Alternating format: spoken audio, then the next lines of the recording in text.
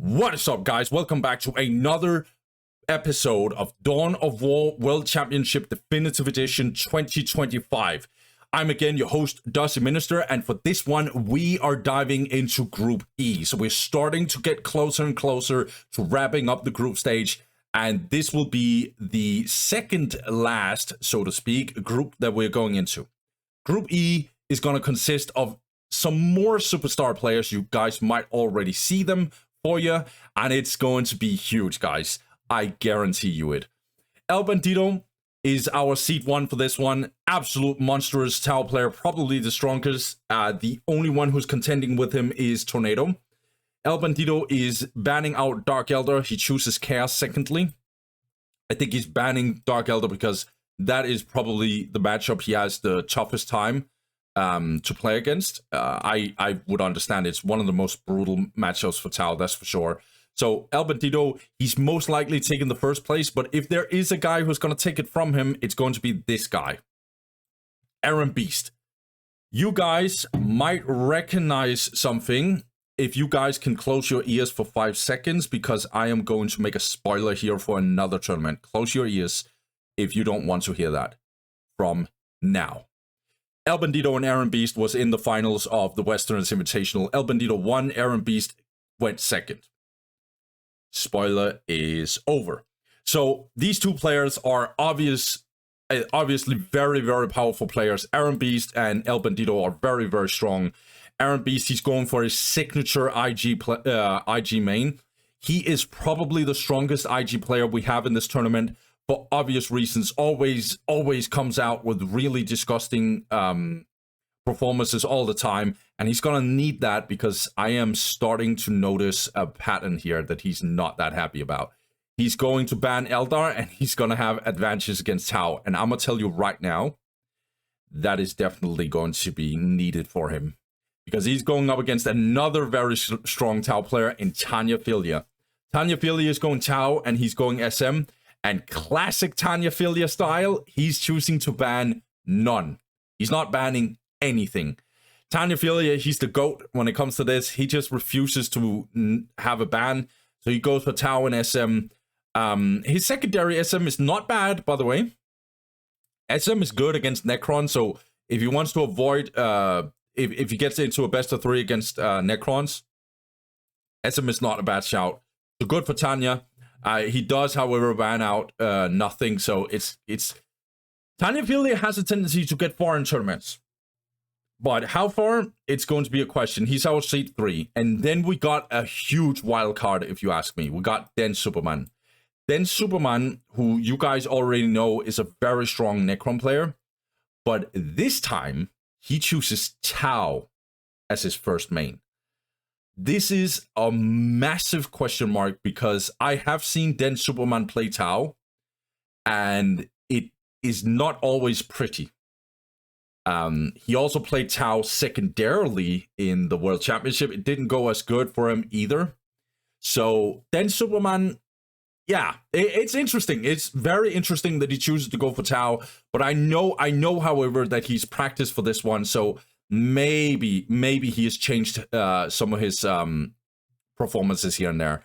Then Superman is banning out orcs. That is very, very important for him. I think if it's not Dark Elder, we are banning orcs for sure if you were playing main as Tau. So this ban for sure makes sense for me. Then we got some dark horses. We got Fov, or maybe just one dark horse. We got Fov here. He's an SM main, pretty decent SM player, I would say. Actually on the kind of high end of the ladder, performing really well as SM. He's banning out Eldar, but he actually chooses to go advantage Tau. That's weird to me. I think advantage again, I would ban Dark Eldar and advantage against Eldar or advantage against orcs or something, because I don't think, even though I don't like playing against Tau as SM either, I think Tau is actually doable to play against. But Fov, maybe he feels very uncomfortable in that matchup. I understand, because that matchup is very, very annoying. And maybe if Fov wants to have the perfect map, that's fine to me. And by the way, this is going to come in clutch. Like Erenbeast and Fov having advantages against Tau. As you can see, 1, 2, 3 Tau players. This is huge. It's going to be good for both Erenbeast and Fov, and especially for Fov, because I think SM is way easier to play against Tao than IG. And Erenbeast, I know he's mad right now. He's like, Dusty, how did you put me into this group? He hates Tao. And yeah, for you guys who've seen a certain tournament, you know how Erenbeast really hates Tao, that's for sure. Infill, I'm not going to talk about him because he is very much not joining us today. Again, we have another player in this situation. It's a little annoying. Infill, I think he played one game or something that he lost anyway. And he is not going to he's not going to participate. Everyone else gets a free win against him. So it is what it is. And then we have this guy who's a very new player, Akuo. I'm not sure how to pronounce this. This might be a problem for me. He's going SOB and Tau, and he's banning CSM, and he's choosing to have advantage against Orc. I think it's going to be a tough one for him. He's definitely one of our lower seats, but again, I always like for newer players to get in and try their best shot. But it's going to be a nightmare for him against most of these players, that's for sure. But he's going to try his heart out. He might surprise me, let's put it that way. So, let's get into round one. This is going to be our games. So Tanyaphilia is going up against Infill, and then Superman is also going up against Infill. They'll get free wins, as you can already see. Meanwhile, Eren is going up against Akuo. Then Superman is going up against Fov. Akuo again going up against Tanya. I think I'll say Akuo, by the way. El-bandido versus Eren. Oh my god, we're already getting that? Oh, I know Eren is like, oh man, shit. Okay, and Fov versus El-bandido. Okay. It's gonna be huge. El-bandido, even though he's favored against these two players, we do remember that there is advantage against him in both matchups. So it's not a complete wash, but it's definitely going to be hard. Let's get it, guys. We're gonna start with Eren versus Akuo. Let's see if we can get a little bit of a surprise. If Akuo is just doing something against Erenbeast, I respect that. Let's get it. Eren versus Akuo. Let's go. All right, guys. First game for Group E. Erenbeast going up against Akuo on Shrine of Excellion. Erenbeast is playing his signature Imperial Guard. Meanwhile, Akuo is going for Sisters of Battle. I like this color scheme. There's something cool about Sisters of Battle going for pink scheme. I really like that. So on the bottom side, we got Akuo. He's going for, looks like he's going for Seraphim opening. Okay. So he's going for Servitor, and two missionaries will go for the Pristine Sanctuary and the Convent. Meanwhile, on the top side, we got Erenbeast. Erenbeast, he goes for two Guardsmen, and a Tech Priest will go for this Infantry Command. And will obviously get the Plasma Generator as well, and go for the Command Squad. This is interesting. He only goes for two Guardsmen squads. Also interesting cap order, by the way. Is he going for this and then this and then like taking this to the last? I don't know. Interesting actually choices already. Let's see. Akuo. Okay, so he will delete the Pristine Sanctuary. That is a really good sign that Akuo is aware of this opening. This means that he has studied the game and he's not completely green. That's good. But again, two missionaries, two Guardsmen squad, both is going to be a little bit delayed in their map control. Okay. However, we are playing Shrine of Excellion, so Seraphims are not as effective on this map as they would have been on spread out points.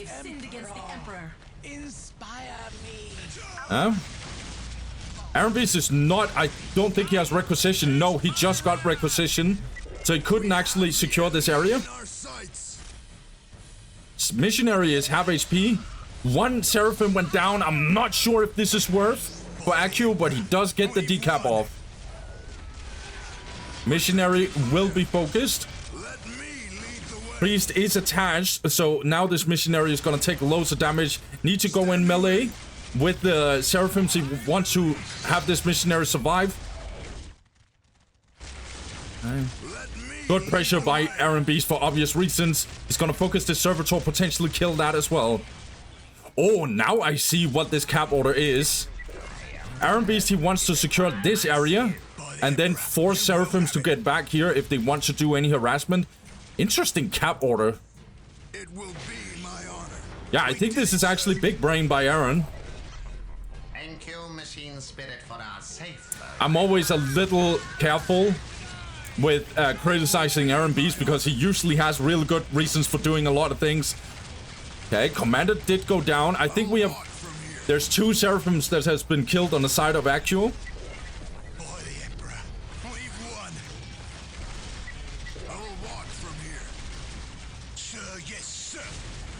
I'm not sure Actual is trying to fight this out, but he's not gonna cut it against this.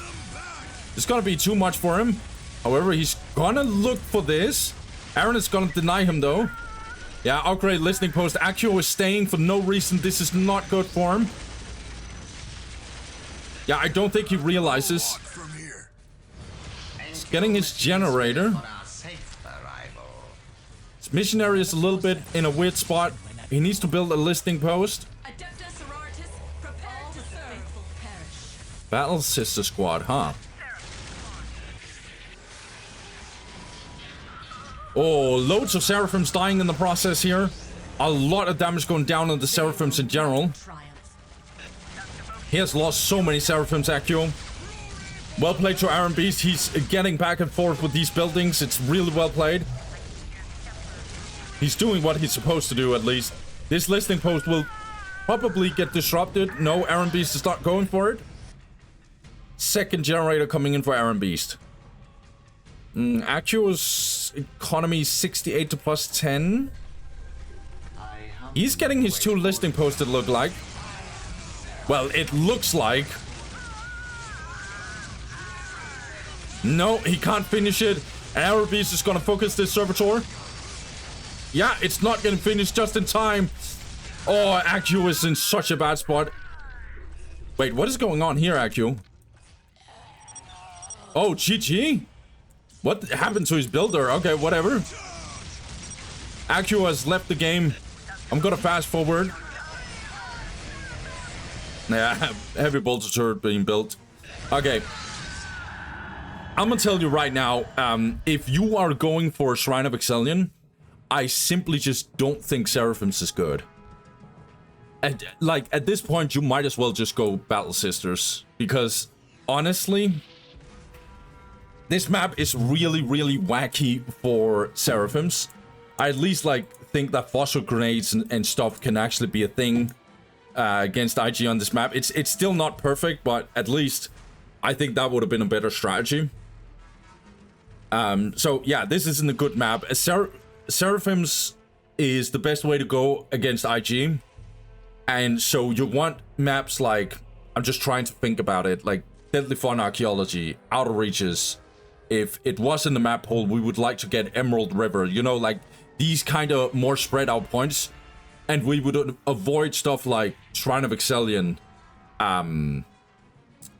Blood River. I think a compromise, if I'm just trying to figure out what this map pool is, I think a compromise would probably be something along the lines of, I don't know, Tranquility's End or something. I think... There's a middle ground, and Shrine of Exilion is definitely not one of them. Also, too many Seraphims just dying. Actual not controlling it very well. You can tell that his multitasking is a little bit on the low side.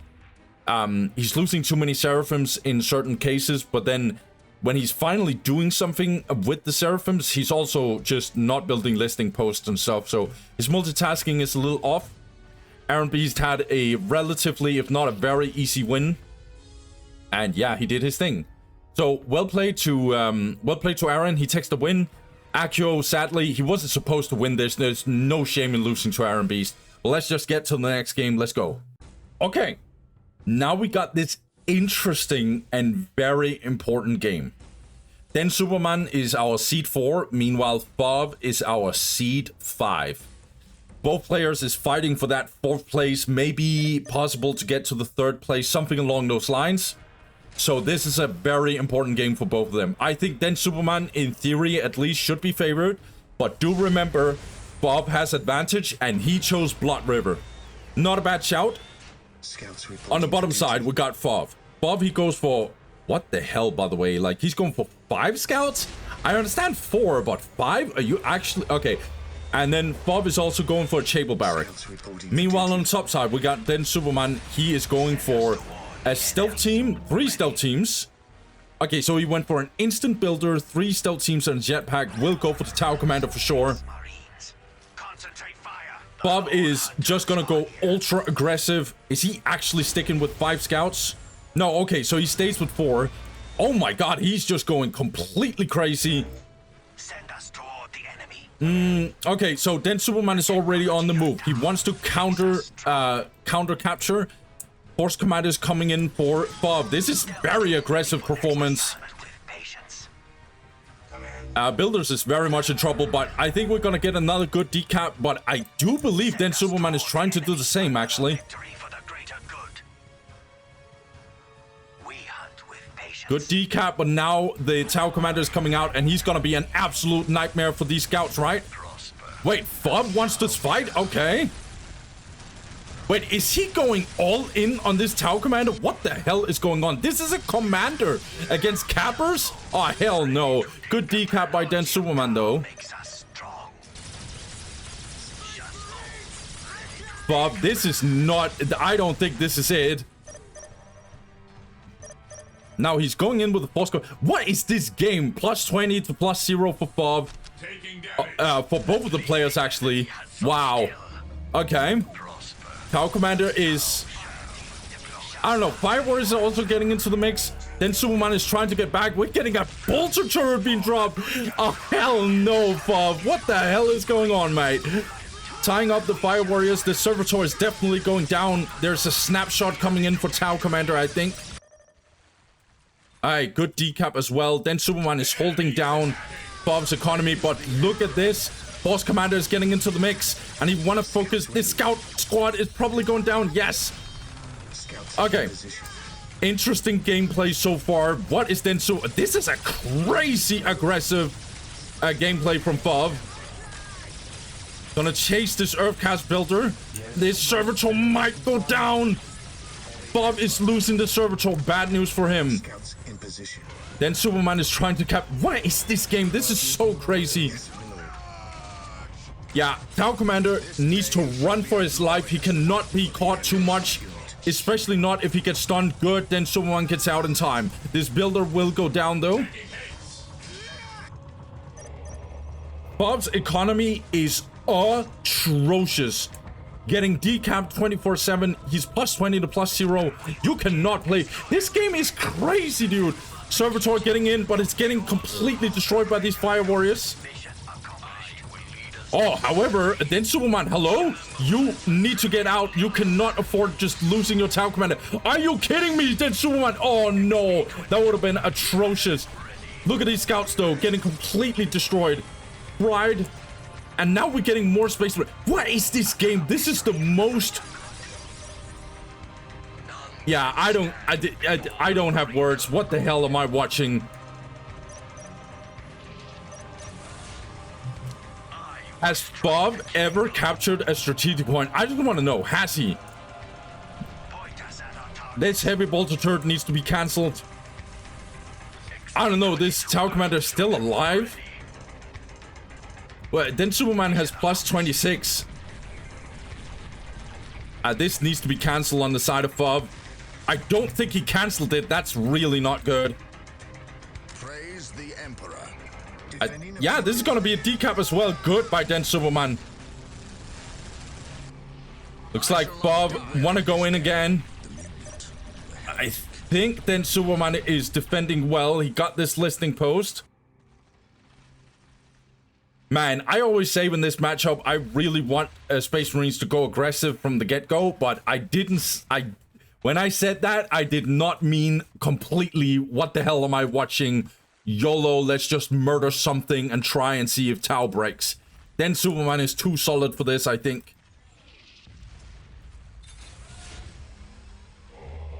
Another Servitor being built. I think Bob is gonna go for... I think he's gonna try and build these 2 listing posts. I don't know about this one. I don't think he realizes that. Then Superman is gonna go for the decap on both of the list. on there. Okay, we're actually denying this one. But the stealth team did not survive. And now the Fire is getting in here. But then Superman is kind of caught between a rock and a hard place. Still need to be careful with this town commander. This game, bro. Hey, at least Fav got a strategic point, huh? Then Superman, 56 to plus 10. If we're taking in context of how this game has been, this is amazing economy. Oh, Fav is just trying to kill the town commander. It's very close at it. Okay, another deny. Okay, okay.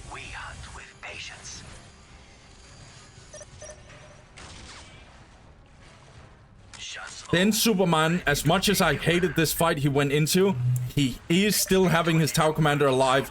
Oh no, and we're getting the third Fire Warrior squad getting out. This is not going to be good for Fav.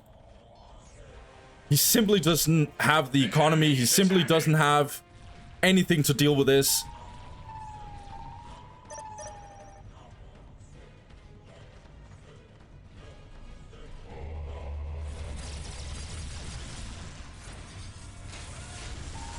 Skull Probe. More Space Marine squads. Beware the alien, the mutant, the heretic. Upgrade listening post. Then Superman looks really good in this case. Bob is gonna find the stealth team though. Gonna kill the stealth team? No, not in time. Boss Commander is getting down in the negative cover. It's gonna be a complete nightmare for him. He's gonna take so much damage in the process. But look at this. Now we get some Space Marine squads. They're destroying the trap. Fire Warriors taking some damage, okay. Some more Fire Warriors dying, not bad, not bad. Oh, that's almost a wipe, actually. Are we getting the wipe? Oh, no. The enemy must be nearby. Yes, my lord. Bob is definitely doing some stuff here with these scouts. He's killing Earthcast builders and stuff. It's actually pretty good. Okay, no one has any relics. No one has any critical locations. Then Superman is getting close, though. Yo, Fav, your economy is doodle, bro. Scouts awaiting orders. He who stands with me shall be my brother. Then Superman, don't overstay, mate. It's gonna be a nightmare for you if you overstay. Good snare trap, actually. I didn't notice that. This is gonna be really good. Bob is trying to chase down these Fire Warriors, getting in melee.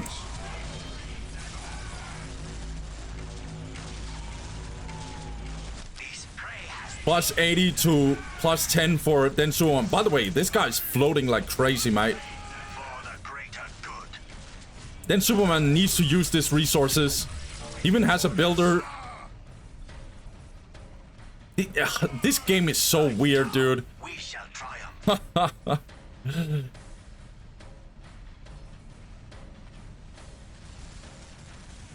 I like this by Den Superman. He's just going for the path of enlightenment. I really like that. We shall And triumph. the Bob doesn't even have his base up, dude. Taking damage. Area secured. Yes, my lord. At your command. Today the enemy shall know fear. Awaiting Bob is getting caught. Awaiting orders. Lots of firepower going down on the Space Marines. They need to get down in the heavy cover and run for their lives. But they're in such an awkward spot, mate. What would you have me do? Yeah, then Superman is getting to tier 2. And Bob doesn't even have a generator. Defending That's how objective. close he is to tier 2. As soon as this tier 2 gets in, the first thing that's gonna be is pulse rifle, optics, and then advanced pulse rifle, I think it's called. And then the game is just over. It's gonna be too much for Fav. I don't think I'm making any spoilers here. It is impossible for him to do anything. Then Superman has to delete half of his army and he will still win. Taking hits. Taking heavy fire. I respect that Fob is doing what he's doing. I kind of like the way that he he just went ham. But yeah, it backfired really, really badly. Snipers, okay. Scouts ready. Snipers are not gonna be it. Scouts here. I know people might think that snipers gonna work, but they're not. Snipers are like, these fire warriors will easily deal with scouts. One sniper shot, I don't even think it can one-shot a fire warrior. And even if it does, it's not gonna add up to the fact that then they have to reload for seconds, many seconds. And then fire warriors is just gonna one-shot them meantime. This table barrack is going down. I don't know, Bob is trying to get here, but he can't repair this in time. This table barrack is going down, whether he likes it or not. Fob keeps on fighting, I guess. I'm just waiting for the GG. I'm just keeping it real. This strategy wasn't it, Fob. I hope you know it for the next matchup you're playing against Tao. Because this is what he believes is the best map. I'm gonna talk about this matchup when we're done. I'm just waiting for the GG. I'm sorry, guys. Is this your last fight? Is this your last move, Fob? Oh, hell no. GG. Let's be real. This wasn't it. So, for Fob, what he did was so greedy. He went for 5 scouts and then force commanded. Now, this opening is bad. Why? Because you are capturing your map super slow. These scouts, you might be, how can I say this? You might be reinforcing them, but they are going to do nothing because this is stealth suits. You can't see them. I know it sounds really dumb. Yeah, you can kill some Earth cast builders. Yeah, you can get decaps. But as soon as this Tau commander got out, he was just like, okay, what am I going to do about this guy? Okay, I'm going to jump him. You're not winning that guy. Then he tried to turret rush. Even if that turret got up, it wasn't going to do much. It deals no damage to buildings. Oh, and by the way, I'm not even trolling when I say that. It deals no damage to buildings. Yeah, what can I say? I don't know, dude. Like, what I like to do in this matchup is you can go for 4 scouts. That's not a bad idea. By the way, Blood River is actually a pretty decent map. I do believe that Blood River is good. I don't think Vespids are as impactful in this one. Stealth suits can be good on this map, but they aren't perfect. Yeah, I like Blood River just in general. I think Space Marines can do some early harass. I think 4 scouts is just way better. It's just tons and tons of times better. You could get in early against Tau, but the thing is, I don't like... I don't know. I don't like this engagement that he does. Even if he went for 4 scouts, he still has to stand up to the fact that he is probably going to have to deal with stealth teams jumping in and decapping his stuff. Because he doesn't have the DPS to deal with stealth teams. But granted, that would be better. Why? Because first of all, he would be capturing 2 points. It's only one of them that will get decapped in time. And the other thing is, his force commander will get out. He will still get an LP1. And yeah, these scouts, you don't have to overly reinforce them like crazy. Just decaps, and then Superman is under pressure. He's very much under pressure. The problem is, in this matchup, Tau Commander eats scouts like snacks. So you need to get out. Decaps is good. If you can get them, it's good. So if you want to do what Fob did, go for 4 scouts instead. Go in. Don't have to reinforce. If you reinforce, don't reinforce with more than 1 member on each squad. Or 1 squad with 4 members. Don't do it more than that. Just, it's too crazy.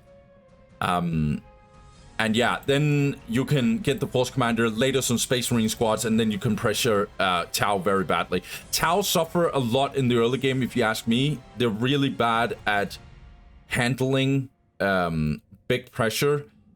If the enemy is got the upper hand, then the opponent could get into a tier 1.5 thing against Tau, and it's gonna be rough for Tau. Because Tau does not have a tier 1.5. I've said this in many matchups. They need an armory. So for you guys who is new viewers for the World Championship, they need an armory to have a tier 1.5. Problem is, their armory is literally their tier 2, which is Path of Enlightenment. The other race that has this is Eldar. They have the Shrine, right? So, yeah, so Tau has some issues. This map is a little bit funky for them because, again, as I said, Vespids aren't as effective on this map because it's such a tight map. The terrain is limited.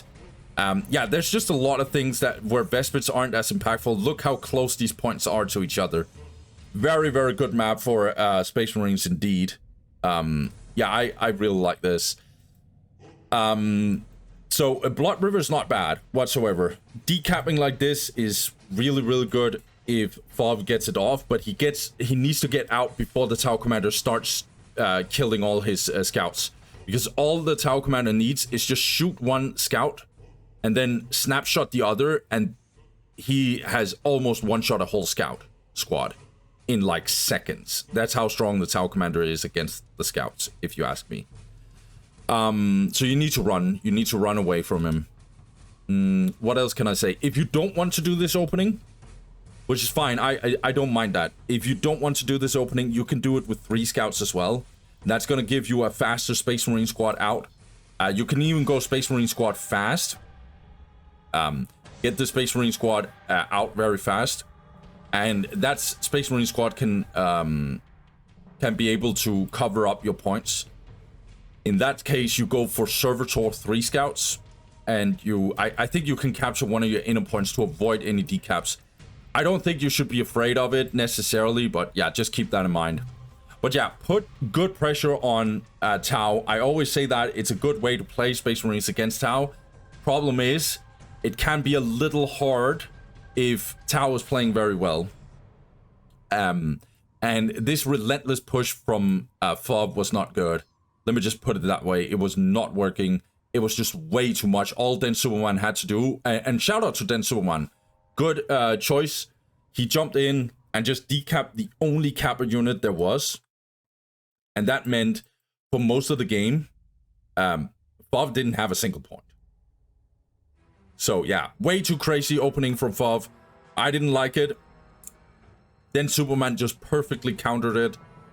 And yeah, I like the approaches he had. I think he wasn't doing anything overtly crazy. There was only one moment where he lost a little too many Fire Warriors, and then his Tau Commander getting very low for very... Yeah, that wasn't good either. Everything else, Den Superman played solid. We need to see more from Den Superman to see how good his Tau is, though. But he played well under pressure. Good on him. So, let's get to the next game, guys. I hope Fob is going to come in with new... that he saw this is not working, so he's not doing this again. Because that was a very, very, very bad strategy. Let me just put it that way. Let's get it. Let's get the next game, guys. Let's get into it. I can't remember who it is, but who cares? We're going to find out now. All right, guys. Now onto this game. We got Tanyaphilia versus Accio on Quest Triumph. Okay. This is gonna be tough again for Accio. Let's see how he's gonna perform though. Tanyaphilia, he is going with the Quest Triumph map. Yeah. I don't think this is bad. I don't think this is bad at all. We're 100% seeing Seraphim from Accio, that's for sure.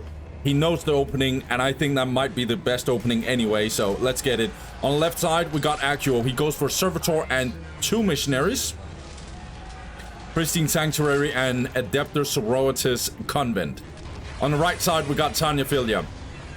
Same, not entirely actually. So he goes for a Builder and 2 Stealth Teams and a Jetpack. So not entirely same opening as Den Superman. Will he go for Tau Commander?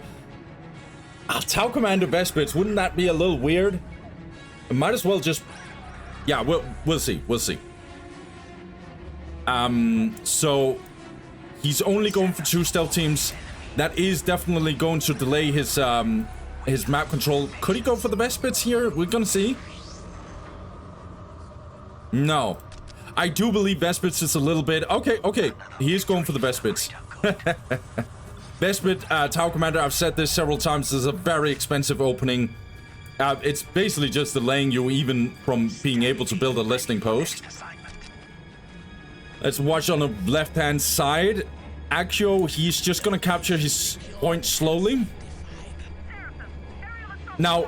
Okay, I actually like Vespits in this one, but I do believe that Seraphims is a little good against them. They're pretty good, actually. They can do some nasty stuff with kiting the Vespits and stuff. But the Vespits aren't really going for the Seraphims. They're more going for the buildings, right? But there's no generator, though. Alright. Tanyaphilia already going in. Gonna try and kill this missionary. Good disengagement from Accio. He knows he can't stay. Good decap on the other side, though. That's good. Alright, that's a lot of damage. This missionary instantly went down. That's a lot of pressure from Tanyaphilia. Oh, Seraphim's a little bit in trouble. Missionary will also be a little bit in trouble. We need more Seraphims. Time. Okay-ish defend from Accio. Tanyaphilia is upgrading his listening post. That's smart. He already lost this, so might as well just get some more. Not building a listening post right here. Let's see. He can actually do it, so he's a little bit floating for no reason. Mission accomplished. The enemy is here. Stealth suits ready and willing. Let's see. Accio hasn't thrown away his Seraphims yet. Not saying it's gonna matter, but he didn't. He has not thrown away his Seraphims. It's real good. He's playing smart at this one. Gonna go for the decap, actually. Yeah. No, he changes his mind, disengages immediately. More fire warriors potentially coming in for Tanyaphilia. Actually gonna jump in. Tanyaphilia has not finished this listening post. He does get this one, however. He is getting better and better map control. This is a little awkward position. Now the builder actually died. Another victory for the greater good. Yeah, even the Tower Commander has taken some damage. This is not god-awful from Accio. I love it. I really like it. Will he go for the Earthcast builder? I think he should just get out of here. More generators. This is not bad from Accio. I like this. This is what I want to see from the lower level players. I want them to just do something in terms of performance. Just some sort. Make Tanyaphilia actually have to click on his buttons and actually make it so he has to not just be a complete troll. And Accio is doing that. So that's a W for him. W's are different, guys. For some players, winning a game is just an absolute insane W. And for a player... not going 0-6 is a loss. So it depends on the context, right? And Accio, he's not supposed to do anything in this group. So what he's doing against Tanyaphilia is pretty good. Good decap as well. This is not bad from Accio, no joke. 68 plus 20 for Accio. He is going for the Canonist, actually. Okay. 74 to plus 20. He's upgrading a listing post. Tanyaphilia is 74 to plus 10. Looks like he's pushing some tier 2 shenanigans. Heavy Flamer coming in. Really good against these Seraphims so far. Let's see. Accio actually jumping in. Interesting choice. He's definitely outnumbered. Tanyaphilia will win this exchange all day long. Accio needs to disengage.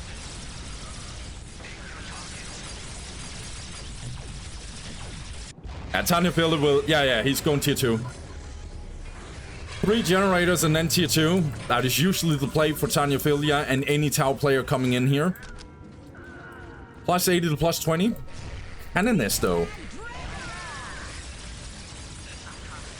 Canonist can be really good against the Tau Commander. But too many Seraphims dying from Accio. There's no reason for him to take this fight. Well, maybe he's trying to buy some time for this relic. Okay. But that time has already been lost. It's gonna try and catch this relic. No, it's not. It's probably lost this relic. He's trying to recapture it.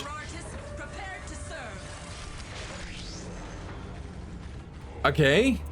Looks like Accio will want to go for the head. He's gonna go for more Battle Sisters. This makes sense to me. Like, he's doing stuff that makes sense to me. I like that. Come on, Accio. Are you going in again? Where are the Vespids? The Vespids are gonna do a little bit. I like that this listing post is upgraded close to these plasma generators. Oh no, too much damage going down on these Seraphims. But looks like Accio will want to fight anyway. Oh, is he going for decap? What is going on? Okay. Pulse rifle, advanced pulse rifle coming in. Okay, Accio is retreating. He want to defend against the Vespids, I think.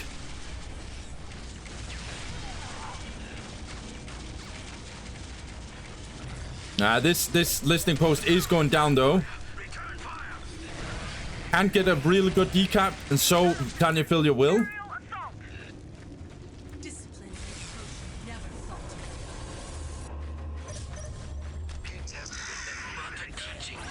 Yeah, now Pathfinder's gonna come in, and this is gonna be really tough for the Seraphims. They're gonna go in though. They're trying to, yeah, good grenades though from Tanyaphilia. They're gonna try and tie up these Fire Warriors. Canoness is kind of being effective. Battle Sisters are also trying to go in melee.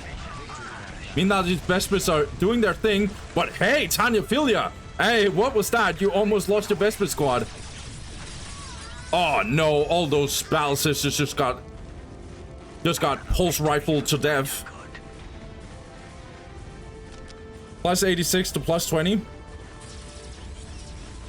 And Tanyaphilia is now getting his stealth teams with the leaders. Accio trying to upgrade this one. It's not gonna cut it for him. Oh, Pathfinder. Oh, this is so much damage potentially going down on these Seraphims. Oh, it's so nasty to watch. This is a complete one-shot. That's a wipe. The other one is definitely getting wiped as well. Accio is losing everything. I think he's trying to go in, but he has no damage. It's GG. Accio knows it. Tanyaphilia says GG himself. Yeah, Accio has left the game. I think, yeah, he has left the game, so I'm just gonna fast forward. Okay.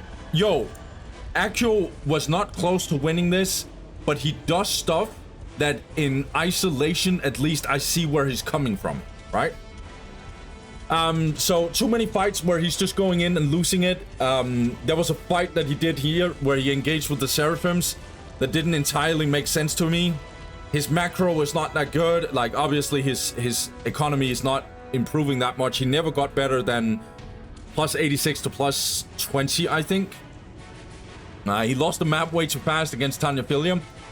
But Tanyaphilia didn't play optimally either. I think he could have played way better, Tanyaphilia.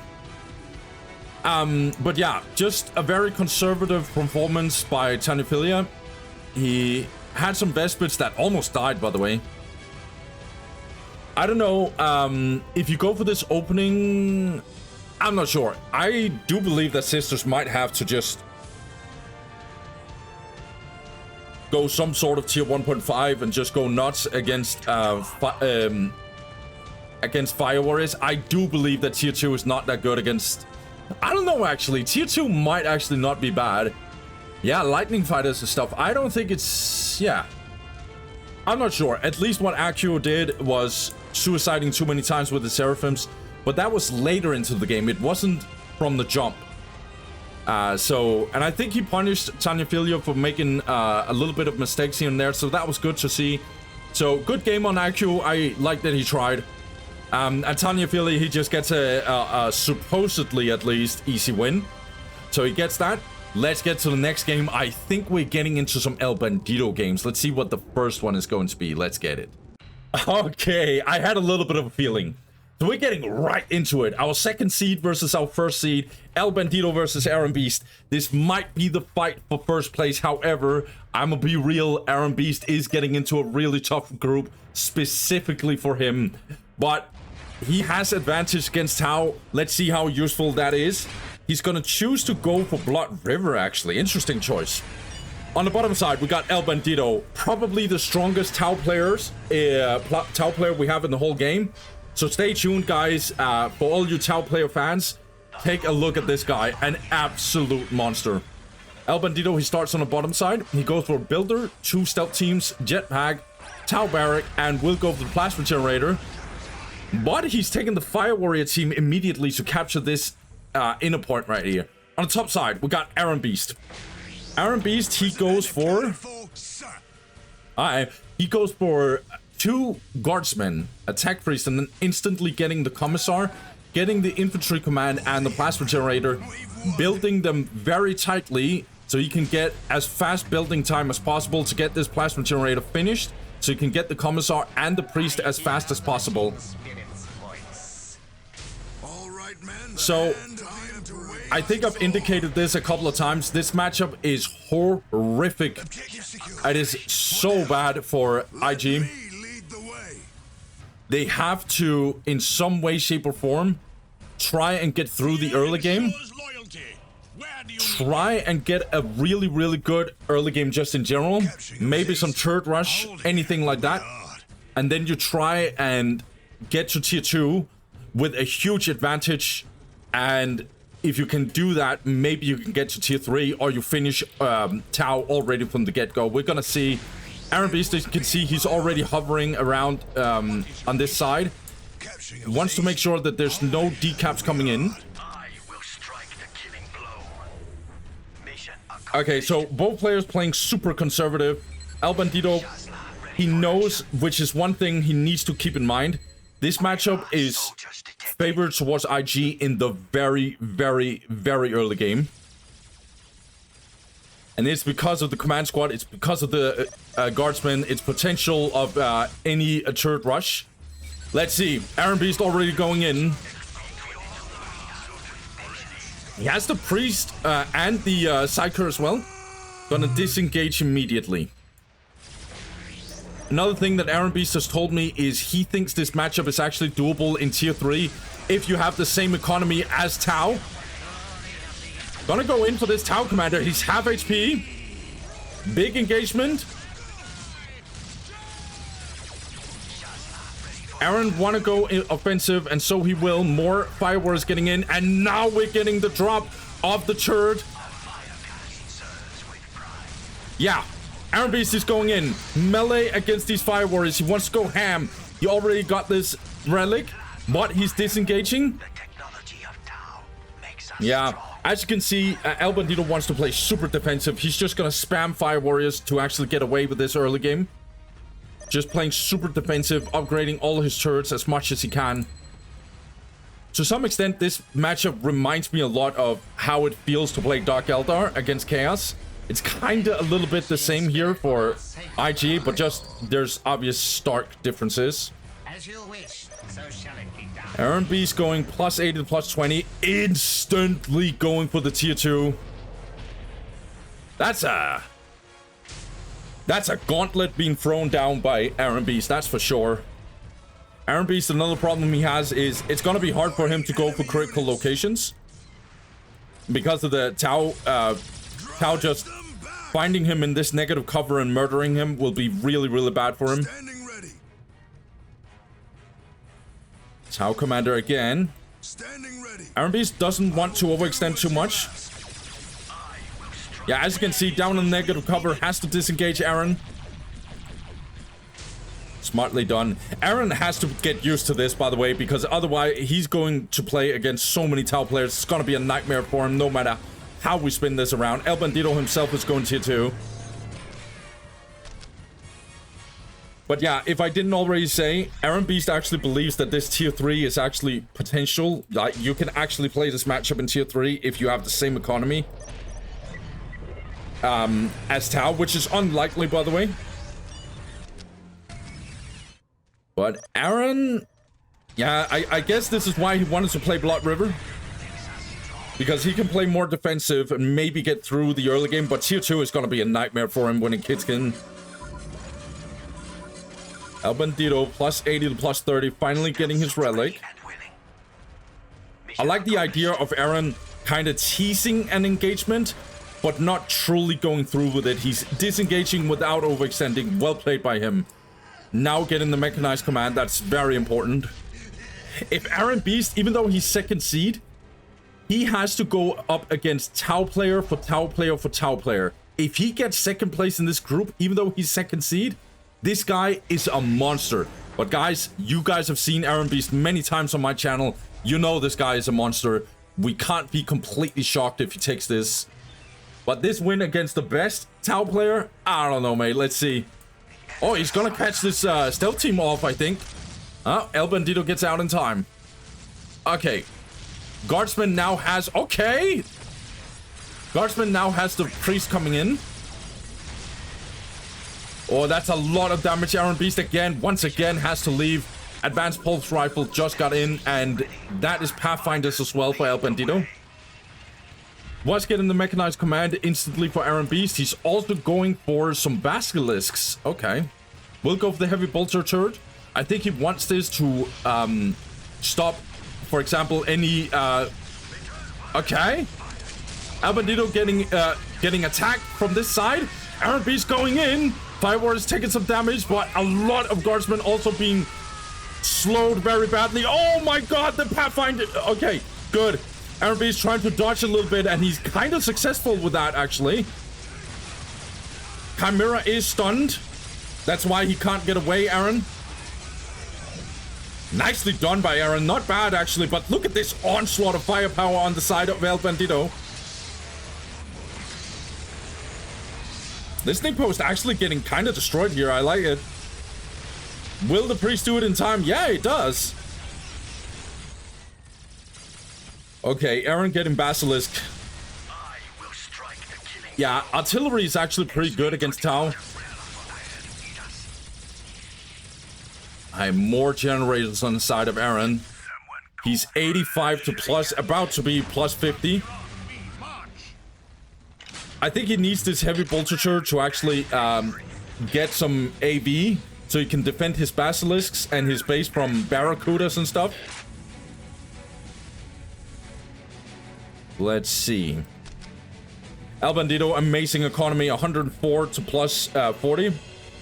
He has not had a lot of luck with getting the critical location, but he has this very important one where he actually gets really good vision.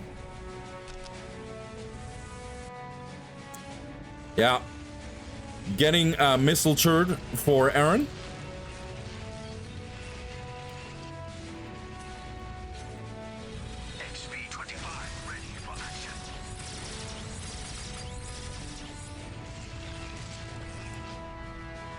I think Eren will try and bunker up himself and get to tier 3 if he can. Finally getting the globals, that's good.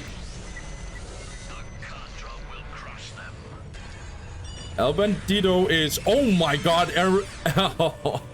El-bandido is going for tier 3, huh?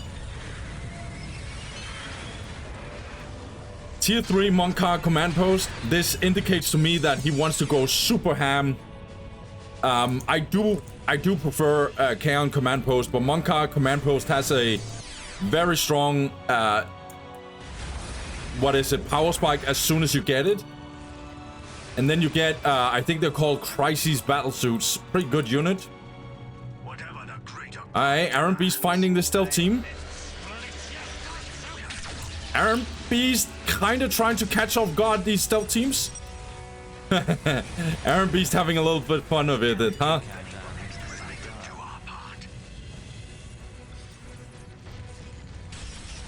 Erenbeast gonna go in again. But yeah, again, I think he has to leave soon. However, the Basilisk is kind of coming in clutch here. Yeah? Erenbeast never overextends. I really like this by him. Yes, he's going for tier 3, actually. But Monkar command post is already here, and all these guardsmen. Oh no, Erenbeast, man, get out, dude. Oh my god, just one overstep and you're gonna lose all of this. Look at this, dude. Yes, so Erenbeast never went for the tactical control because he wanted just get vehicles immediately.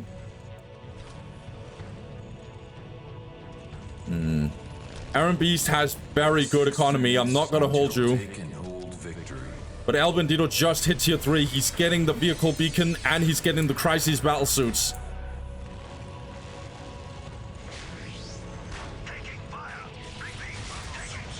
Erenbeast tries to go out and decap, but he's gonna get punished for it. By the way, this take and hold might be a problem for Erenbeast. Because even though he's definitely playing defensive, and he's getting tier 3 with almost the same economy as El-bandido, he has weaker army than El-bandido, and he's in a problem with take and hold. And he needs to either go down here or get in here, but I think he can go down the middle, get a priest on this guardsman squad, and just use the what is it, the invulnerability thing. More and more priest, okay. 5 minutes until take and hold victory. Uncommon valor. Yeah, Erenbeast is going in. I think he's gonna succeed with this. Vindicare Temple is so good against heavy units like this, and also the Tau Commander as well. LP3 coming in for Eren. This is not bad performance, by the way, by him. This is not bad performance by him. Okay, Crisis battle suits though are coming in, but this take and hold got stopped, so that's really important. Priest is just on the front line, just bashing all these fire warriors. Meanwhile, this Barracuda is coming in. So much firepower going down into heavy voltage. They're going down. The Basilisk got absolutely destroyed as well. Another missile turret got destroyed. This is so much firepower. El-bandido is going in for the head, but Kasakins is out. And this Crisis Battlesuit will go down, but this LP3 as well is going down. Oh, Erenbeast, what is going on? Are you getting Ogrins? He's also getting the Assassin. He's going for the head here for this Crisis Battlesuit, I think. Okay, was that a strengthening run? Erenbeast is under so much pressure. Look at all this firepower going down in his base. So far, it looks like he can hold on, but it's barely. It's very barely. This is so much from El-bandido. Wow.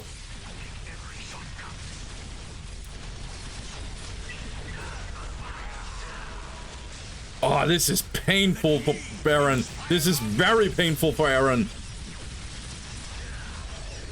Okay, Chimera 100% yeah, not 100%, but most likely going down. Oh, Mechanized Command going down as well. Yeah, this is tough. This is so tough for Erenbeast. He's trying to do whatever he can. Kassakin going in on the front line with the priest on. But the Mechanized Command did go down. The Barracuda is getting stunned and getting killed. Erenbeast is going up against an El-bandido with 110 to plus 60 economy. I mean, he survived. Eren has ridiculous economy, by the way. He has both globals, I think. Yeah, otherwise this wouldn't be possible. Both blue globals, I should say. Coalition Center getting in for El-bandido. I don't know if he's tier 4, by the way.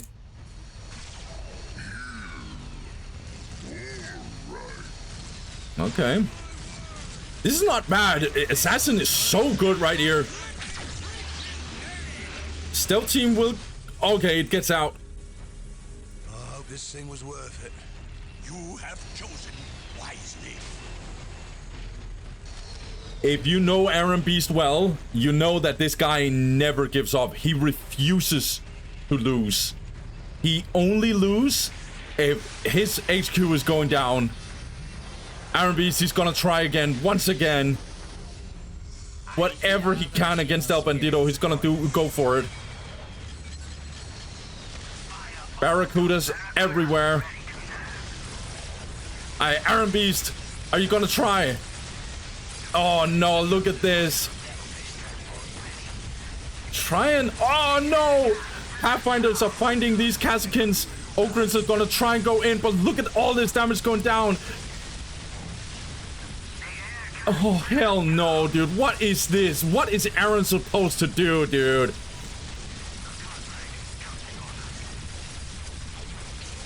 Erenbeast going for this listing post, trying to just destroy some sort of economy for El-bandido.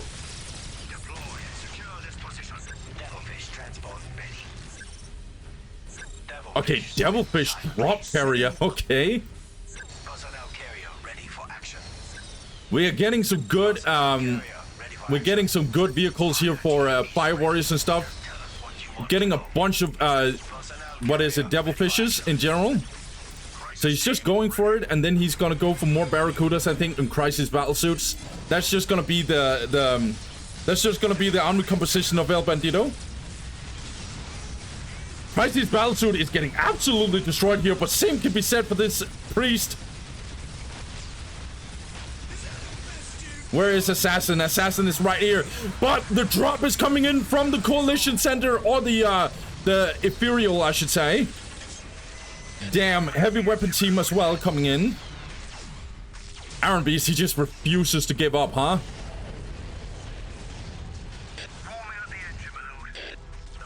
Oh my god. Look at these bodyguards, dude. This is so... I have no idea what you want Erenbeast to do. I have no idea. Listing post is going down.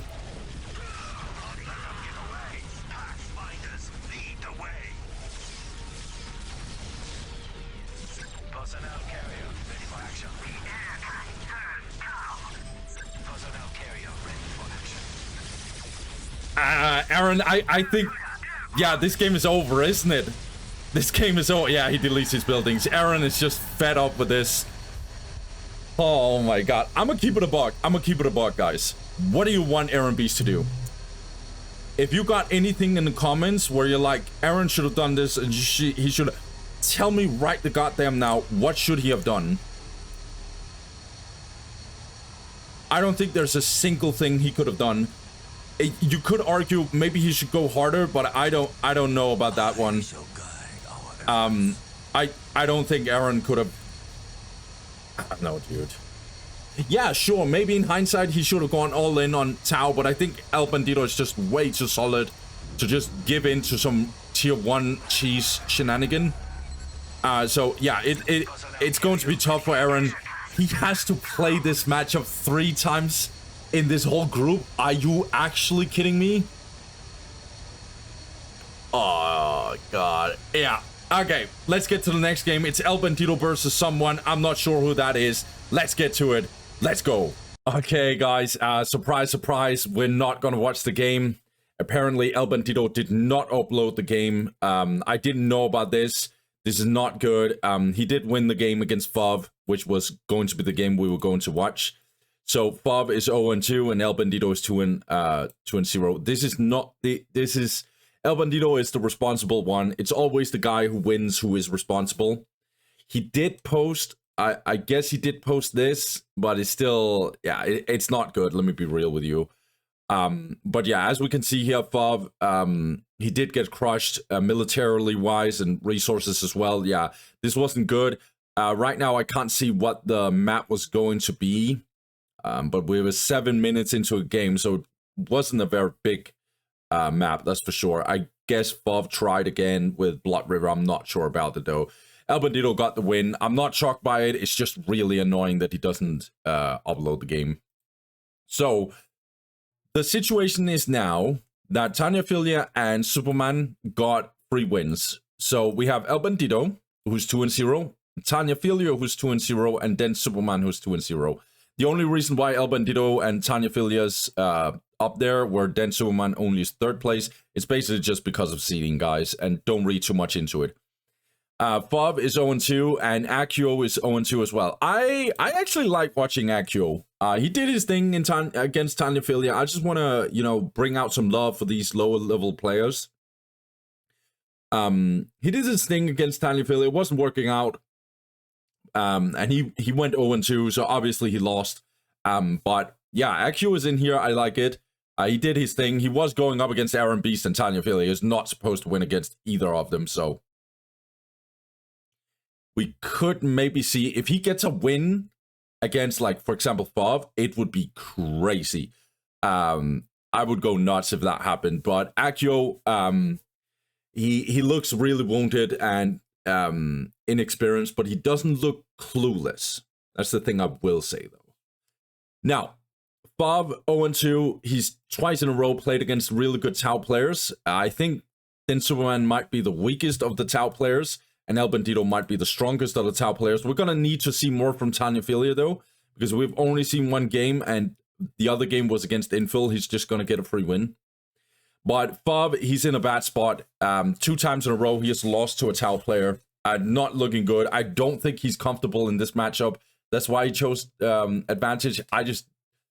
I know Fav is better than this, though, so I don't think it's good that he's like in this problem that he's in. I think that he should be doing more than this.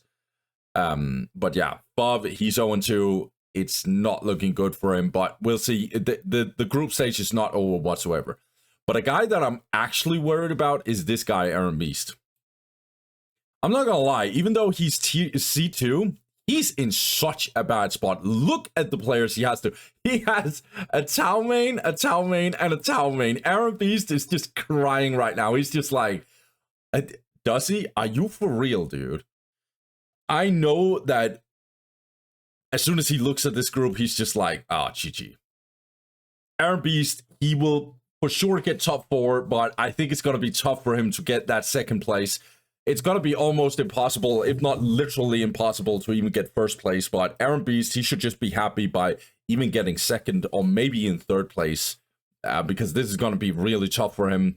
Tau is a really brutal matchup. Even though Erenbeast, he knows the matchup in and out, it still doesn't change the fact that Tau is a brutal matchup. And I don't know about then Superman, but Tanyaphilia is definitely a good Tau player. We're going to see how Erenbeast is going to make this work, though. I'm actually low-key worried for Erenbeast. I feel very bad for him. But we're going to see. My boy sometimes just brings up some really good stuff anyway, so we'll see. Then Superman, though. 2-0. Solid performances, sorry, against Fav. I don't know. We need to see more from Dead Superman because he got a free win, and that game against Fav was very easy for him to counter. If you just have enough experience and a little bit of game knowledge, you can win against what Fav did. And some patience as well. 2-0 for Dead Superman. We need to see more from him. As well, Tanyaphilia. Yeah, we still need... There's some question marks. He did not look super solid against Akio. And his game against Infill is not like relevant because it literally didn't happen. We need to see more. So 2 question marks from Den Superman and Tanyaphilia. El-bandido, I'm gonna keep it a bug. He should go 6-0 in this group, but we have seen some crazy stuff happening. But I think El-bandido is such a strong player. He's also one of the very big favorites in this World Championship, that's for sure. So let's get it. Let's talk about round 2. Let's go. So for round 2, we got, again, free win for Fav and free win for Akio, actually. But speaking of Akio and Fav, they're going to go up against each other from the get-go. This is going to be a big game for both of them. I think this is the biggest chance for Akio to actually win. It's going to be nightmare still for him, I think. Well, I don't know, actually. We're going to have to see. And Fav, he needs to be... He needs to win this game. Otherwise, it's going to be completely over, and there's no discussion for Fav to even have a chance to get through in this group if he loses this game. He must win this. Ain't no way that he's going to lose this. If he loses it, a big, absolutely massive win to Akio. Shout out to him. And Fav, you definitely disappointed in this one. I'm going to tell you right now, Fav is better than this. He should not go out against Akio. Fav, by the way, if I haven't already explained it, Fav is also the player who's called Side. Has casted a lot of his games because he shows up for a lot of tournaments, and he's better than this. He should go up against Akio and have a good performance there. Then we have this one. So we got a mirror, I think, right? Yeah, so we got Tao versus Tao, El-bandido versus Den Superman. Gonna be interesting. I definitely think El-bandido will win, but let's see. I just want to see if Den Superman, how good of a Tao player he is. He's going up against the best Tao player potentially, so it's gonna be a big one. Speaking of big one, we got Eren versus Tanya. Now, Erenbeast, he is... Oh, Lord, dude. He's going up against 2 Tao players? Oh, dude. Alright, Erenbeast, if he wins this, he is the GOAT, dude. Okay, maybe not the GOAT, but he's actually insane. Like, these are good Tao players, especially Tanyaphilia. So, Eren, if he wins this, he is a very, like... If there's one IG player who can do it, who's not Master Yoba, it's definitely Erenbeast. But it's still gonna be tough. He's not favored against Tanyaphilia. Then Superman is a question mark. We need to see more from him.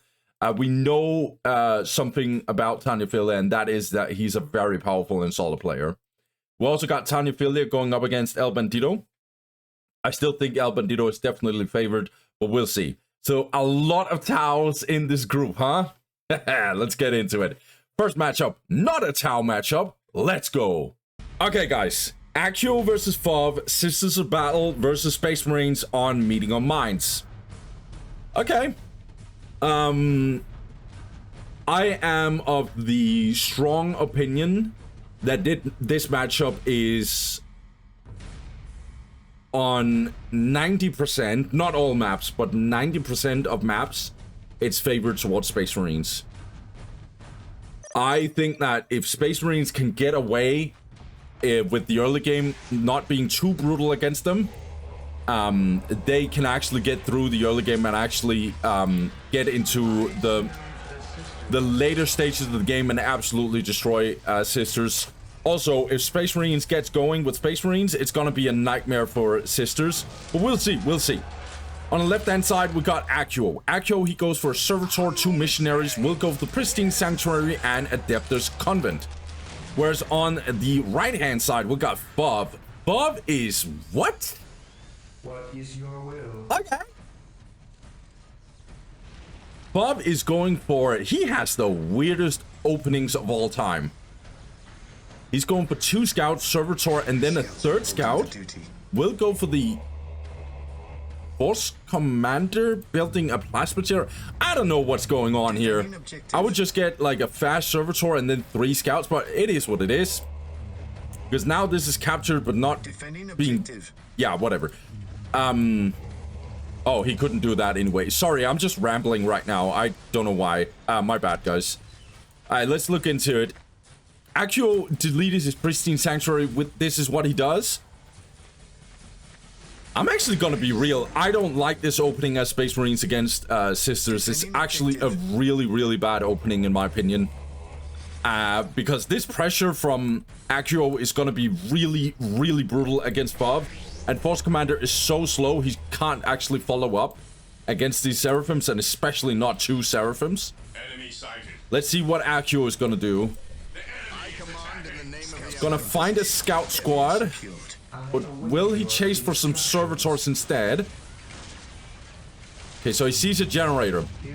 This opening is so greedy from Fob. I'm gonna keep it bug. Okay, but the Seraphim goes down. Bob is staying close to his Force Commander. That's good. Force Commander can do some nasty damage against these Seraphims. Speaking of the Seraphims, that's another Seraphim going down. Accio should be over here focusing the scouts instead, but he's chasing Servitors instead. Yeah, now the Space Marine squad is getting out. Accio focusing this Servitor. He's gonna lose another Seraphim squad. Not squad, holy. But another Seraphim. That's 3 Seraphims gone. What's that? 115? Oh, about 150 requisition and 15 power. That's really bad. Well, I guess he's gonna go for decap. Scout's gonna say hello to these missionaries. Accio needs to get out in time. The battle will soon be joined. They will never. Okay, Accio is actually going for some battle sister squads. Let's look at economy. Bob, he has been denied here. He has never been able to finish these 2 points. This might actually has to be cancelled for him, but he has 2 Space Marine squads as of now, or at least very close. This needs to be cancelled, right, Bob? Okay, good. Meanwhile, he's trying to hunt down servitors left and right. Scouts ready. Marine squad deployed. Ever vigilant. Yeah, now he's upgrading his first listening post. Direct us to the enemy. What is your will? Awaiting orders. Okay. We are the Emperor's. This is definitely being lost by Fob. He cannot win this in the long term. This is going to be too much for him. He needs to disengage. But he's getting the reinforcements he needs. And now Fob can actually turn it around. Good deny by Accio, though.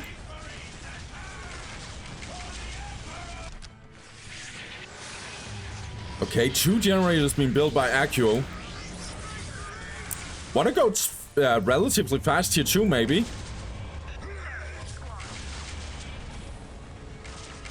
Okay, Scouts is getting caught. That's good. Let's see. Bob can actually go tier 2 soon himself. Just finish this listening post. We'll finish this eventually. He can go tier 2 by now if he wants to. He's not going to do it yet. He wants to do some more fighting. Seraphins will try and get in. Oh my god, this point was never... Yeah, okay. What is your will? And not looking too good for Accio. Position secure. Under fire. He who stands with Stand shall ready. be my brother. Awaiting orders. Okay, in comes Accio. He's going all in here. It's actually really painful for Fob if he stays, I think. Yeah, needs to go down in the heavy cover, though. Accio shouldn't be here. A little bit ineffective. He should get in the heavy cover. This is not a bad position for Fob. He's kind of low-key winning, to be honest. Oh, Accio, this is such a mistake, mate. He's going in with a missionary. Shall be a glorious No one for the confessor, no tier 2, no confessor, canoness. A confessor would be crazy. Let's see.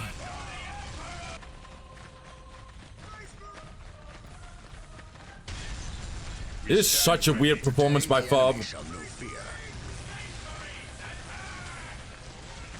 They dare fire upon Space Marines. The enemy must be nearby.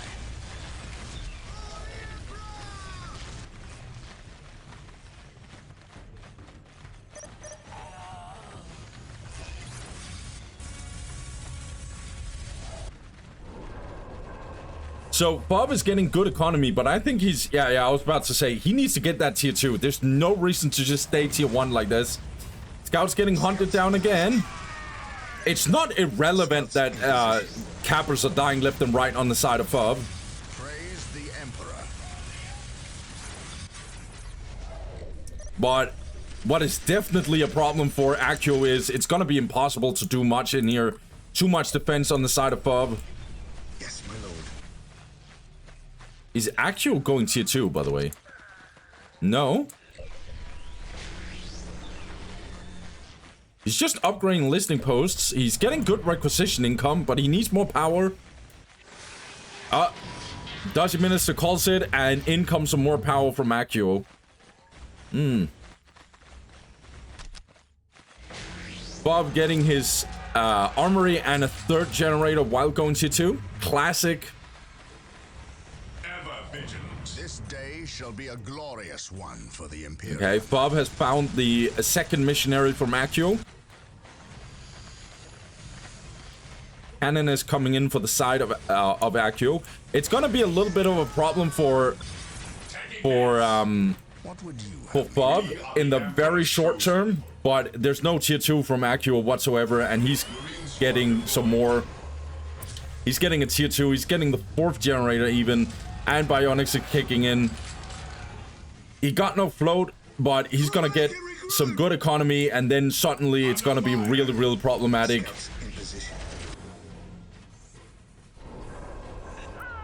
Bob is most likely going for the machine pit.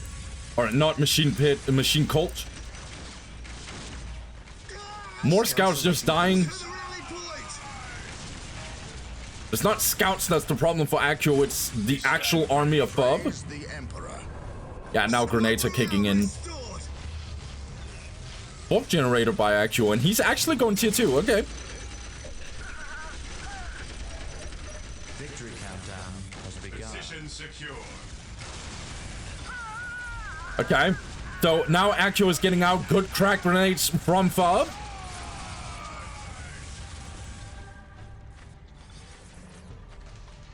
Battle Sister Squad again. No Pristine Sanctuary on the side of Accio. I think he should get that. Space Marines, while the enemies of the Emperor still draw breath, there can be no peace. They're taking fire.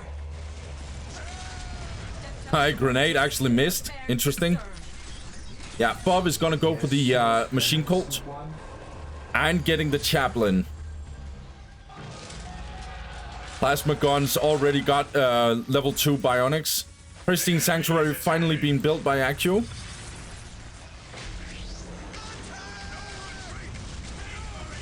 Today the enemy shall know fear. Good grenade being dropped on these Seraphims. And we're down in the heavy cover, so this is really problematic for Accio. No damage being dropped on these Space Marines. They're so tanky due to the bionics. Can't say the same for Sisters of Battle.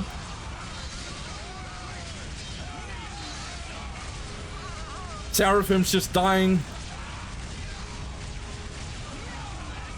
This is complete bloodbath for Accio, and Sisters of Battle is just dying left and right. Morale being dropped. It doesn't even matter with these listening posts. I know these Space Marines are morale dropped, but as you can see, they're just refreshing the morale. Battle Sister Squad being dropped. Seraphim's not surviving this. This is not too good. Yeah, and Land Speed is also just to finish the job. This Battle Sister Squad also getting removed. Accio is losing everything. His Canonist was already going down itself. More Battle Sisters. Okay, no Celestians. Blessed armor. Okay. Going for more Seraphims. This doesn't make sense. Just go for the Celestian, mate. I don't know if there's anything Accio can do. Well, he's building a turret. Okay.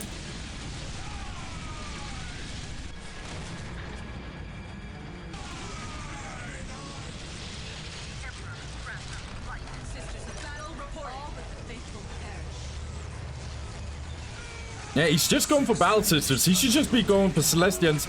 But looks like Bob is gonna say good night to Accio. All these Battle Sisters are doing absolutely nothing. This is way too much. Accio knows it. It's GG for Accio. It's gone. He cannot do more. The game is over. He has left the game. I'm gonna fast forward. Yeah, okay. So, yes, Accio is not supposed to win this game, but I'm gonna tell you what his mistakes are. Okay, maybe it's just me, right? I'm not a good Sisters of Battle player, and I've played against Fov before. I'm gonna tell you right now, if Fov did this against me and I played Sisters of Battle with this opening, I'm gonna tell you right now, he would not get out of the early game alive. It's not that I think Fov doesn't have an idea or a plan with this, but the damage towards Fov should have been way worse than the actual outcome. This point should have been denied several times. This relic would never be captured, and this listening post would never be built for a long, long time. Why? Because you have a force commander who's fat and can't run for shit. Whereas the Space Marines are delayed. Why? Because we have a generator. And then listening posts are not doing anything unless you invest in them. You have to, like, upgrade them, but that will also mean that you're getting less army because you used 100 requisition. Like, this opening, in my opinion, is so greedy by Fov. If this was Nameless or Scouty, Fov would lose this game instantly. What should Accio have done differently? Well, he shouldn't go for these servitors, especially not, like, Seraphims. You can do damage, but it doesn't matter if you're losing Seraphims left and right. I think he's too loose with his Seraphims. He did this against Eren as well, just losing Seraphims It's not good. It's too much resources, especially in the very early game. That was 150 requisition just gone. That's a lot. And 15 power as well. Yeah, so he should have gone for the there was a scout squad capturing here, and there was a scout squad capturing here. Just go for them, deny the points. That's already huge. That's already massive. Get down here. He did that for a while anyway. Deny this point as well. It's gonna be an absolute nightmare. Bob went for 3 scouts in an inefficient way. He went for 2 scouts, servitor, and a 3rd scout. That was super inefficient. Just go for... Yeah, I don't know. It made no sense in my opinion. I don't like this opening for Bob. He should not get away with this, but he did. And so when he does, sure, he has a good situation, right? He gets 2 Space Marine squads. No way in hell should that be possible, but he did. And then, sure, if you get away with a generator opening, this game is going to be hard for Accio to win. Normally this matchup in my opinion goes like this. It's 4 scout opening, not always, but I'm just saying 4 scout opening, and you go in and you harass sisters. If you don't do this, this might get ugly, because double seraphims is going to be a nightmare, even on meeting of minds. Look how spread some of these points are. This is an outer point. To some extent, this relic is exposed, and you know, these 2 points are close to each other, and these 2 points are close to each other, but it's actually a huge area right here. It's not a clear-cut, tight space. It's only these 4 points that's kind of tight, but still, it's kind of spread out. You can easily do some stuff. Terrain in the middle. Force Commander has no teleportation whatsoever. If he had, it would be crazy, but he doesn't. I just came up with a funny idea, but yeah, if he had, it would be crazy, but he doesn't have it. And so you're in a situation where Seraphims would be really good at just jumping left and right. Could deny this, and could deny this. This is already 3 points that's well spread out from each other. And it would be hard for Bob to punch back. Why? Because it's like, he's 3 scouts and delayed Space Marine squads. No listening posts. He's gonna have a lot of float in power because he cannot upgrade these listening posts. He has to choose between a listening post upgrade and a Space Marine squad. And yeah, you can get in with the scouts, but the scouts will not really do anything, at least not a lot. And the other scouts are just doing absolutely jack shit because they're getting hunted down by the Seraphims. So yeah, you can do some damage here, but it just means you're not capturing a single point for the rest of the game if you're just... 2 of your scouts is just getting chased down. Yeah, could Bob survive this? Yeah. But the damage would be way too big for him to get away with this. The damage would be way too... Denying 2.5 points, maybe even 3 points...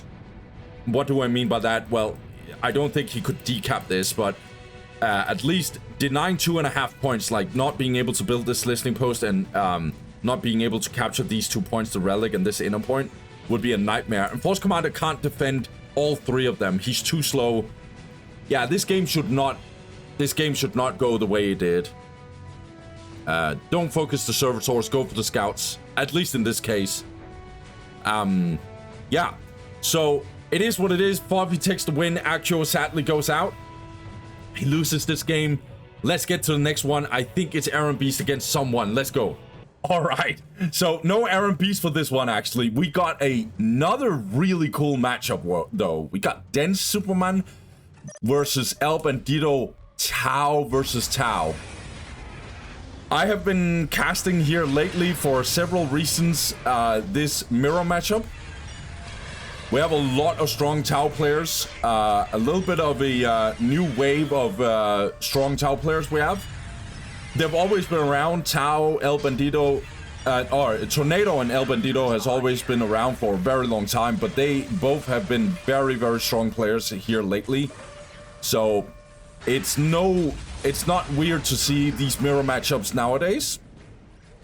One of them is El-bandido. He starts on the top side.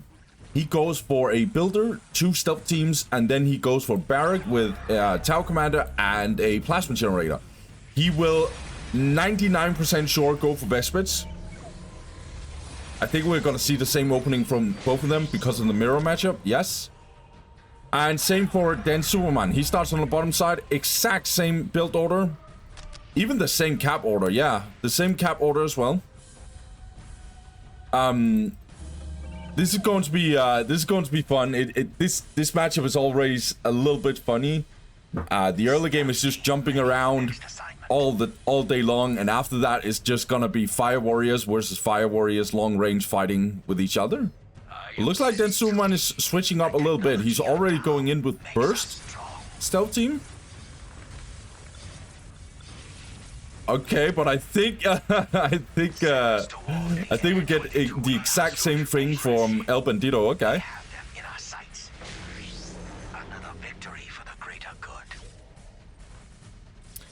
Okay, both players already in the mix. Okay. Then Superman is wasting no time. He's just going for this generator instantly. Good decap on the other hand for El-bandido here.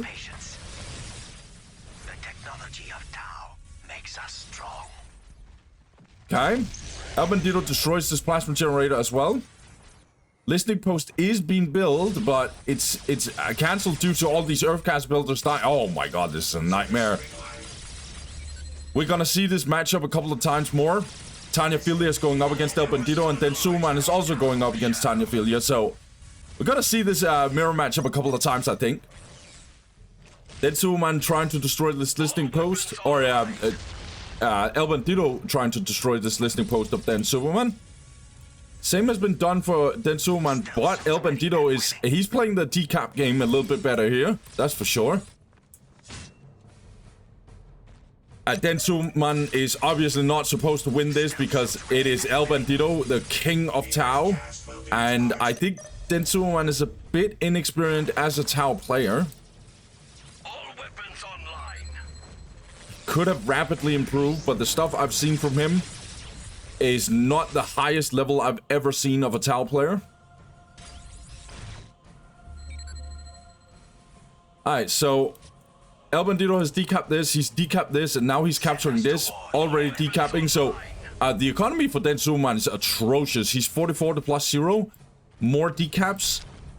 No, he's 20 to +0, whereas El-bandido is 50 to +0 now. Yeah, this is terrible. This is really, really, really bad. I don't even think Den Superman has a builder to actually secure this.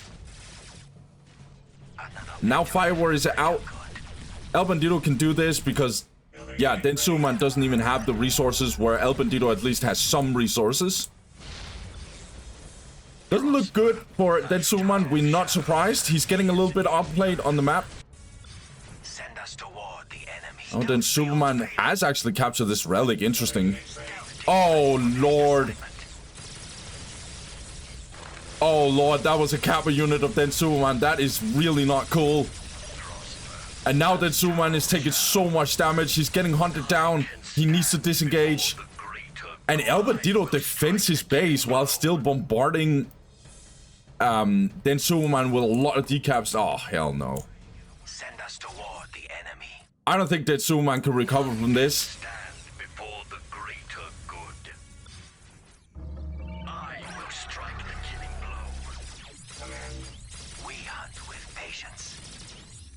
Okay, I think then Superman will start going defensive, but he already lost so much. El-bandido is kind of floating a little bit.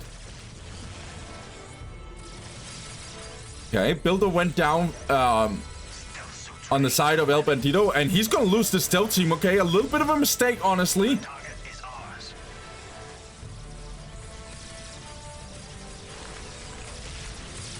Let's fight under some trees so we can't see anything.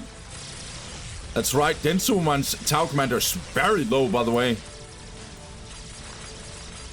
El-bandido has lost one Vespit, but nah, Den Superman hasn't lost one yet. It's not completely atrocious right here for Den Superman, but his Tau Commander is so low, and it's gonna be an absolute nightmare. I think the Tau Commander will go down. The Superman not getting out in time. It goes down.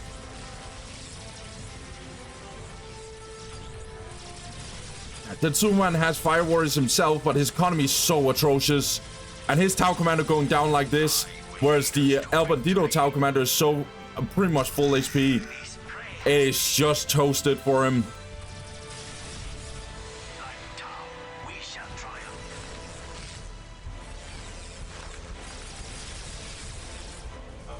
I guess then Superman got this point, but it really doesn't matter. He's 38 to +0. That is atrocious. That is atrocious. And these 5 warriors are just not even being able to do anything.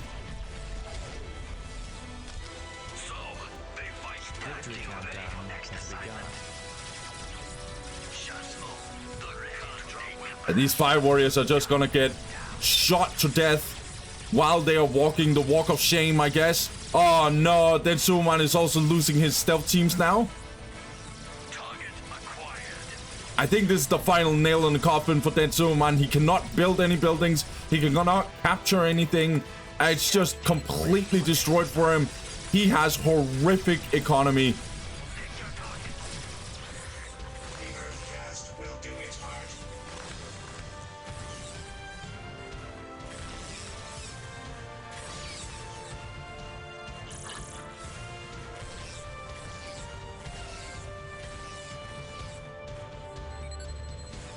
El-bandido is so okay, we actually got a GG. No, we didn't get a GG, but we actually got a leave.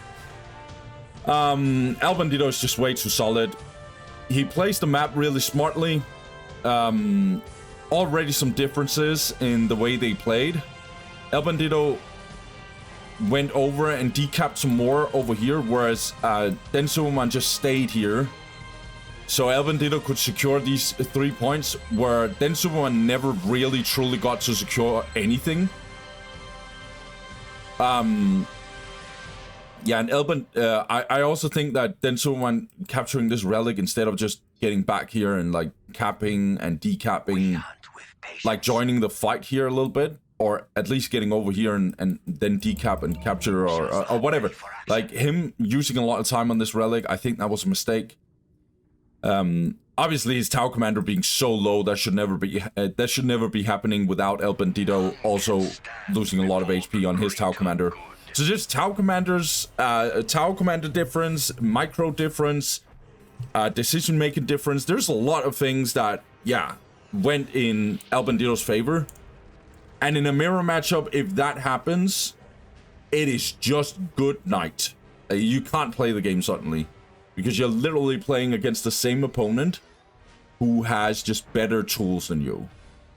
Literally, quite literally. Yeah, and obviously this isn't a surprise, because this is El-bandido. He's already looking very dangerous. He has now beaten Den Superman, and he has also beaten Erenbeast. Yeah, El-bandido, he looks really scary so far. Yeah, this group is gonna be a little funky, I think. I think this group might be a little funky. We're gonna see. We're gonna see. Let's get to the next game. Let's get to that. Let's go. All right, guys. Here we go. The very big test for Erenbeast and Tanyaphilia as well. We have Blood River once again. Erenbeast has advantage against Tanyaphilia, but unlike Den Superman, Tanyaphilia sticks with Tau. Erenbeast, he starts on the bottom side. He chose Blood River, and he goes for 2 guardsmen, and a tech priest will go for the infantry command and the plasma generator, building them as tight as possible to the field command so he can finish them in time, so he gets the commissar earlier and the priest as well, so he can finish off the generator in the end. It's a good choice. Meanwhile, on the top side, we got Tanyaphilia. Tanyaphilia, he went for a builder, 2 stealth teams, and a jetpack. We'll go for the Tau Commander and plasma generator. Tau Commander first. So normally El-bandido would go for Fire Warriors in this matchup and capture this point. But this more looks like a Vespid opening, honestly. I see. Yeah, he's going for Vespids. Vespids on Blood River. So one of the reasons why I think Eren is not only because he can defend his way and maybe get a good tier 3 situation or something.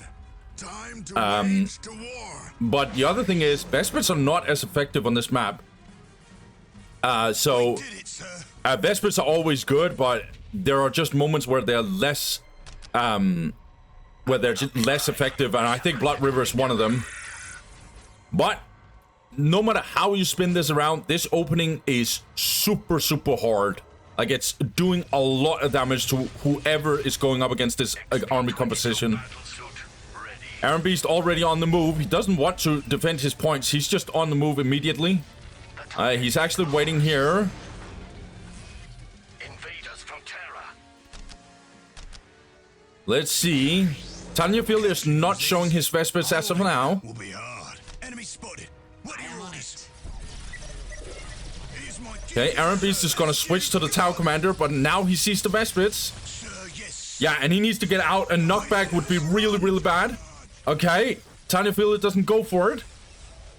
The hand of the Emperor guides all. Erenbeast is securing his LPs. That's very good. He's already on the move. It will be my honor. Oh, is Eren already going for a fight, or is he just going for this point? Yeah, I think he can go in because he knows this opening is making it so he can't finish these points. Oh, this is nasty from Erenbeast. He's already going in. Let's see if he... Okay, he's killing a builder and not a Tower Commander. That's good. Killing the builders would be really, really good for Erenbeast. He's gonna go for the decap. Yeah, Tanyaphilia reacting immediately. He sees a good reaction. Is it good enough in time? There is a Commissar on this squad. Good decap, but is it for the price that you want to pay? Erenbeast coming in with the other squad as well. He's just going all in. This is absolute atrocity for Tanyaphilia. Loads of guardsmen are indeed dying.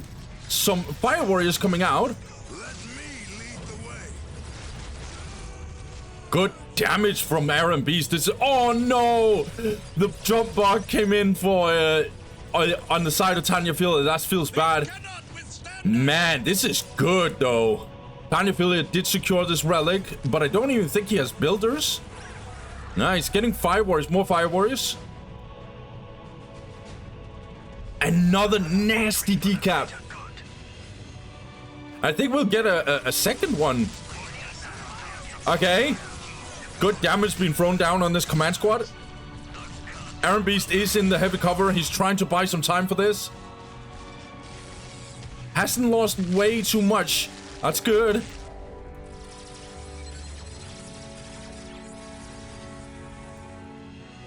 That was so smart by Erenbeast. He knows this opening, what it does.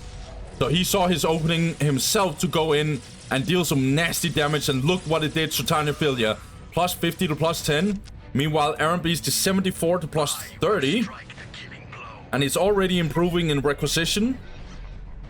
He did lose on guardsmen, but not too much. Not too much. Well, he lost a lot here, to be honest. I'm not gonna hold you. Left, right, left. Go, go, go.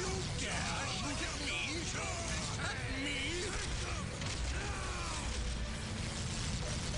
me. Okay. Oh my god, that was...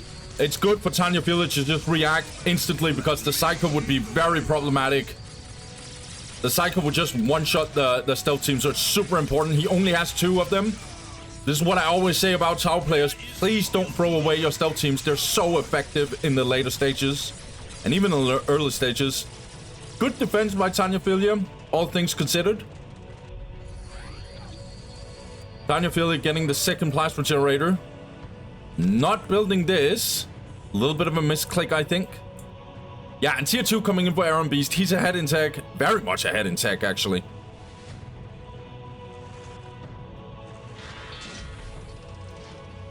Fourth generator for Erenbeast, so he's improving his power eco even more. Let's see if he will go for the 5th generator. That might be a little bit risky, but Tau has taken so much damage that I think Tanyaphilia want to play a little defensive now. Very good early game from Erenbeast. Good counterattack up here. 74 to plus 20. Tanyaphilia is improving his economy again. It's recovering very well. And Tanyaphilia keeps denying Eren from getting any relics. Eren cannot get critical locations either. Send us toward the enemy. Tanyaphilia want to go for the relics. Again, getting out in time by Tanyaphilia. Oh, it didn't even hit, so that's good. We hunt with patience.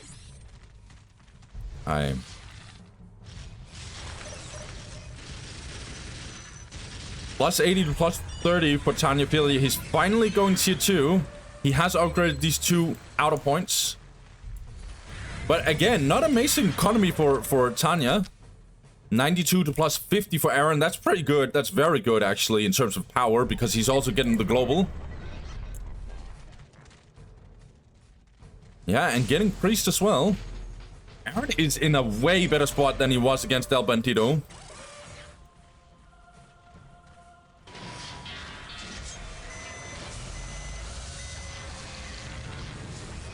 Okay, mechanized command. No, as you can see, no tactical control.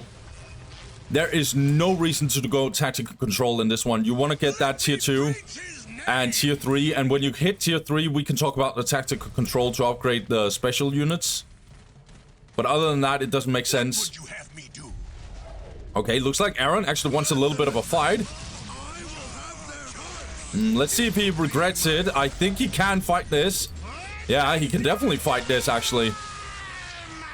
It's just these Vespers could have joined, but they're not joining. Now Tanyaphilia is kind of in trouble. That's a lot of Fire Warriors dying. He needs to be super, super careful with it.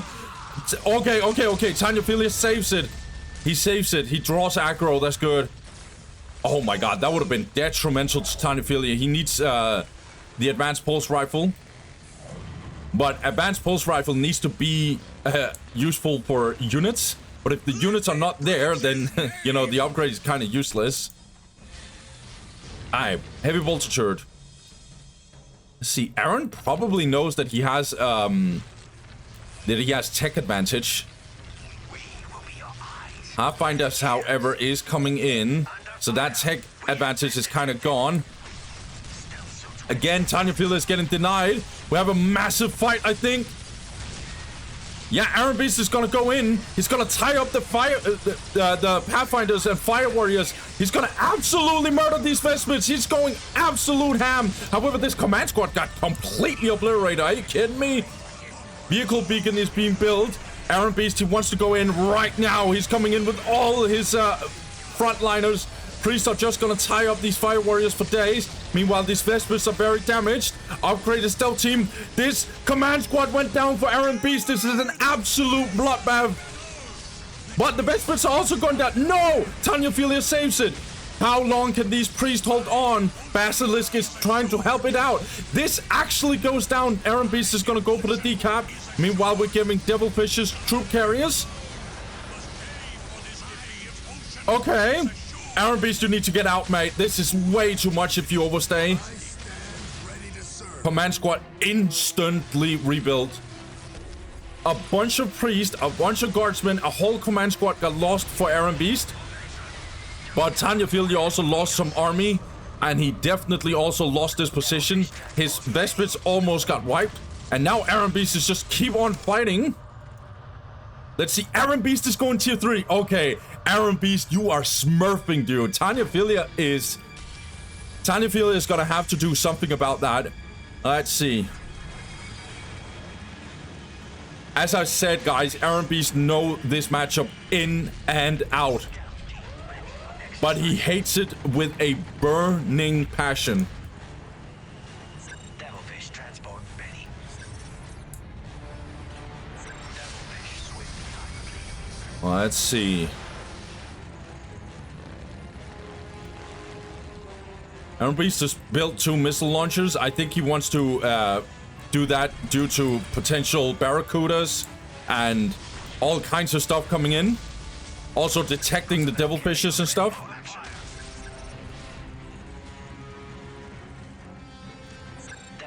Let's see. As soon as tier 3 starts kicking in, or when it's actually kicking in, the tactical control will get in for Erenbeast, I think. Erenbeast has such good economy. This is mainly due to the global as well. He also has the power global. Heavy weapons on the field. Where are you was? Heavy weapons. Will he go for the last cannon? He's just building turrets for days. What What's our next target? 104 to plus 50 for Tanyaphilia. So he has a really good economy, and he's going Monka. I like this from Tanyaphilia. I think he knows that he needs to put some pressure on Eren right now. Kaon Command Post is good, but I think Monka is better as you hit tier 3.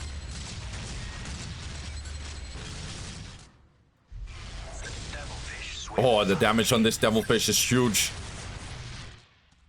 Let's see for Tanyaphilia's perspective. 97 to plus 50, as I've already stated. He's trying to get the critical locations. He already has this. He could go for some sort of take and hold win condition, but I don't think it's consistent. Tactical control gets cancelled.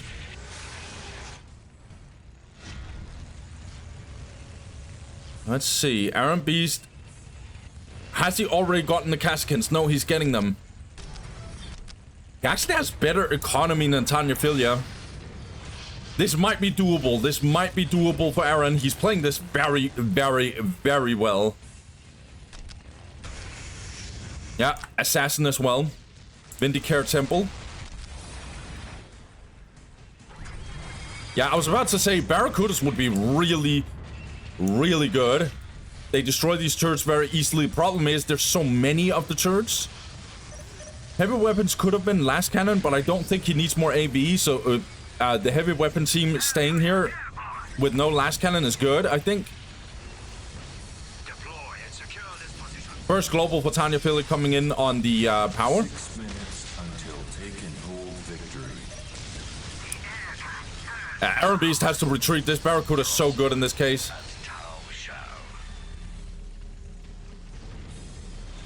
6th generator for Eren, and he's also getting the assassin. Cowards! Face us in battle! What would you have me do? My devotion is assured. Erenbeast now shows his true color that he's tier 3. So now Tanyaphilia knows for sure. Erenbeast is going in here. Good stun. Curse of the Machine Spirit coming in. These Pathfinders are getting fried if they stay, but they're not staying, so that's good for them. We have a huge fight in here. Vespers are trying to get in, though. They're down in the heavy cover, so that's huge. Where's the assassin? It hasn't joined the fray yet, and Barracuda is left. It's back. Oh, the Vesper squad actually went down. I think Eren has to do something about the take and hold. This is so much firepower going down on him. Let's see on the side of, so we can see the stealth units. Sentinel is trying to get in and do something about the Barracuda. It probably isn't going to succeed. Erenbeast, you need to disengage. I think this is way too much for you. Look at these Kasakins getting completely murdered. You have probably no command squad. Is that correct? Yeah, no command squad. Meanwhile, the assassin is cooking. Oh, the assassin died. But so did the, no! The assassin survived, and instead the Tau commander went down. Huge! Massive! And the take and hold got stopped. Erenbeast is cooking right now. Tanyaphilia, though, he's kicking in with the crisis battle suits and getting the teachings of Monka. Gonna get some hammerhead gunships, maybe?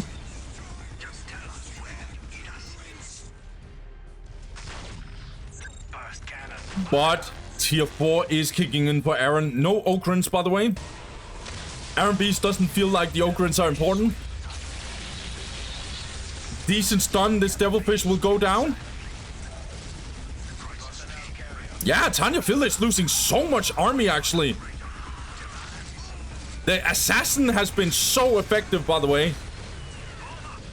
We usually don't see assassin that much, but I'm gonna tell you right now, he's such an underrated unit.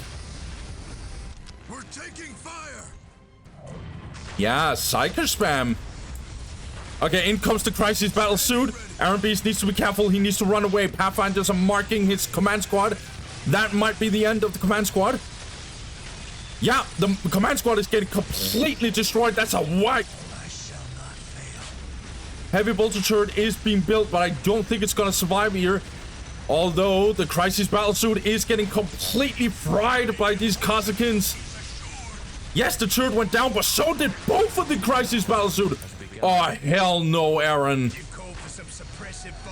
More and more heavy weapons team. He's just gonna defend himself out of this, huh?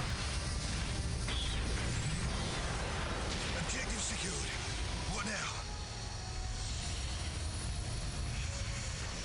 now? Hammerhead gunship. Setting up. You have chosen wisely. I stand ready to serve. Devotion is assured.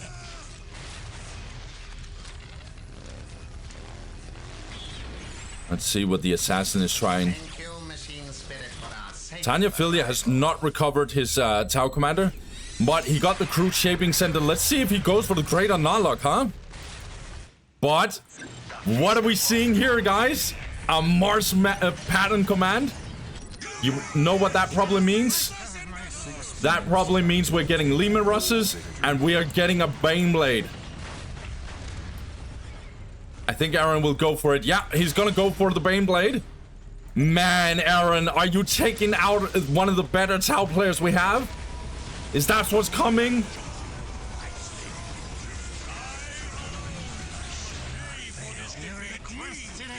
We are deep into the late game, and Erenbeast is tier 4 as of now. See Tanyaphilia, what is he doing? Doesn't really have that much army, huh? He does have the gunships, though.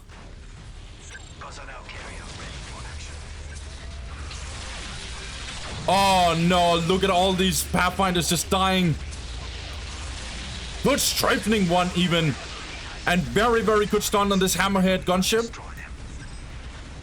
Man, this defensive capability here from Erenbeast is huge. And Lehman Russes is now into the mix.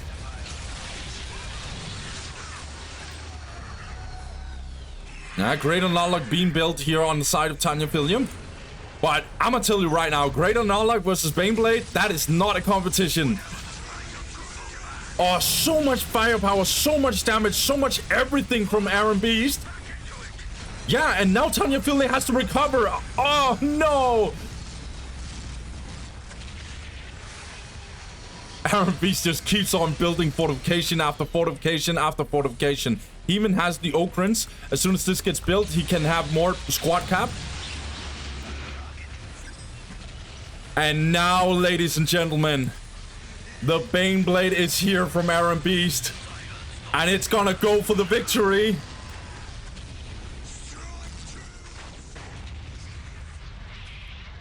Great Unlock and gunships cannot stop this onslaught here from Erenbeast. He's gonna go for the win.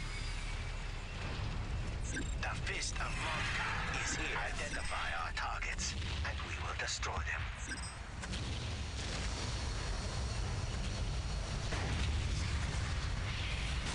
This is so good from Erenbeast. This is so good. He has played almost perfectly in this game with very few mistakes. And now he's definitely harvesting all the rewards that he's getting out of that. He's gonna destroy these two listing posts. The Hammerhead is definitely not surviving this. Everything is falling apart for Tanyaphilia. His only hope is the Great Unlock. Meanwhile, Okrins are just bashing out this listing post, and Tanyaphilia is losing more and more and more of the map.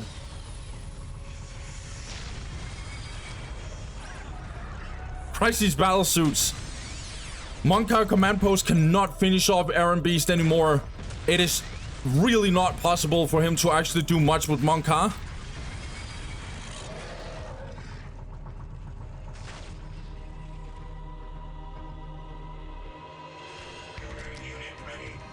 Assassin here. Cut us down, and we will rise stronger. Yes, of course I'll help. Damn, this is rough for Tanyaphilia. Looks like you want to make a little bit of a push. This Barracuda is just toast, man. Oh, he's trying to destroy, Erenbeast is trying to destroy this vehicle beacon. Alright, Great Unlock. Let's see what he can do, mate. Not a very useful tier 4 unit, I'm gonna keep it a buck. Okay, Crisis Battlesuit just jumping in.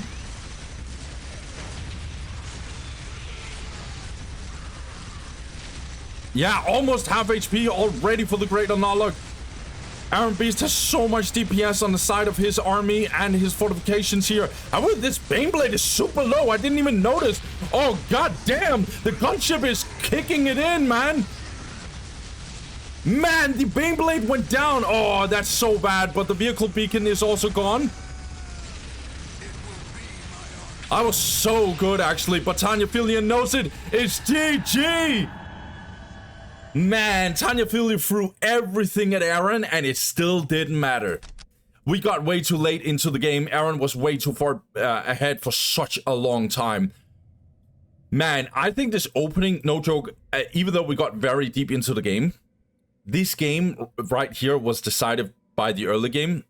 Well, I say it was decided because... Alright, so, as I've already explained in the game, these buildings are not being repaired that fast. So what Eren does as soon as he sees Vespit's and Tau Commander opening is that he just gets straight into Tanyaphilia's base and kills his builders, hunts them down, gets like 2 decaps the relics as well. Oh, that was nasty. That was really nasty early game. Tanyaphilia felt a tiny bit uncomfortable, was a little bit mismanaging his macro and economy. Not building this in time. He kind of forgot about it. The LP. And so, as we got into tier 2, Erenbeast was significantly ahead. And then Erenbeast, because he was so much ahead, and Tanyaphilia still needed to recover a little bit, he did a big fight here. And I think he won that fight. Because the damage he did, he killed a lot of army. These fire warriors, there was less and less of them. So Tanyaphilia lost so much of his upgraded, I will repeat this, upgraded fire warriors. And he also lost even more economy. Erenbeast, he lost a lot as well, but he still managed to go tier 3. And he just kept on going, like he kept on, whoops, my bad. He kept on, you know, staying ahead. He was never floating, never, where I can't say the same with Tanyaphilia. Hits tier 3, and as Erenbeast has told me several times, I keep repeating this, I'm sorry, but I keep repeating this. As we hit tier 3, if both races are, has the same economy, Erenbeast thinks that this matchup is a 50-50 in tier 3.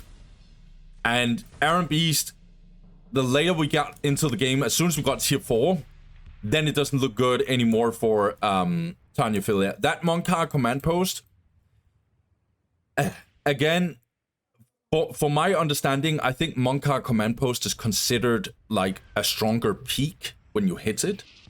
But Kaon command post is stronger in the later stages because it gives access to insane upgrades. And so the deeper we get into tier 4, the more brutal Tau becomes due to that. But that's just what I've heard. It can also be that Monkar is actually the best way to go against IG just in general. Hammerhead gunships was really good and effective. There was moments where it looked really good, especially when he used all firepower on the Baneblade. You saw that it went down. It didn't matter anyway, because it's like this army composition, this defense, everything that Eren does, you cannot break this. So well played by Eren. And yes, if I sounded a tiny bit biased, I try to not be biased, but if I sounded a bit biased, yes, I will always root for, or I will have a tendency, I will have a tendency to always root for very heavy underdogs.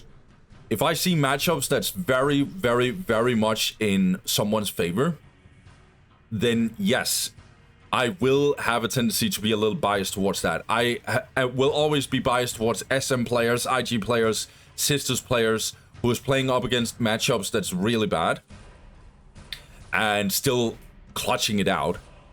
Erenbeast, as you can see, very masterful player. Tanyaphilia takes an L, and I mean, we'll do a recap, but this is a problem for Tanyaphilia. This is a very big problem. He should not lose this.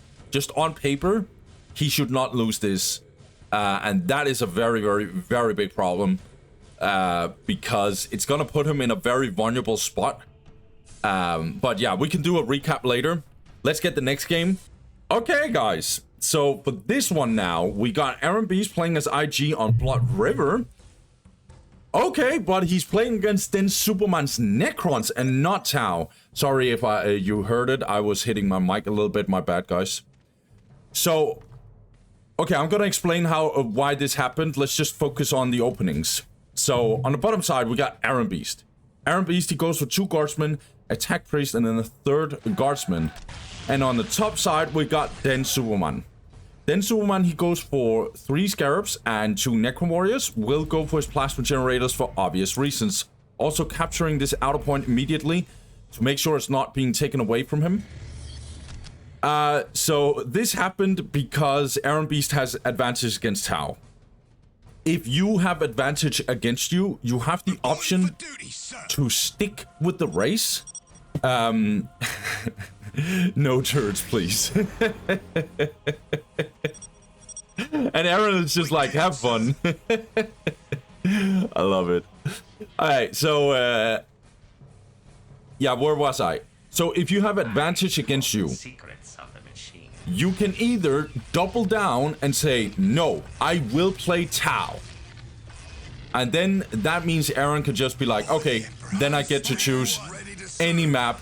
In a best of 1, I can choose any map I want to. Now, then Superman has then the option to just say, this is the other option he can do. Okay, I'm not playing Tau. I'm playing Necrons. Then normal cross pick will just happen and they agree on a map. The decider map ended up being Blood River.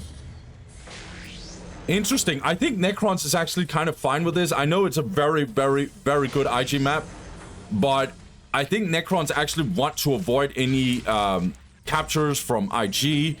They want to be able to defend their base. This obelisk will be upgraded, so the early game pressure that usually comes from IG is a little bit hard. So I think Blood River is actually pretty good for Necrons now when I think about it. Erenbeast went for 3 guardsmen. I think it's obvious he wants some early map pressure. He wants to go in very, very hard. See if he can get a point.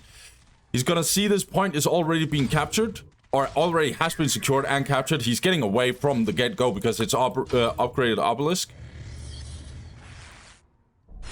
Erenbeast is getting both relics though, so looking not bad for him. Very close to being plus 60 already for Den Superman, looking good. Whereas Erenbeast, he's also improving his economy pretty well. Okay, looks like we're gonna have our first big fight. We're already coming in with a commissar. Meanwhile, Erenbeast is trying to capture this outer edge point.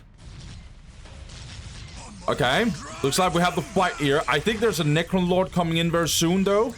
So Erenbeast, he needs to fight right now, as he has the advantage in this fight. And Den Superman doesn't care. He wants to fight himself, even. Okay, goes in melee with one of the squads. Meanwhile, Erenbeast is having fun with the other squad. Trying to secure this relic. He really wants to defend it. He already secured this with an LP. His economy is 85 to plus 10. Not improving as of now. And even Necron Lord is getting into the mix now. Absolutely making complete... Yeah, really good knockback, actually. This is a bloodbath. What the hell am I watching, man? Morale drop for Erenbeast is gonna be a little too much, I think. Necron Lord is full HP. Nobody's touching him. Command Squad is bashing its life out on these Necron Warriors. Meanwhile, Erenbeast is very... His army is very low. He's trying to run away. He's reinforcing like crazy. Erenbeast wants this fight really badly.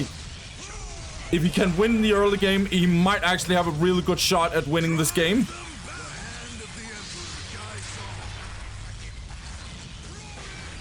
If you're passive against Necrons, it can be problematic. If Necrons go for a very strong push afterwards. Nicely done. Necron Warriors is taking some good damage from Eren. This is absolutely relentless from him. I will do as you ask. But Densuman has been microing his Necron Lord correctly. It has a lot of HP. It's now just going single-handedly on the front line. Huge knockback. Oh my lord, that's so much damage going down on the command squad on the other hand. Yeah, and Densuman pushing back hard. He has 3 Necron Warrior squads. Erenbeast is trying to upgrade this listing post. I don't think he'll succeed though. He's going tier 2. He's 110 to plus 30. Let me lead the way. Yeah, this will go down. I think Eren will have to cancel it, and so he does. Yeah, okay, so Densuman is going absolutely ham on Flayed Ones, I have a feeling. He's pushing plus 70. He was a little bit delayed in economy because he was investing so much in this army.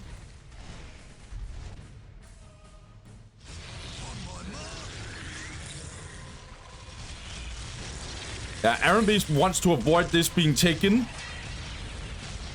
Oh, the priest is very low, but so is the Necrolord. Densuman needs to be very careful. He cannot afford just losing it. Oh, Flayed One's coming into the mix. Densuman is gonna get a really good push. Yeah, he's gonna easily take down this listing post, I think. Flayed One's bought their time, that's good. Not as much as you would like to, though. Alright, Densuman wants to fight. What is going on with this Necron Lord? Oh, Densuman not paying attention. It's so close to going down. Nicely done by the Erenbeast. He just got into the tunnel, got back here, and absolutely snagged that Necron Lord. That is huge. Yeah, Densuman has to leave, I think. This is really good by Eren. Densuman has to go tier 2. He cannot go tier 1.5. He's lost way too many Necron Warriors, and he knows Erenbeast is probably tier 2, and so he is. Wait, Erenbeast is plus 50. Is he going for the global already? Oh, nah. This is really effective by Eren. He has managed to do all this damage, kill the Necron Lord, only lose this point, and still go for 5 generators? That's pretty good. Stand your ground.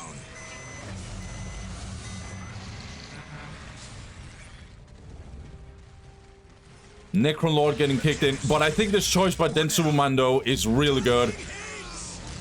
He's seen how much he has lost so far.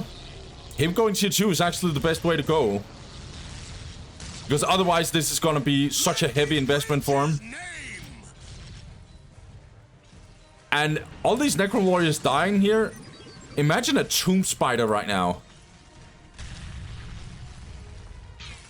Pushing plus 80, greater summoning core. Then Superman is improving both tech-wise and eco-wise, but that means he has to disengage. He's also attacking Erenbeast on this side. This is really good. Erenbeast has lost this point, but he's gonna try and gain the middle point. Let's see what Erenbeast is going to do. So no tactical control. Erenbeast, he does not even consider the idea of upgrading Guardsman. He never does. In this matchup, he really does. He does not invest in upgrading Guardsmen. He would rather just get vehicles. He thinks Guardsmen could be countered by pretty much everything that Necron has. Solar Pulse, Wraiths, Destroyers. I can keep on going.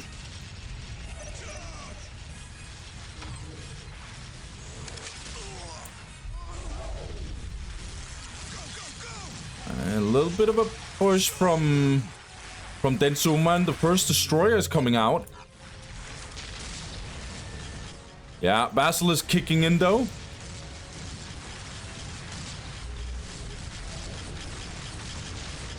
Yeah, successful defense so far. Flayed One squad did go down. Destroyer will, however, be a little bit annoying.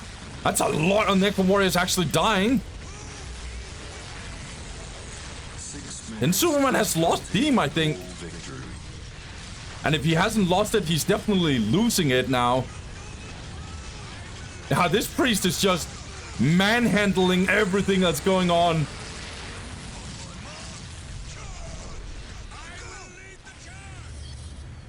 Yeah, more and more destroyers.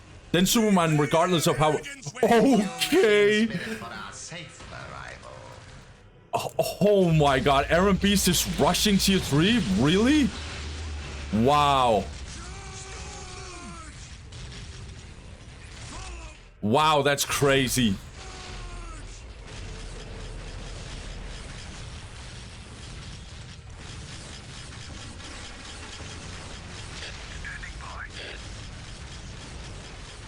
Erenbeast trying to go for this Builder Scarab, I guess, because there's no AB on the side of Den Suman. He's even taking the fight. 5 minutes until Wraith is getting into the mix, okay.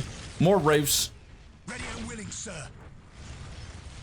What I was about to say is Erenbeast will need to go for AV, but he's gonna get that easily. He has turrets, he has potential last cannon. He should be good, and he's going tier 3.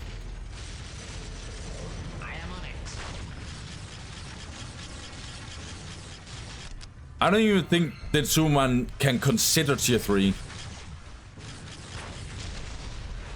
And now Erenbeast is just gonna bunker up like crazy.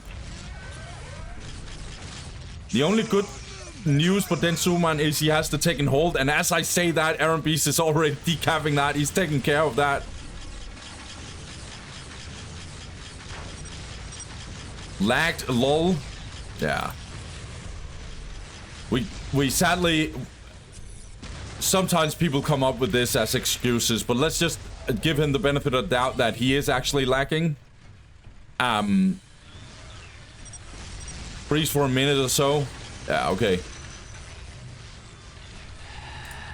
It is what it is. Whether or not this is true or not, let's just give him the benefit of the doubt. We cannot take any responsibility whatsoever for that. And Den Suman knows it. There's no rematch or anything like that. Regardless of the fact, Erenbeast was smurfing in this one. He was smoking in this one. I know I sometimes sound very biased towards someone like Erenbeast, but it's because he's so freaking good, guys. And he's playing IG. I want to just make it very clear how insane it actually is what Eren is doing. Now, usually in this matchup, IG needs to go offensive from the get-go. How offensive? I think that's up to debate, obviously. Which is why I thought Blood River was actually not a bad shout. And then we had a massive fight. And I don't know the matchup in and out to truly know, to truly understand in depth whether or not then Superman should have known not to take this fight. But he for sure did lose it. At best, it went even for the two. I think then Superman actually lost a little bit more than Eren did. In the first fight, I'm talking about the first fight right now. And the command squad got out. That was the only thing I was thinking. The command squad did go out and was very low, but it never got killed. Necrolord was a bit above half HP when the fight was over. But the thing is, in the meanwhile, Eren has just improved his economy like crazy. 5 generators, I will just say this. 4 coming into tier 2 is pretty good, right? 3, I would say, is the bare minimum as you hit tier 2. Especially if you go vehicles like this. 4 is definitely what I think is the best way to go. But 5 is a little crazy. If you can get 5 generators, that is crazy, dude. While fighting all this much and reinforcing your command squad while still kind of winning the fight? Ah, hell no. Then I think that Suman made some couple of mistakes. I'm not taking into account that he was lacking, by the way, when I do this. He was trying to kill the command squad, and he was chasing very deep, and he lost so much HP on the Necrolord.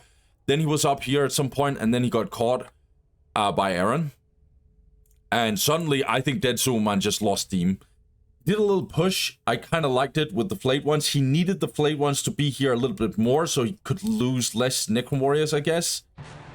And then I guess he needed to chill. I just think this fight actually is what brought Erenbeast to this point. Getting such good economy. It's not, in hindsight, it's not a shock he goes tier 3 like this. Because when he goes tier 3, it's because he has such good economy.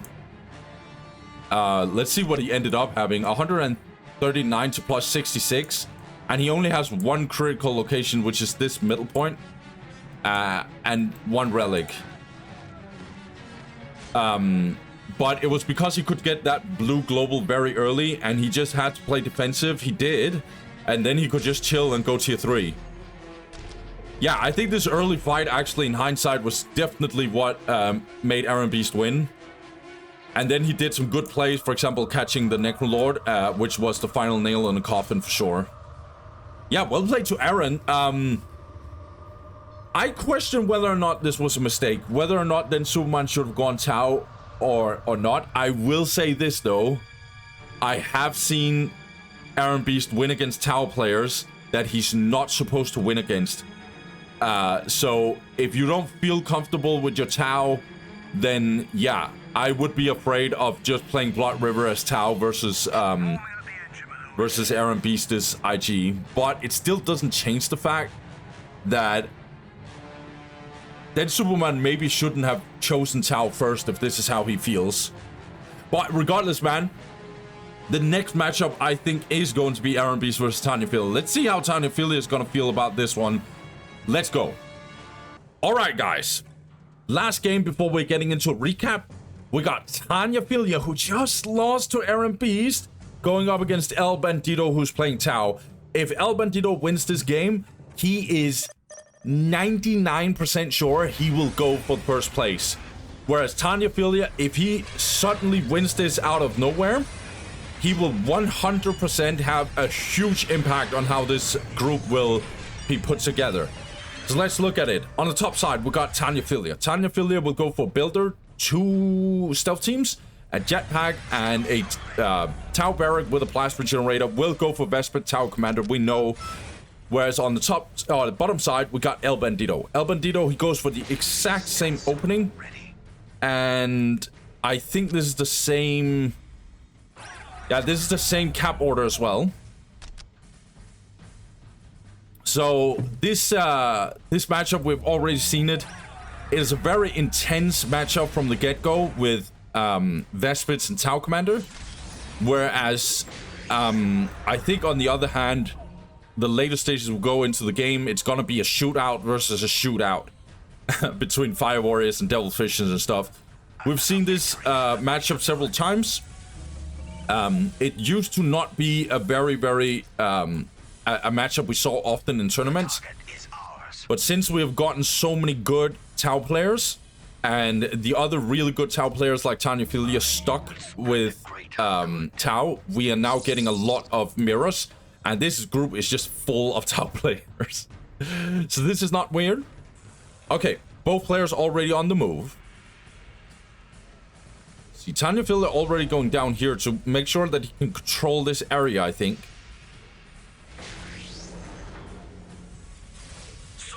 Okay, straight up fight. Back and forth. Oh my god, what a snapshot. That is the first L that Tanyaphilia has taken. Yes, this Tau Commander took a lot of damage from Tanyaphilia. Not a bad choice, by the way, by Tanyaphilia to go in here. I think this is a decent response. He's gonna lose his plasma generator regardless. But Tau Commander versus Tau Commander, this is not an easy one whatsoever for El-bandido. Let's see. I think Tanyaphilia would do the same. So the Achilles heel of El-bandido right now is his Tau Commander being super low. For Tanyaphilia, it is that he literally had to get, or he only has one stealth team, I should say. He's gonna go for the decap, but it's gonna be risky. Oh, Tanyaphilia just really in trouble, I would say. Let's see, though. He's gonna go back with his Vespits. Tanyaphilia taking some damage. Stealth team cannot afford to die. It needs to be defended with all cost. Vespits are taking some damage, but I do believe Tanyaphilia is losing his stealth team. It's so close. Yeah, it's going down. Tau Commander from El-bandido keeps on being hunted down. El-bandido is winning in the terms of economy because he's just capturing all the points that he needs to. Rebuilding the stealth team on the side of Tanyaphilia. Meanwhile, El-bandido doesn't have to do that. He's just getting a bunch of fire warriors. Alright, Tanyaphilia does destroy this point though.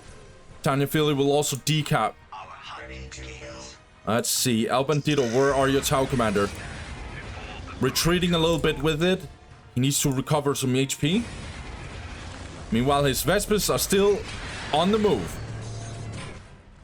Rebuilding first generator for Tanyaphilia. I would assume El-bandido is already doing that himself. Yeah.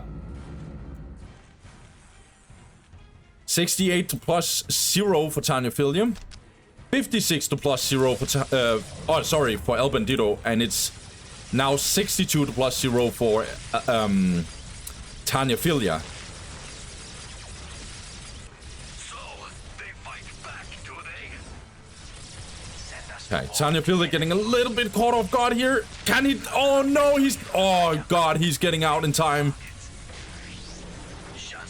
Tanyaphilia does take... Oh no, El-bandido is actually denying him right off the bat. Vesper's jumping in. Want to do a knockback maybe? Okay. It's a very intense game so far. Oh, but they're down in negative cover. These Vespers needs to get the hell out of here. El-bandido actually defends this very well. That's so good. 68 to plus 10 for Tanyaphilia. 74 to plus 10 for El-bandido. Still no relic on the side of Tanyaphilia.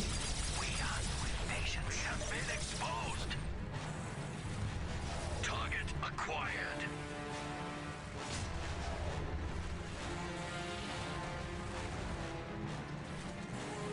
Okay, looks like El-bandido want to go on the offense. He has strong army. Okay.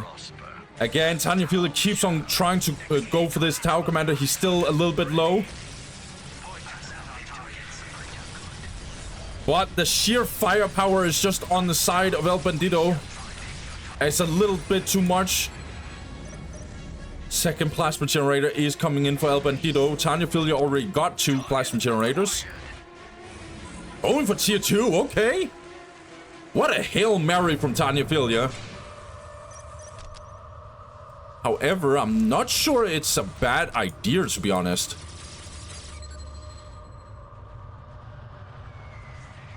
Problem for Tanyaphilia, he cannot detect these stealth teams without this Vespid.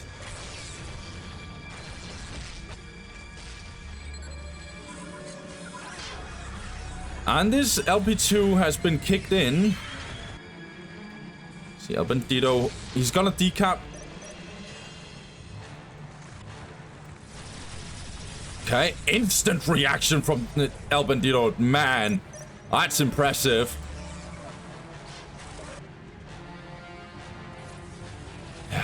Tanyaphilia keeps on losing his stealth teams. It's really, really not good for him.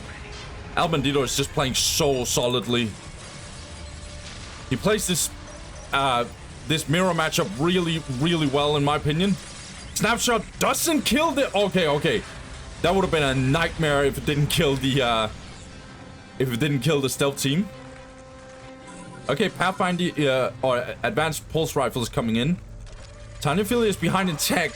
Alright, El-bandido is behind in tech, but he's gonna get the Path of Enlightenment anyway. He has a way better army. I say way better army, but significantly better army. And his economy is better. 86 to plus 20. Tanyaphilia. Yeah, no comment. This economy is unplayable.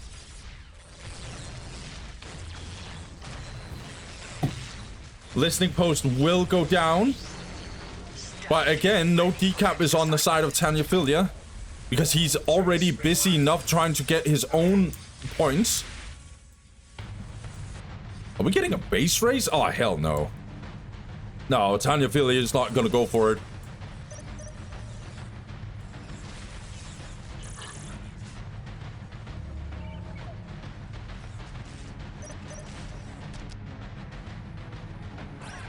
Pathfinders, pulse rifle, advanced pulse rifle. These Vespids need to be a little careful. They need to get out in time, otherwise it's going to be too much damage being dropped on them. Speaking of damage, El-bandido already going in.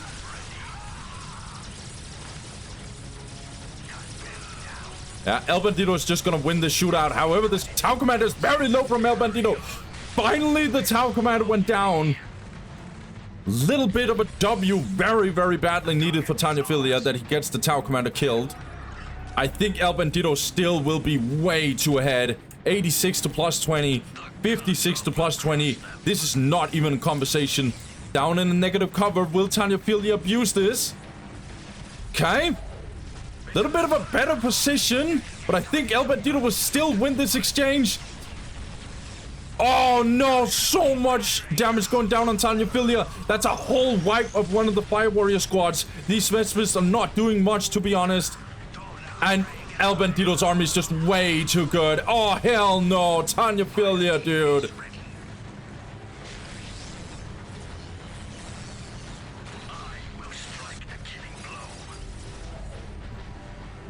Too solid. Way too solid of a Tau player. El-bandido, that is. I keep mixing the two up. I'm sorry. I don't even know what to say. Like, this is just sheer dominance.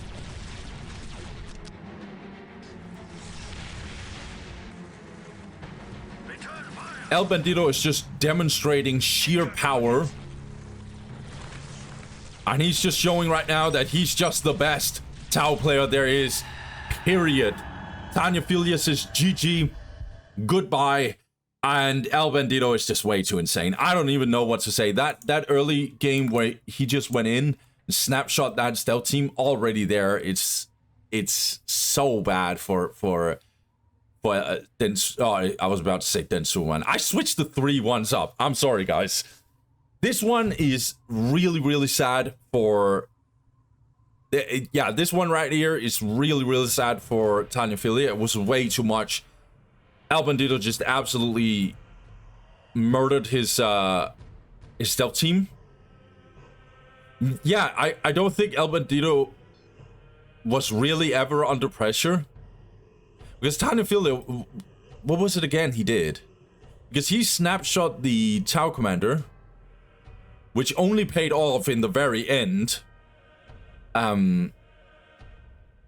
Because El-bandido was already making sure that he didn't lose the Tau Commander. He never... I don't think he lost a single stealth team, by the way. That's also pretty insane to think about. It just made it so he had more map control. But yeah, I think then Tanyaphilia tried to hunt down the Tau Commander. And then instead have the Vespids try and look for something on the side of El-bandido. But yeah, it's just one stealth team versus another stealth team. I think the whole early game was just basically decided by the fact that Tanyaphilia had to rebuild all his stealth teams 24/7. He threw down a Hail Mary. I actually kind of liked it that he went tier 2. But he's just way too behind. And El-bandido wasn't that behind in tech, even so, even after this being built. So, man, well played to El-bandido. He's now 4-0. Let's get into the recap, guys, and let's talk about it. All right, guys, so let's get into it. Let's wrap this one up. This has been Group E, the group of Tau players.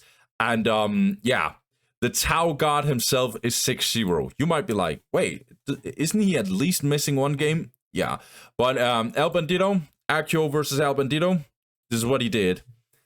Again, he just makes a little bit of a screenshot, doesn't send the replay, or, well, he sent in the replay, but it was a mistake, I think. It was a wrong replay again. I'm gonna keep it a buck. I know it's Fob. I know it's Accio. He's supposed to win against them. He's showing here that he wins against them. This is not good enough.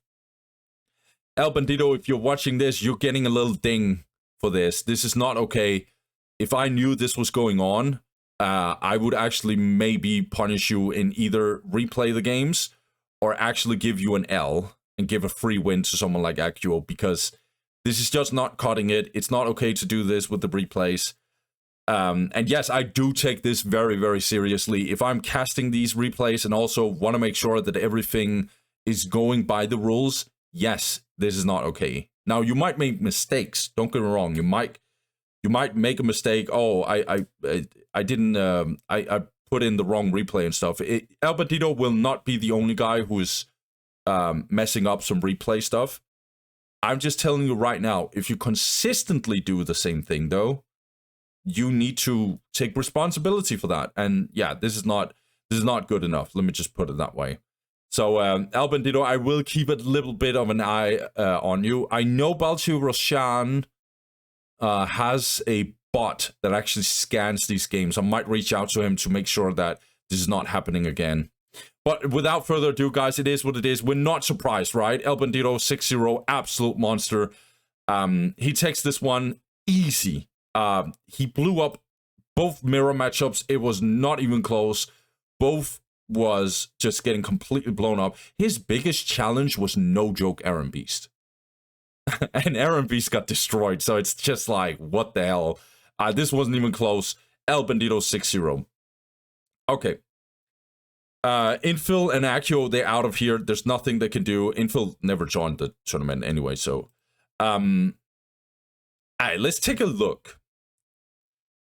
All this is Erenbeast, he's second place, unless something really ridiculous, and yes, I will explain what that ridiculous stuff is.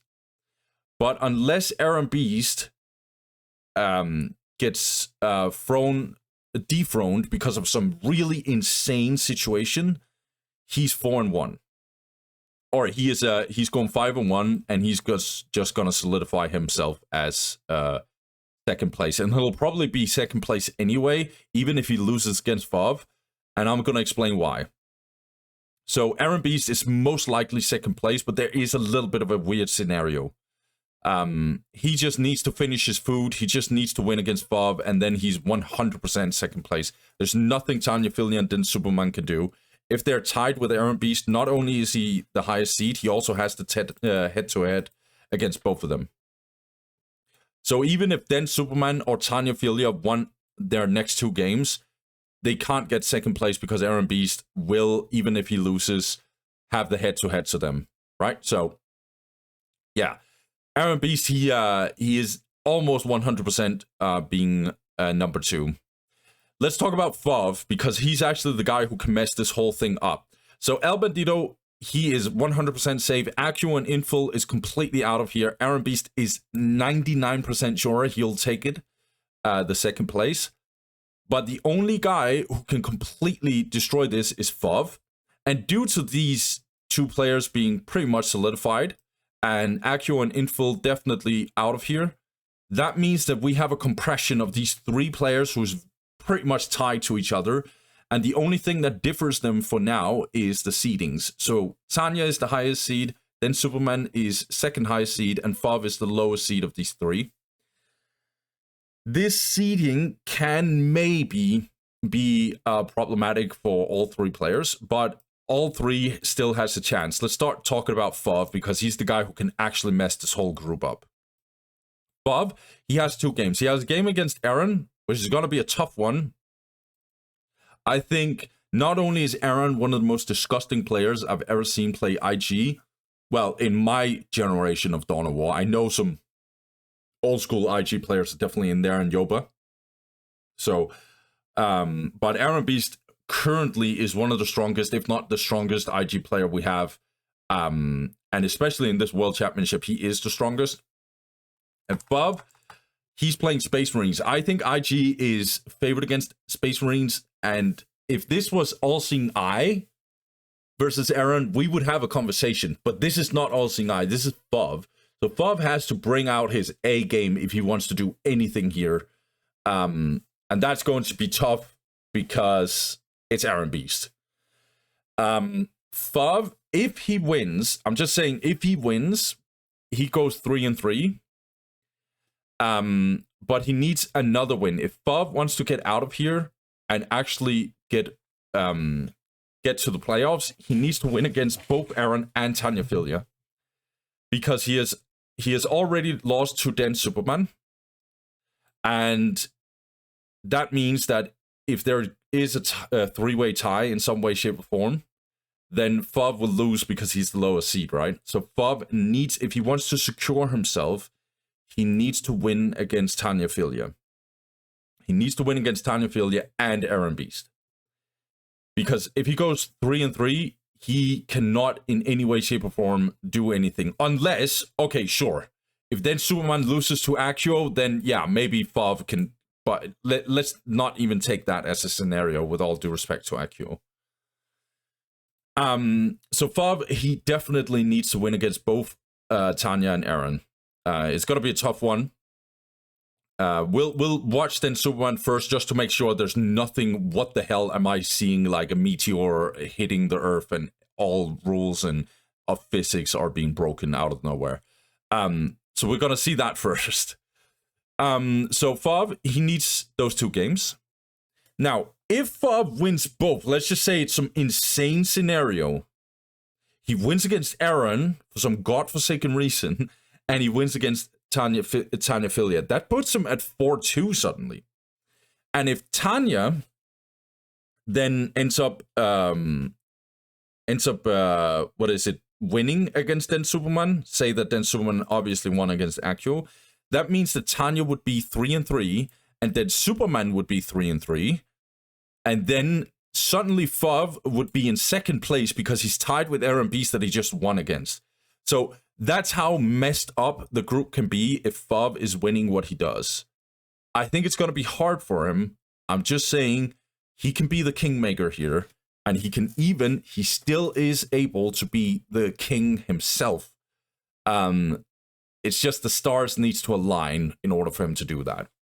Tanyaphilia, if he loses against, let's say on the other hand that then Superman wins against Tanyaphilia, and he wins against Accio, he's going to be 4-2, and then Erenbeast is going to be 4-2 as well, because he lost to Fov, right? Then it's Tanyaphilia, who is going to be 2-4, and then he's kicked out of the group, and Fov will be the 4th place. Then Superman will be 3rd, and Erenbeast will be 2nd because of a 3-way tiebreaker, and seeding matters in that case. That is technically still a possibility, so no one is safe here. I think then Superman is probably the guy who is the most safe from not getting knocked out of all these 3. Why? Because he's literally playing against Accio, and he already won against Fov, and he has the opportunity to even go up against Tanya and win. So the guy who should actually be mostly worried is actually Tanyaphilia, in my opinion. If it's not Fov, obviously. So there's a lot of funny scenarios. If we take a look at Den Superman, he just needs to finish off Accio, and then he's safe. There's nothing that can happen to him if he goes 3-3. Now, sure, he might be 4th place. That's still a thing. It's just he wants to get this win, and then he's 100% safe to not get knocked out. And then obviously he wants to win against Tanyaphilia so he can get that 3rd place. Because 3rd place is better than 4th place. I will just tell you right now, it's way better, or at least significantly better. So always go for that 3rd place or 2nd place if you can get them. Speaking of Tanyaphilia though, he needs to be very careful himself. He needs to win against Fov. If he does that, he's safe as well. But then he would like to get that 3rd place going up against then Superman. So Tanyaphilia has some interest still here, but there is a little bit of a backdoor for him to actually get kicked out. So there's a lot of weird scenarios here. And it is just because these 3 players are just so compressed against each other due to the top being very strong and the bottom being on the lower side. So Fov, then Superman, Tanyaphilia. Let's see what's going to happen. Then Superman, he's going to try and finish his food against Accio. So let's see how that one is going to roll. Let's go. All right. First game is going to be Den Superman versus Accio. Whoops. And it's going to be Quest Triumph once again. Sisters of Battle versus Tau. We saw this with Tanyaphilia as well. It's very important that Den Superman doesn't just randomly, because then I can't figure out what the hell is going to happen in this group. Then Superman must win against Accio, otherwise he's just opening up for like weird scenarios. But Accio, he's my boy. Let's see what he has done so far. He can actually perform and see, maybe we can see some openings from him. He's not entirely clueless, he's just not very experienced, and he's making mistakes that a beginner player would do. But on the left side, we got Accio. He goes for a Servitor, 2 Missionaries, Pristine Sanctuary, and Convent will delete the Pristine Sanctuary most likely. And on the right side, we got then Superman. Then Superman, he goes for... want to make sure... Yeah, so he's actually building them separately. Yeah, this actually looks like he went for a... He went for a stealth team first, and then a builder, and then 2 stealth teams after. And then he builds a Tau barrack and plasma generator separately. Gets the Tau commander. Will he go for the Vespids as well? That's what Tanya at least did. Nope. Obviously not, actually, now I'm thinking about it, because he's going for this listing post. He cannot go for Vespids in that case. Trying to capture his outer points while leaving this stealth team to capture these 2 inner points. Let's see what Accio is doing. As I said, he already released the Pristine Sanctuary. And already on the move. I feel like this matchup is a little bit like Space Marines. You want to go very offensive from the get-go. Tie up some Fire Warriors with the Seraphims. Good. Being able to kill the Earthcast builder would be very useful.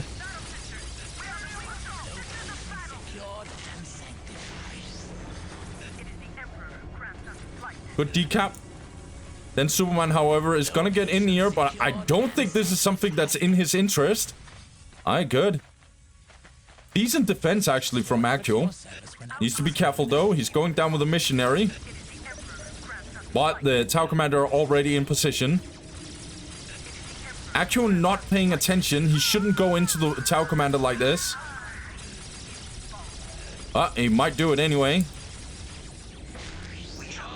62 to plus 10 for Superman. He is getting his most important listing posts up.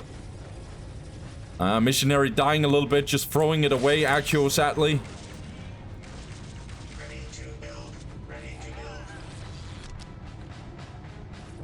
A plasma generator being built on the side of Accio.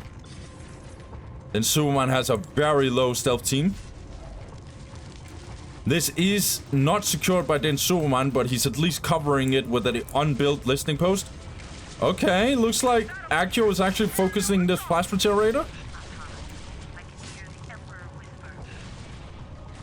Now going in melee on these Fire Warriors. Good.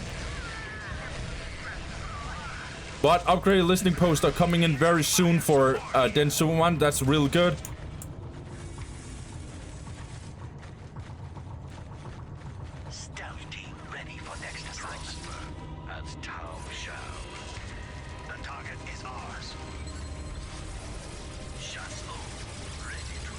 Okay, this listening post is being destroyed.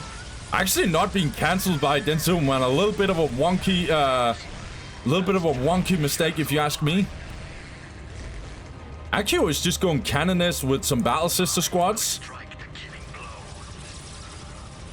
I don't think this is necessarily a bad thing. I just want him to go for a Pristine Sanctuary in that exchange.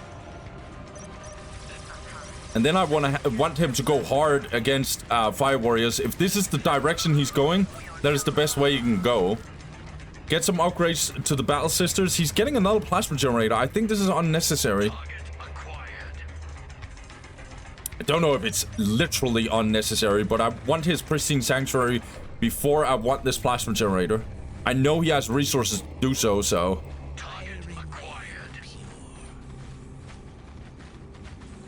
Sisters has a potentially really good all-in.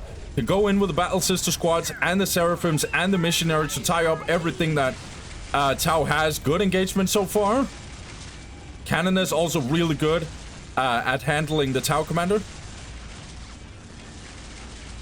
Let's see if then Superman is going tier 2, though. No, not yet. He has good economy, but a little bit delayed.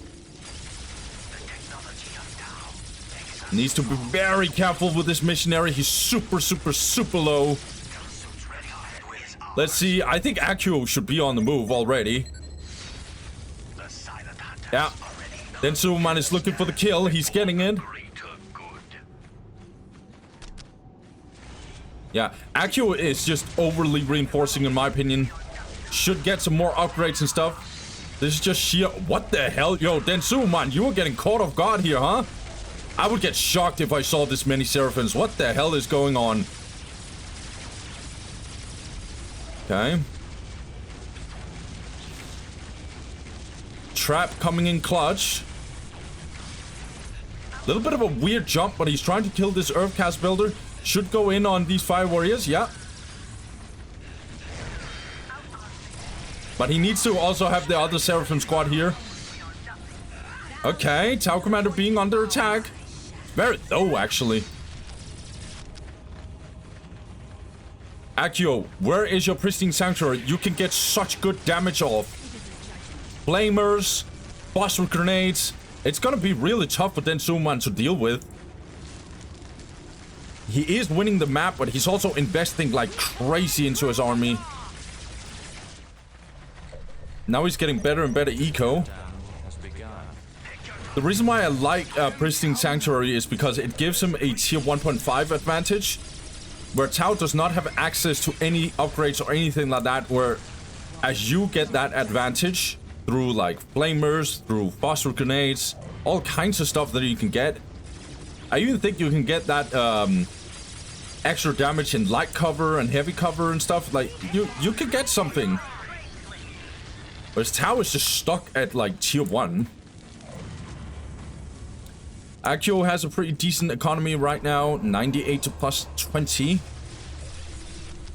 110 to plus 30. It's just he doesn't have time to just stay on tier 1 like this.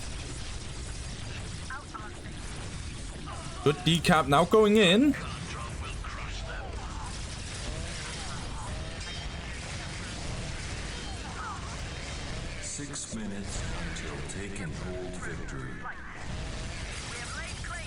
Alright, Tau Commander getting a little bit caught off guard. This is not good. Then Superman needs to be careful. He cannot just like give weird openings to Accio like this. He is getting away though. But now tier 2 is kicking in for then Superman. I don't know how Accio is gonna respond. He's floating like crazy, by the way. Is he going tier 2 like this? Okay, he's going tier 2. So if he's doing this, he's going standard, which is a 3rd generator. While going for tier 2, he's going for 3rd generator and then Pristine Sanctuary. That's a thing you can as well do. I just think specifically against Tau, in this game state that you are, getting all these battle systems and stuff, you should get the Pristine Sanctuary. Because now you're both going to tier 2, and I'm just sorry. I'm gonna tell you right now, I am pretty sure Tau will win that. I don't think it's a clear wash. I will say that. I don't think it's clear. Because I do think Lightning Fighters can be pretty good against the armor composition of Tau. Oh, this is rough. Oh, it doesn't even get the decap off. Damn. Oh, no. Accio. Oh, Lord, dude.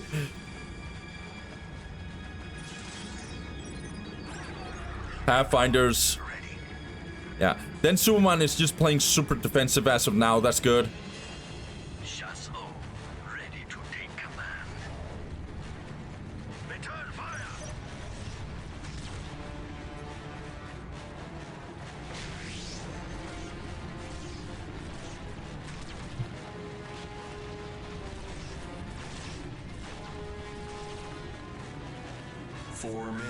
Until taken hold victory. Okay. Looks like Accio is going in, but this is an absolute tragedy. Oh, Lord. This damage from Dead Superman is just way too much. I mean, tier 2 is hit for Accio, but... Accio doesn't look like a guy who actually knows what to do in tier 2. Broadside battle suits even for Den Superman, okay.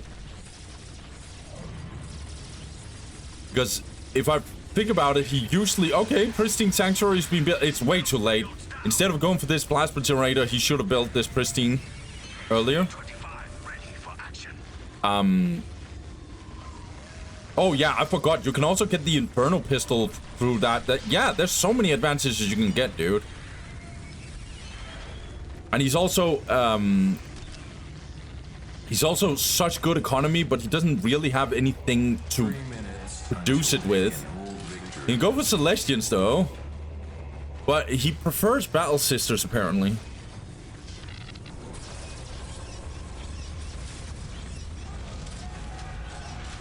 Then Superman just jumping in to see if there's anything he can snack. Okay, Blessed Armor getting in. Yeah, more Battle Sisters. I don't get this. Why are we not just going for the Celestians? Okay, this Stealth team needs to get out. Again, not completely clueless, Accio. Not clueless. It's just you can tell that he's a very green player.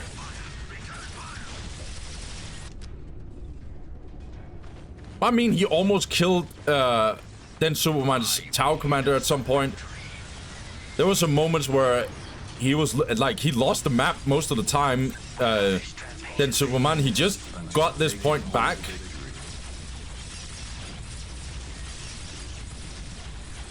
Okay. Accio, he's going for it. He's engaging. Oh, these Seraphims are just thrown to the sharks, dude. That's a complete wipe. Flamers coming in. I don't even think, do we have fossil grenades? Pathfinders are not being controlled. Canoness is less than half HP. Yeah, but this is just way too much. Canoness is very much going down. She is going down. And now all these Battle Sisters are getting completely smoked. Fire Warriors definitely taking some damage. This is a lot of damage going down on Tau. But I just think Dead Superman is too smart. He's just kiting it out. Oh, even this. Oh, no. Oh, hell no. Oh my god, and even in this process, then Superman still has to take and hold. Power Swords. Then Superman is just floating like crazy and can get away with it. Then Superman is just chilling, dude. I don't even know if Accio is paying attention to the second hold. 30 seconds until taken hold victory.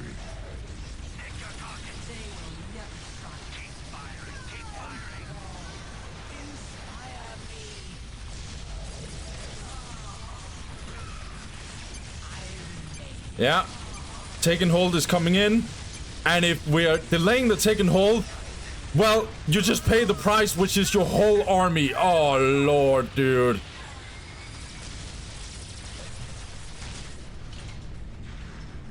Yeah, Devil Fishes. Yeah, Accio says GG. It's over. We're just gonna fast forward. Again.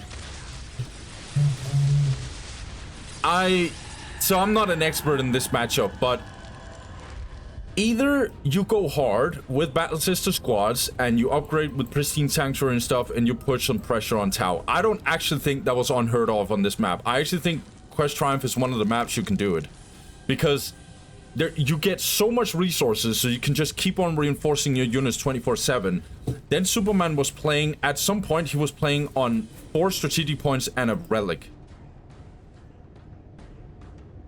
Then Superman would have been under so much pressure if you just, instead of being so slow with the macro, on the side of Accio, you could get a tier 1.5 push and then just go not a Reno, but he over-reinforces his units, so he can't build the buildings that he needs to. He's focusing way too much on economy, rather than just getting actual power spikes. He's staying tier 2 way too long.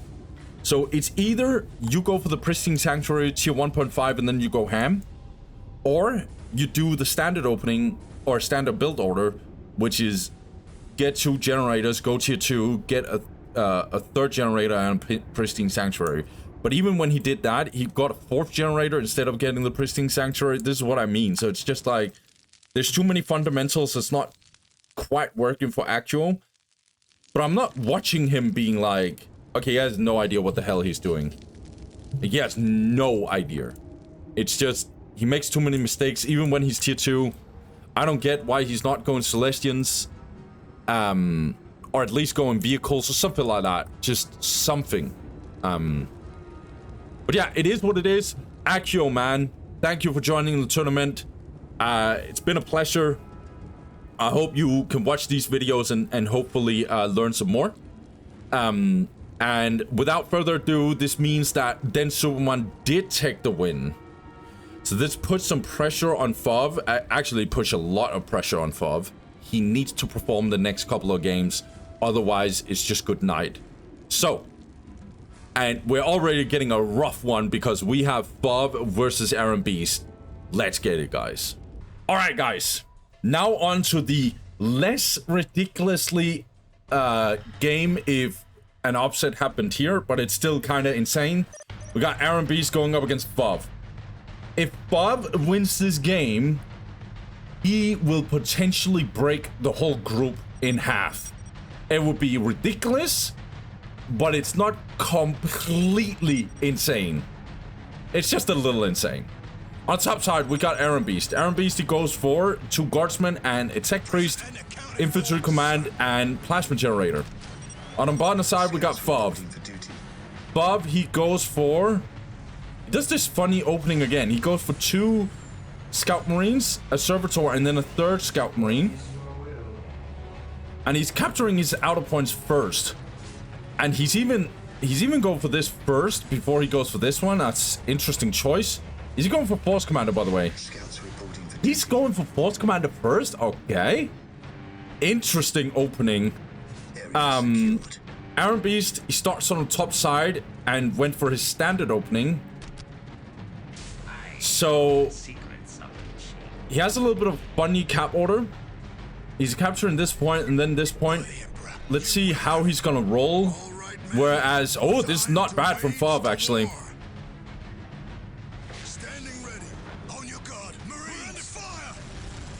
This matchup is favored towards IG. I don't even want the discussion. It's definitely favored towards IG. I used to think it was more like a 55%, but now I think it's more like a 60-40. Yeah. Eren has to play defensive. Now the Fov is trying to get on this side though, but he's gonna be denied. Good fortification. Erenbeast captures this the latest because it's not even close to being contested by Fov anyway. Okay, Force Commander first. That's very, very interesting. Force Commander is super slow at actually like dealing with this command squad. Speaking of this command squad, he actually goes for a Commissar Eren instead of going for the Psyker. I think Psyker's way better. Going for the Force Commander, hitting him hard, doing kill the builders and stuff. Go for some easy harass.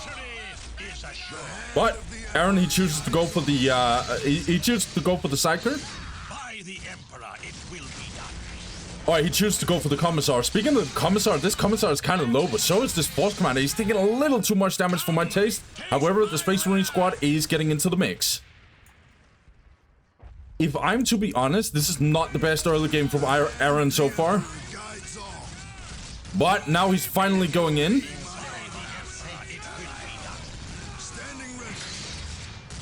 Okay, decent disengagement by Fov. He's so far playing it decently well. Just trying to get a little bit away. Don't want to take too much damage from Eren. Eren is only chasing him. He's not really applying any real damage. However, Eren is finally making the move on this side to harass Fov. Fov is gonna push him out, but I think Eren is fine with that because he's gonna make a cross-map play.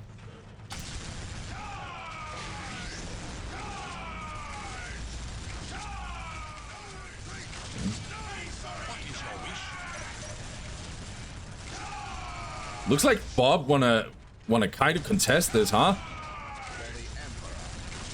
He has slightly a stronger army than Eren. Eren, he's 70. Nah, he's 80 to plus 20. Meanwhile, Fob is 68 to plus 10. About to be plus 20. He's upgrading this listing post. Okay. He's already hiding here with the scouts. He who stands Yes, with me my shall lord. be my brother. Erenbeast is upgraded to listing post. I think Eren is in a pretty decent spot as of now. Press the attack, you dog! Eren is already switching position. He went into the tunnel system, got back on this side. Oh, his commissar might actually die though. Bob is trying to go a little bit back and forth. Will go for this listening post. Oh, this, if Eren finds these generators, it's gonna be a nightmare for Bob though. NQ machine spirit Hand of the Emperor guides all. Okay, looks like Bob is gonna go for the decap. Eren, he finds the generators and he knows what's up now. Now it's time to destroy these plasma generators for sure. And Fob, man, I don't see it, mate. It's 74 to plus, about to be plus 0, by the way. We're under fire. Meanwhile, Eren is going for the tactical control and tier 2. This is gonna be really rough. Where is his will needed? Even these scouts got outplayed over here. Where is his will needed? NQ machine spirit for our safe survival. Bob shouldn't be here at all. This plasma generator will go down and there's nothing he can do. He cannot defend his way out of this. Building an armory and going tier 2 himself up. Well, he needs more plasma generators. You cannot go into tier 2 as Space Marines with 74 to plus 0. Are you kidding me? Eren is getting the 4th generator. Tactical control. What he always does against Space Marines is just go grenade launches and it's good night.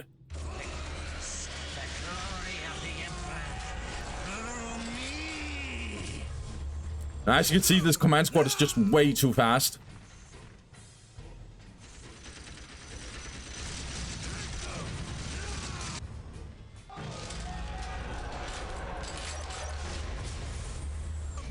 Bob, he must win this game, but it's looking absolutely god-awful for him.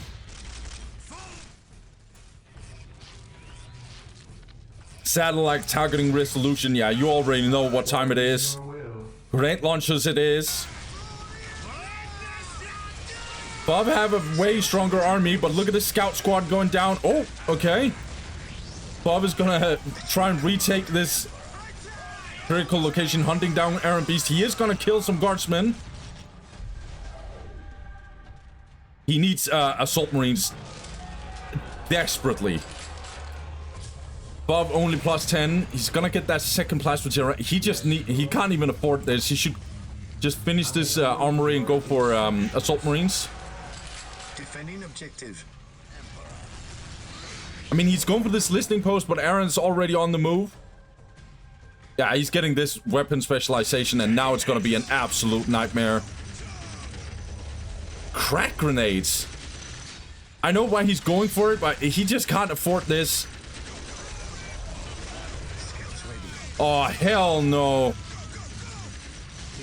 This is an atrocity. Fob is getting completely destroyed. Decent decap. Scouts here. But another decap here. Do we even have grenade launchers for these guys? Nope. Where's the command squad? It's already here. Yeah, that's right. Bob is always at the wrong place at the wrong time. Finally going for the assault marines, but it's just way too late.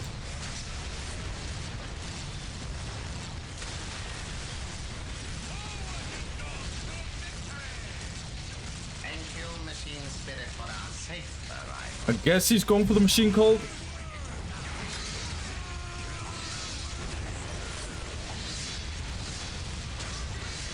Ah, this armory is gonna go down. If this goes down, it's just GG, completely GG. Look at all these grenade launchers. Good crack grenade, however. Guardsmen are gonna run out because of the priest. Okay. I mean, Eren is kicked out of the base, but... Oh, no. Oh, no. Hell no. Look at these assault marines. Ah, grenade launchers are so disgusting. As a Space Marine player, this is painful to watch, dude.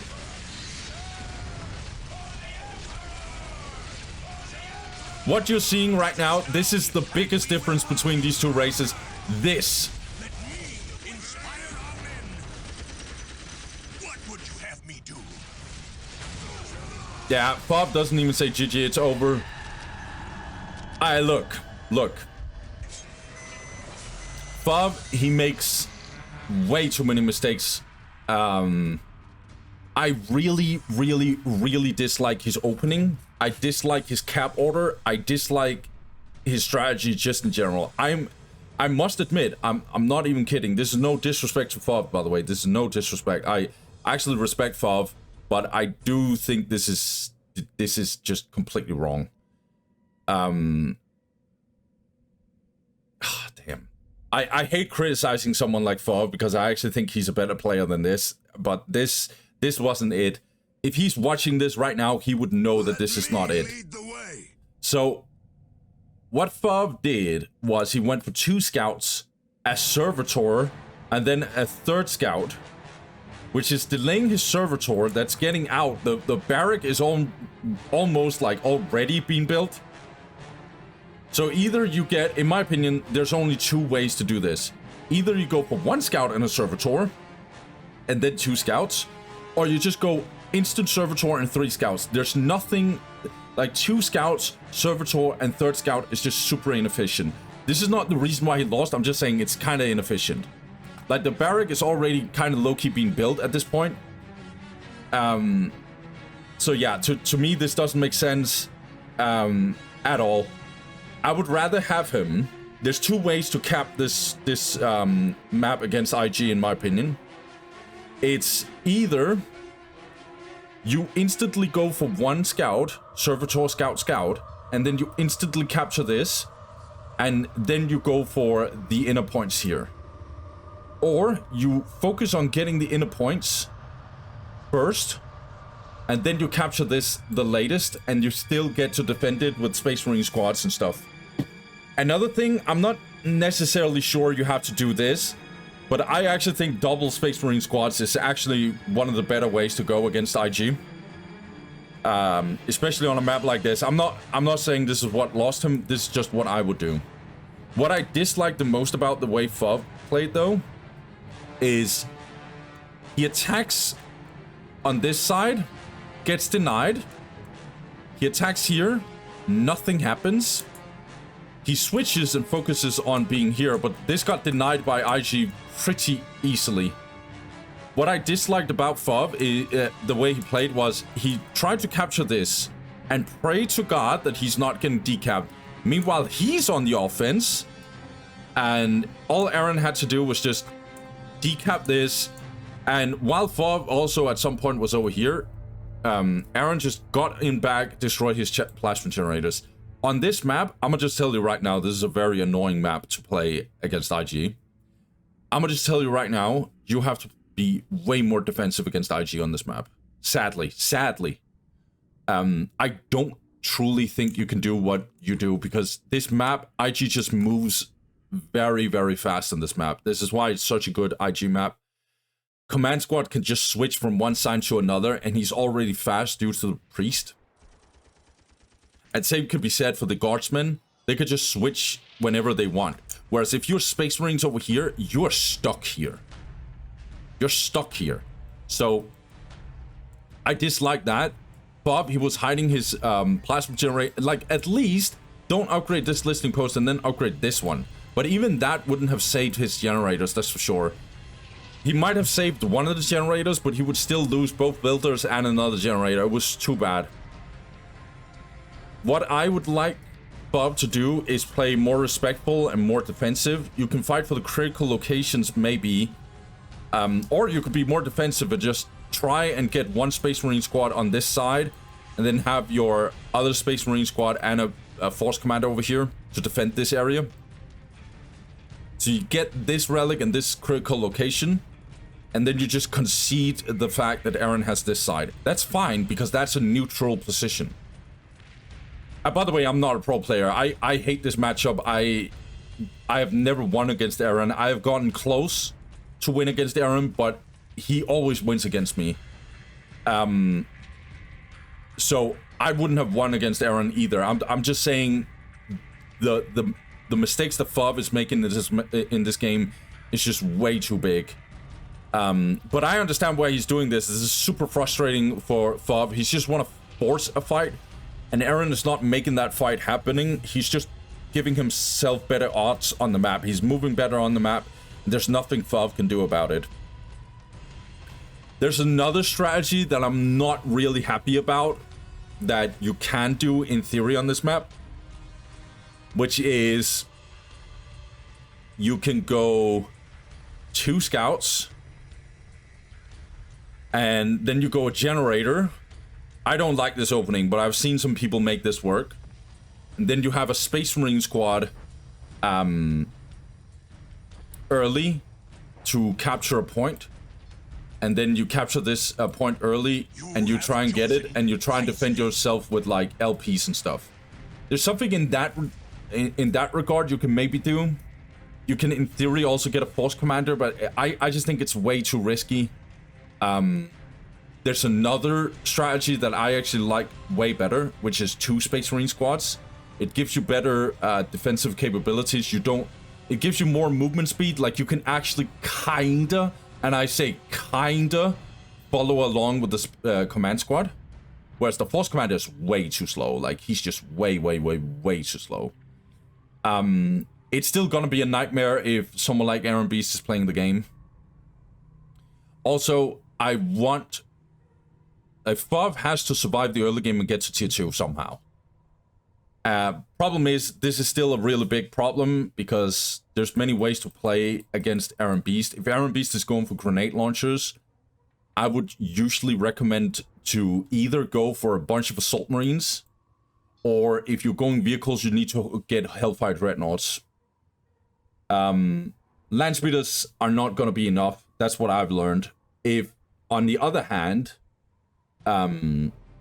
he doesn't go for grenade launchers, but apparently chooses to go for more like just guardsmen with last guns and then giving some good HP upgrades and stuff, then land speeders can be an idea. Land speeders, in my opinion, are good if you hit tier 2 at the exact same time or faster than IG. Then you can get a little bit of an advantage with land speeders. Also, it's map dependent and stuff. Some people will talk about land speeder Tempest. And I like Landspeeder Tempest, but I mainly like them on more bigger maps where the Sentinel can't just follow them along. I don't think Battle Marshes is the best for that. What usually happens in this matchup is you go for rocket launchers on the Space Marine squads to actually deal with the vehicles coming from IG. So you go for rocket launchers, and then you go for something that looks like Hellfire Dreadnoughts, maybe some Tempest to throw in some harass with them. But it's still gonna be risky because you have to control them very well and stuff, blah, blah, blah. Grenade launchers are just a nightmare against for Space Marines. If you don't go vehicles, you can go for Assault Marines, and then you can probably get some Liberian Liberian, like 3 Kings kind of tier 2 shenanigans. You can also do something that looks like that. Assault Marines are in my opinion, the best counter against grenade launchers. Hellfire Dreadnoughts is also a real good shout, though. But yeah, this matchup is always tough. It very much depends on the map. If this was, I don't know, Quest Triumph, Outer Reaches, even Shrine of Excellion, if this was one of those maps, then we could start talking about... Then I would kind of give you a good answer as to what Space Marines would do. But this matchup is absolutely god-awful. Period. You can try and compete with IG in tier 3. I think if you are even economy with IG, you can definitely compete with them at tier 3. Because Terminators... what are they called? Orbital bombardment, freaking dreadnoughts and stuff. It can be really overwhelming for IG if they don't have the correct setup. So this tier 2 grenade launcher thing, this is the biggest nightmare for Space Marines by a freaking mile.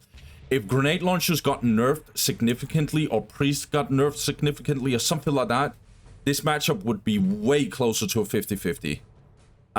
But because of the grenade launcher difference, it's not.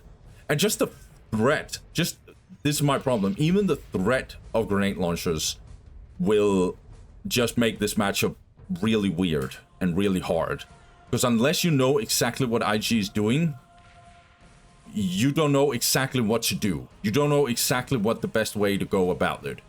Because sometimes IG doesn't even go for grenade launchers, and they go like some Sentinel, more vehicle heavy route, and then just give good HP upgrades for guardsmen, and then suddenly Hellfire Dreadnoughts is a little bit less effective, and Sentinels are suddenly just killing them and stuff. So it's always a little hard of a matchup to play. I think certain maps is playable, very playable. I think Battle Marshes is one of the more harder ones. Yeah, I had to go more in depth with this one. Just giving you my thoughts again. Just keep on remember, guys. Dusty Minister is not a pro player. But yeah, I do have quite a good wealth of knowledge at this point, and I think I got this one to some extent. Guys, let's get to the next game. So this means Bob is eliminated no matter what he does, because then Superman took his win, and yeah, so it's a little bit of a wacky situation. No matter how we spin this around, Bob, he cannot get through anymore. But he can still be Kingmaker. What do I mean by Kingmaker? It is that maybe it's not impacting you. It's not doing anything for you, but you get to decide who is getting messed up and who is not getting messed up. And Fob has the opportunity to do that. He's going up against Tanyaphilia. He has advantage against Tanyaphilia. Let's see how Tanya is going to handle that. Let's get into it. Tanyaphilia versus Fob. Let's go. All right, guys. Tanyaphilia, you're up, mate. You're going up against Fob. And the map we're playing on is Outer Reaches. Really? Fob, I'm gonna tell you right now, did you use your advantage? Because this is not a good map. Well, okay, I sometimes get a little surprised by some people. They always have some funny strategies against certain races, but there is no way that this can be favored towards Space Marines, no? Well, whatever. On the right side, we got Tanyaphilia. He goes for 2 stealth teams, a Earthcast builder, then a 3rd stealth team, and then jetpacks. We'll go for Tau Barrack and Plasma Generator and Tau Commander. This is usually what happens in this opening. Maybe he'll go Vespers a little bit, but they will be a little bit delayed if he does that. Meanwhile, on the... Okay. That explains it a little bit. On the left side, we got Fob. Fob, he goes for a Servitor and 3 Scouts. Table Barrack and Armory at the same time. And he is going to go for Assault Marines then. Not finishing the 2 buildings at the same time, sadly. Tiny bit inefficient. Yeah, okay. I personally, this is just a personal thing, I don't like Assault Marines against Tau in any way, shape, or form. I think they don't kill Kappa units because they're stealth. And, you know, Vespers are just destroying buildings, whereas Assault Marines are not really able to harass the same way. Speaking of harass, Fob is actually going in, decapping this. He's gonna get away with it. Alright. The silent hunters are ready. Yeah, not a bad, not a terrible start whatsoever. Also, Kroots and Assault Marines, even though Assault Marines win that one, it's not like a clear wash. So, I don't mess around with Assault Marines, but they are very good on this map, though. Don't get it twisted. Let's see, though. Bob, 38 to +0. He's getting his 2nd listening post. This one gets secured by Tanyaphilia. Gonna go for a decap. This is not gonna go well, though, for Bob. Okay, he gets the reinforce in. I didn't notice that. Okay. Trying to kill this Earthcast builder's not really succeeding, though. Defending objective. To the rally point. Oh, yeah. The scout squad got wiped. Tau Commander just finished business. Decent decap. 56 to +0 for Tanyaphilia. He did not go for the generator, so he went for Crooks and Tau Commander instead. Bob a little bit not paying a little bit attention. Okay, getting out. Another victory for the greater good. Send us toward the enemy.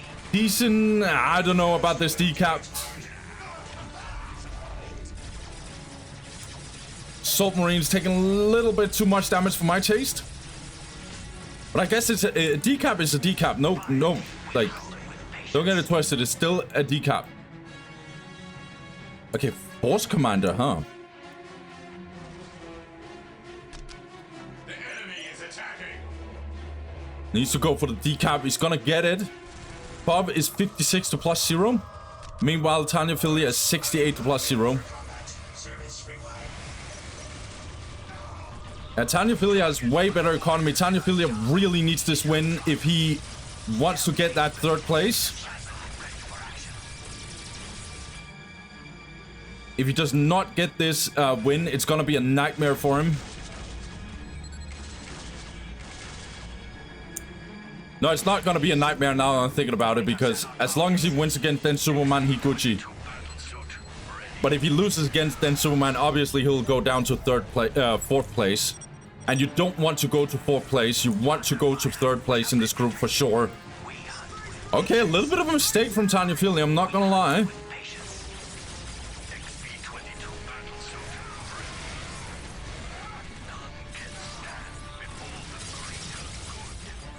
Salt Marines a little bit caught.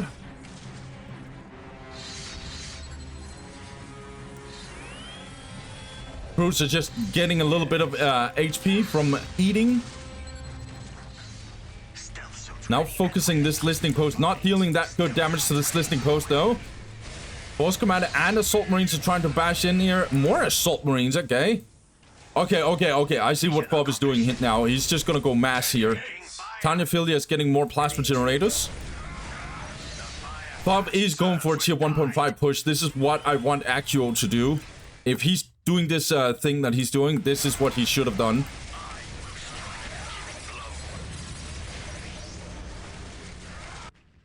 Because now he's gonna get a generator as of now. I really like this, actually. He's gonna get a generator. And then he has access to a bunch of upgrades. But let's see, Tanyaphilia should go tier 2 himself. He doesn't have the greatest economy, to be honest. +80 to +20. Upgrading this listening post though. Capturing this, so it's not completely god-awful. Also, he is eventually going to destroy this one. I shall not die on this day. Bionics. At your command. Beware the alien. The mutant. Force Commander is gonna absolutely murder Tau Commander if Tau Commander stands still. So Tanyaphilia needs to keep on moving. Okay, good jump. Gonna focus these Fire Warriors. Some Fire Warriors will die, maybe more than one. This day shall be a glorious. Actually getting the capture here. Yeah, okay. Tanyaphilia a little bit under trouble, I'm not gonna lie. Could go range with all these Assault Marines and this would be a wipe. And I'm not even kidding when I say that. Go range, Fav. This is a freebie. Okay. This day shall be Tanyaphilia, let's see, what is he doing? What is he doing? 92 to +20. He's a little stuck with a little too low power. Tier 2 is not in the cards right now. Oh, good decap here for Bob, potentially. Yeah, nicely done. Just needs to be careful. His Force Commander is starting to get very low. And speaking of low, this Servitor is probably dying. The second one is as well dying. Target finders. No grenades, though, on the side of Bob. He should get crack grenades ASAP. Finally, more plasma generators for Tanyaphilia. He needs tier 2 because otherwise this is going to be way too hard for him. He cannot stay in this state where it's tier 1 versus tier 1.5. Scouts here. Force Commander very low, though. Bob is +80 to +20. Plus 104 to +20 for Tanya. This is not a clear wash for Tanya. And that is a problem. His Fire Warrior is getting completely murdered. His crews are trying to destroy listening posts, but it's not that effective. Not as much as he wants to, let's put it that way. Taking damage. Bob, where is your crack grenades, mate? You need all the upgrades you can get. Okay, have enlightenment. Bob is gonna take this fight? Are you real? Okay, good. Get out. Get out. He sees the path of enlightenment. Tanya, I'm not gonna lie. You're giving a little bit too much away.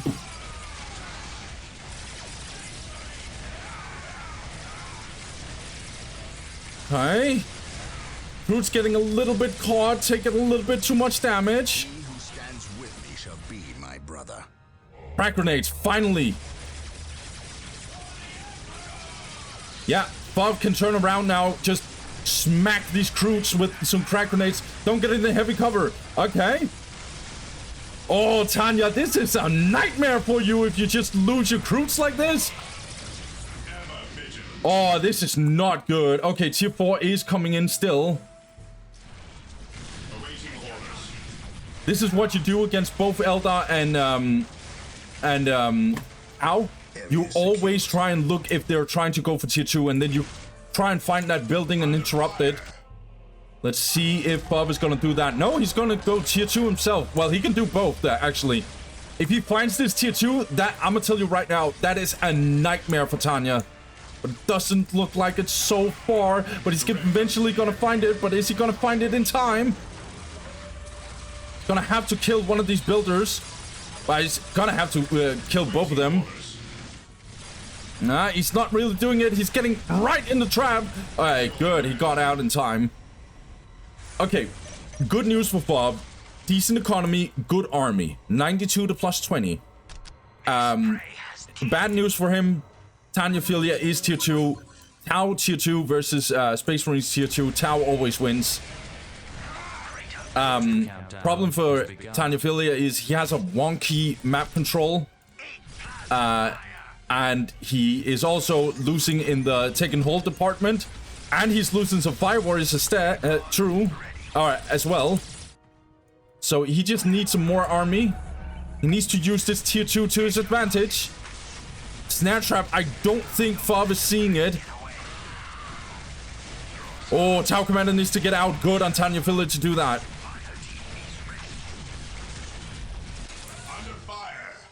Rebuild the Force Commander on the side of Fob. Meanwhile, he is getting Chaplain and Plasma Guns. Oh, Fob, this is a little bit too much. Advanced Pulse Rifle is coming in clutch, and all your Assault Marines together with the Pathfinders are just completely whacked. Oh, no. Damn, that might actually just... That might actually be the thing. Bob is fighting, though. Scouts here. Don't get it twisted. Take and hold got interrupted. And Vehicle Beacon, if this gets finished, the game is probably over for Bob. He's getting Machine Cold, though. I am the Emperor's will made manifest. This game is not over. This game is 100% not over. Land speeders.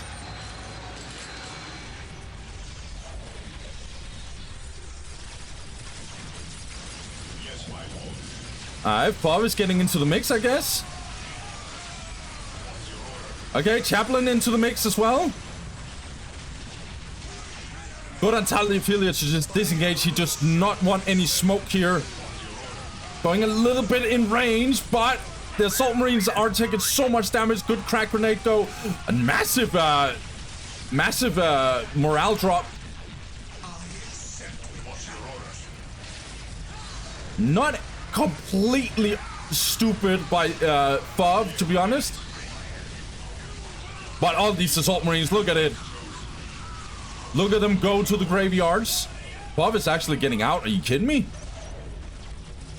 Yeah, these guys were morale dropped. They couldn't finish off the Assault Marines.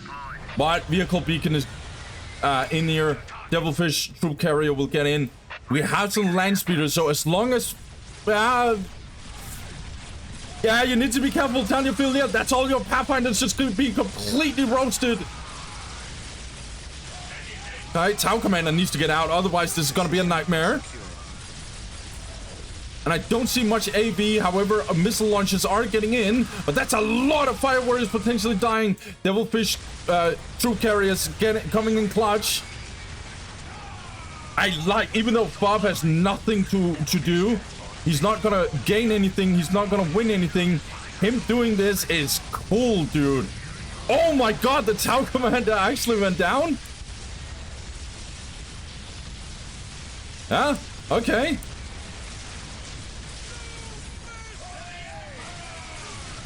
Some stealth detection is badly needed on the side of Bob. I shall not die on this day. 86 to plus 30. And also these stealth teams are coming in clutch with a lot of good AV. However, the Skull Probe is getting in here. This Tanyaphilia is actually losing his stealth team. What the hell? This game is actually low-key insane. I love it. Good decap here as well. Look at this Devilfish troop carrier. It's going down. These Fire Warriors might actually get wiped. That is huge, actually. Oh, hell no. Are you kidding me, Tanyaphilia? Don't tell me you're losing this, brother. I will give it, though. I will say, though. Bob is fighting, dude. I love this. I love this. Underdogs, they're just fighting their way out of this. Troop carrier again going down. Tanyaphilia is under brutal pressure. What the hell, mate? Taking damage. 92 to plus 30. Tanyaphilia is looking wounded, dude. Yeah, I was about to say, he needs to get them Barracudas. Because there's no answer. This is why I thought this vehicle beacon would be way more impactful. There is no answers on the side of Tanyaphilia in terms of AV. Obviously, that can change with Landspeeder Tempest, but he needs rocket launchers because Landspeeder Tempest, Barracudas eats them for breakfast, dude. Alright, Landspeeder's getting in. This Landspeeder will go down, but so will the stealth team actually. Oh, hell no. This Landspeeder could get out in time, but it doesn't do that. Focusing this Tau Commander needs to be careful with the Landspeeder. Oh no, it gets absolutely destroyed. Needs rocket launches very badly on the side of Bob. He's gonna lose another Landspeeder. Man, Bob is just going in, bro. But his Landspeeders, he's not controlling them. Look at the damage. And there's no rocket launches. There's no answer for this Barracuda, I guess. Getting more Space Marine squads. He needs a Rhino. I mean, he's getting Landspeeders, but I'm just saying right now, the Barracuda will win. It's not like a clear wash win, but it's winning.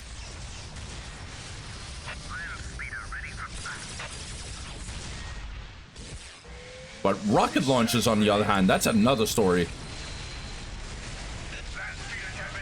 I mean, respect to Fob for doing this. I really think this is cool that he's just fighting like a lion here. Tier 2 Space Marines playing against Tier 2 Tau normally goes the way of Tau.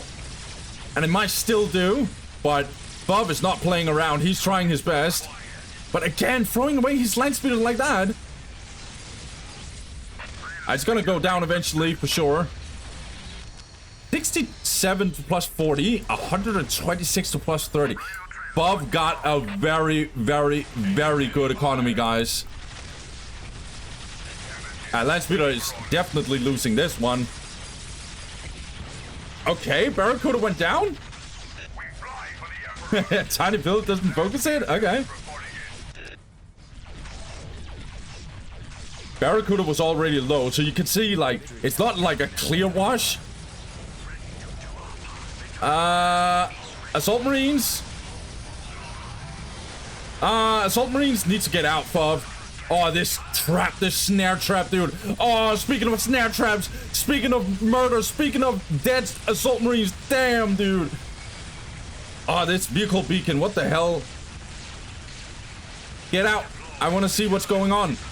More Assault Marines, okay. But look at this firepower from Tanyaphilia. He's trying to stand his ground, going down in the heavy cover. The Assault Marines are trying to chase down these Fire Warriors. Meanwhile, Fob is getting right into the middle here. It looks like he's gonna lose this though. Barracudas are focusing this view. No, they're not focusing the Rhino. Should maybe do that. Rhino will go down eventually though.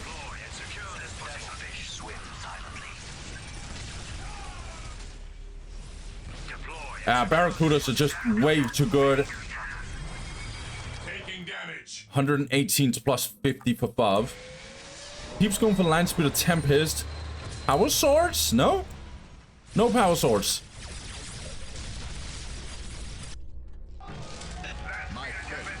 I mean, he might as well go for power swords, but he actually goes for heavy bolters, huh? No more rocket launchers. He wanna have his AV be the land speed of Tempest. That's fair.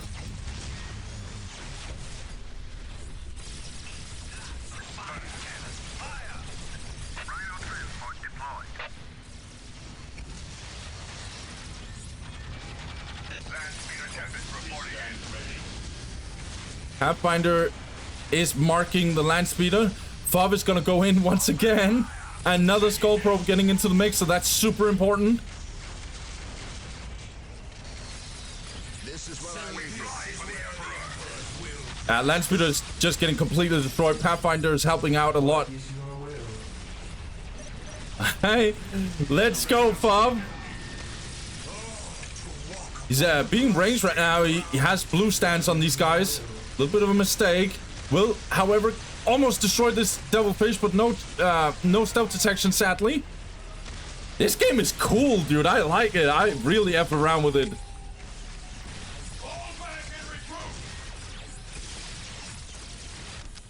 82 to plus 39. Tanyaphilia is not having a very good economy. I know he has a little bit of float, but he needs to rebuild his economy rapidly.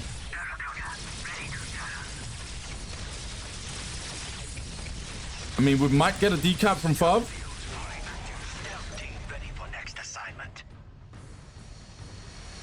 Okay. I actually really like this by Fob. Him going tier 3 here might actually make or break this game. It might also backfire because he's investing so much in that. And yeah, there's no signs of tier 3 on the side of Tanyaphilia, so he has to pressure on. Tier 3 Space Marines can be dangerous to play against.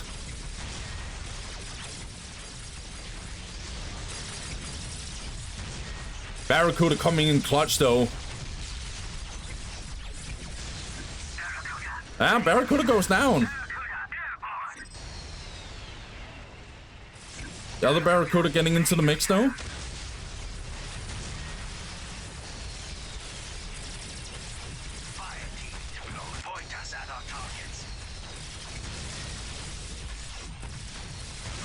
So many rhinos has been destroyed in this one.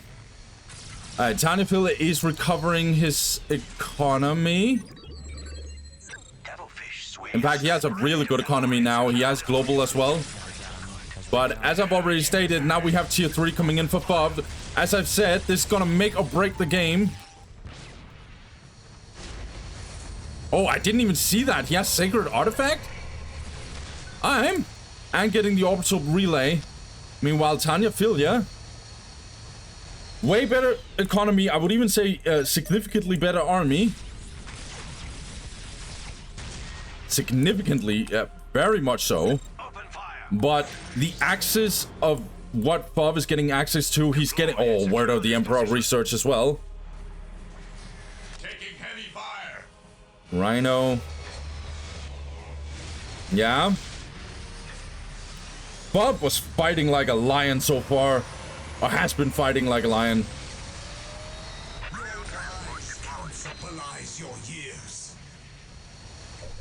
Getting the second global.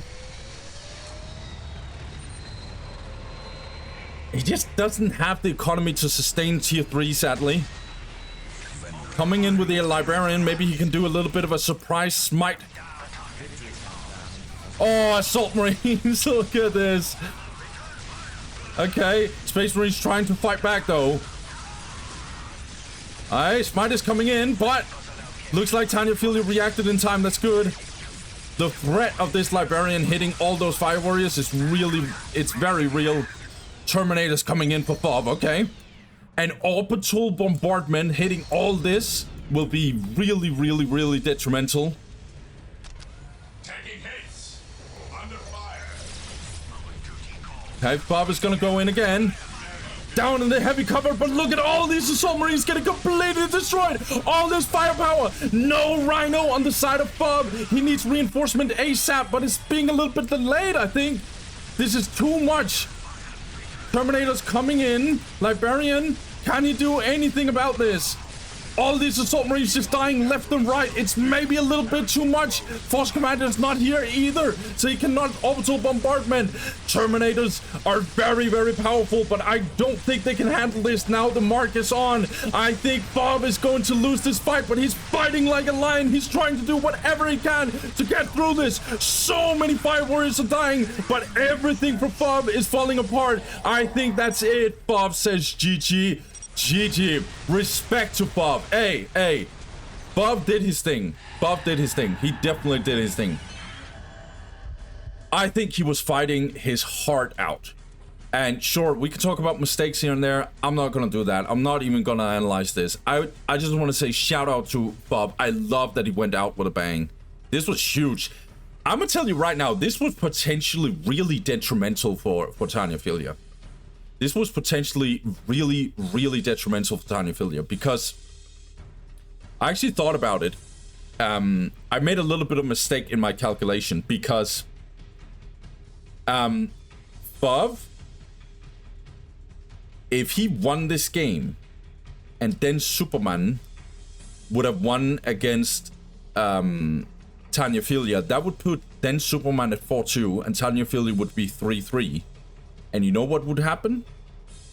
That means we're actually into a tiebreaker. So I did not think about that. Bob, he actually had an opportunity to take the 4th place. I'm sorry, guys. I made a little bit of a mistake. I really tried to. Sometimes it's hard to see all the scenarios at front.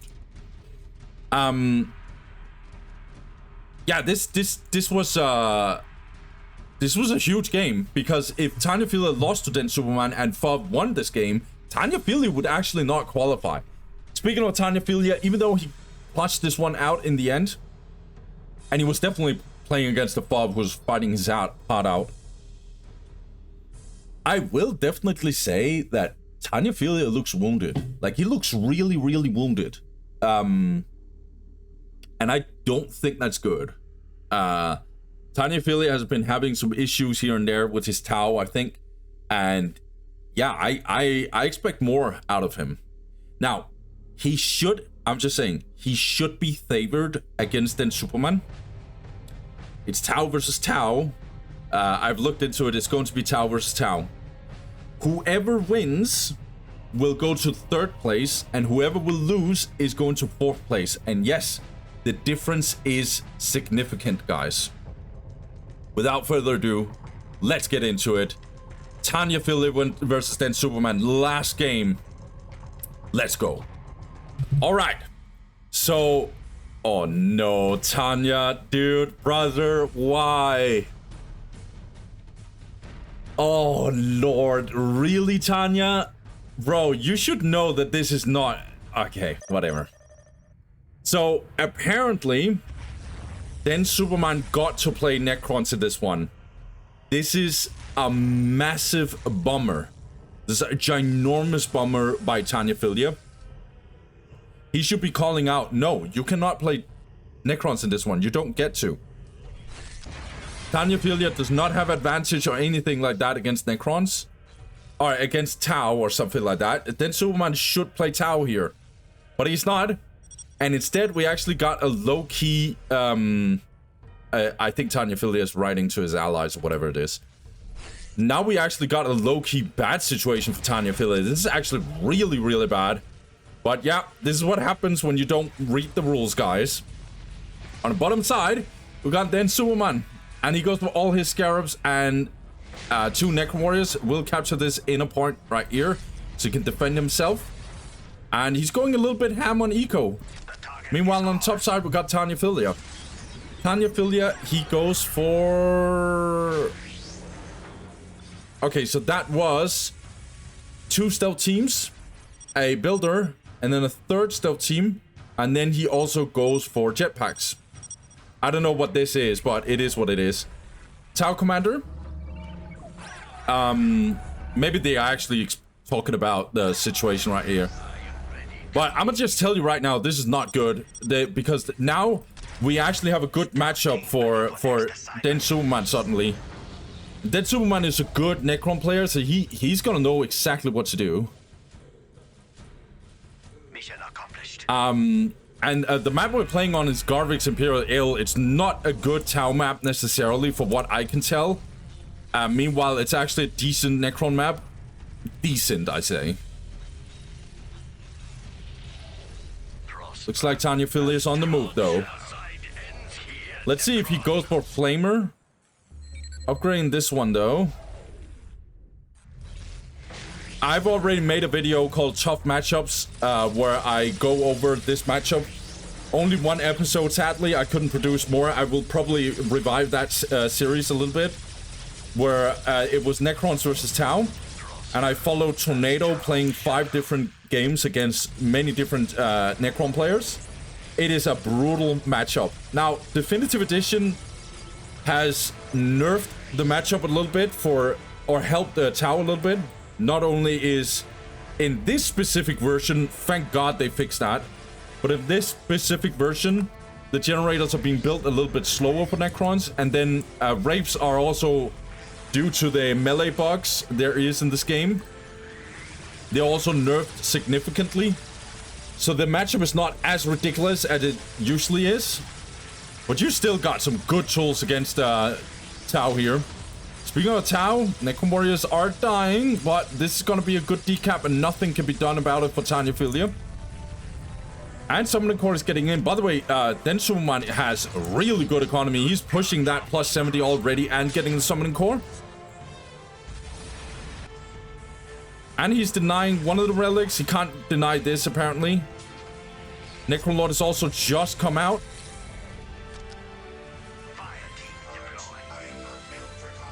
So, standard gameplay from Den Superman.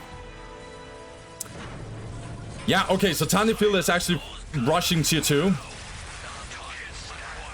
He just needs to be careful that Den Superman is not going super ham in tier 1.5. Doesn't look like it so far.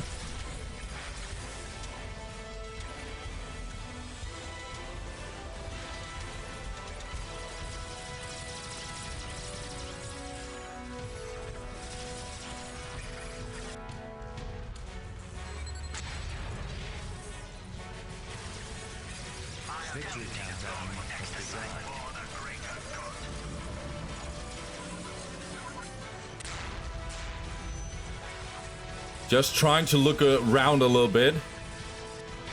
Tanyaphilia is playing decently. He's playing very, very conservative, very defensive. Then Superman is taking a little too much damage for my taste. I think he should get out and just teleport out.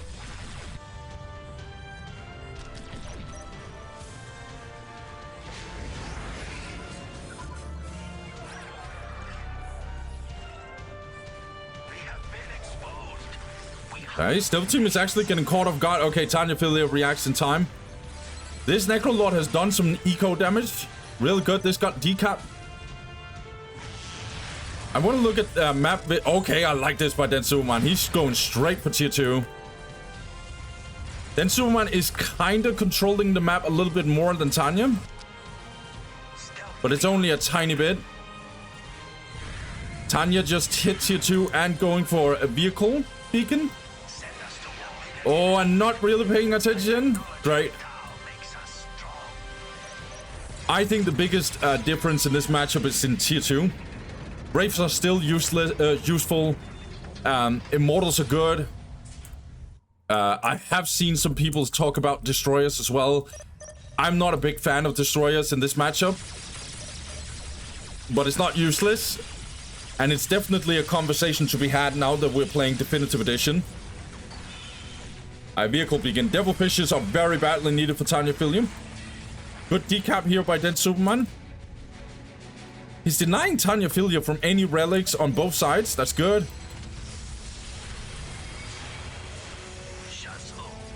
Pathfinders are out though.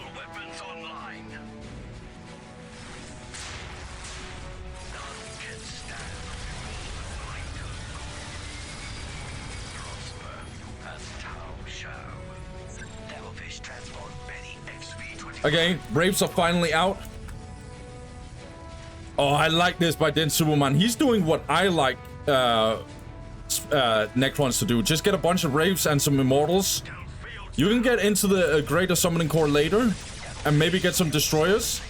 But you need some Wraiths, at least some sort of Wraiths.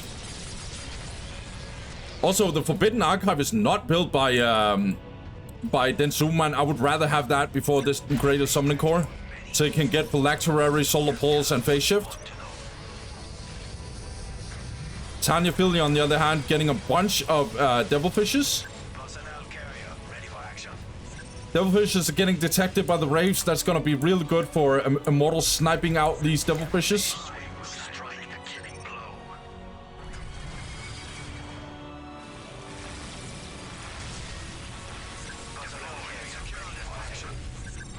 Immortals absolutely, like, almost one-shot these Devilfishes. You can see how this combination of Wraiths and Immortals can be really good.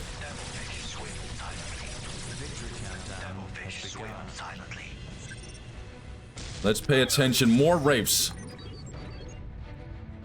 But no... Okay, Forbidden Archive, Phylacterary just got in. And now this is gonna be a nightmare. This is where I feel like this matchup is really bad. Pathfinders are getting caught off guard. Immortals are being really threatening to these Devilfishes. And Wraiths are just untouchable. Look at this. This Wraith is still up here. This Wraith is not dead. This is not dead either. What the hell am I watching? Even if these Wraiths die, there's like a 40% chance that they actually revive and still get back and tie up your Fire Warriors. It's so disgusting. Instantly going down. Immortals just one-shot this Devilfish. 6 minutes until taking hold victory. This is even Definitive Edition. This is not Soulstone, guys, and it still works. Okay, Tanyaohilia tries to do a little bit of a weird backdoor here. 68 to plus 53 by Tanyaphilia. This is god-awful economy. Man, Tanyaphilia, did you put yourself into... Okay, I love this. Barracudas, that's good. Can do a little bit of a backdoor at these plasma generators. Again, Devilfish just getting one-shot by Immortals.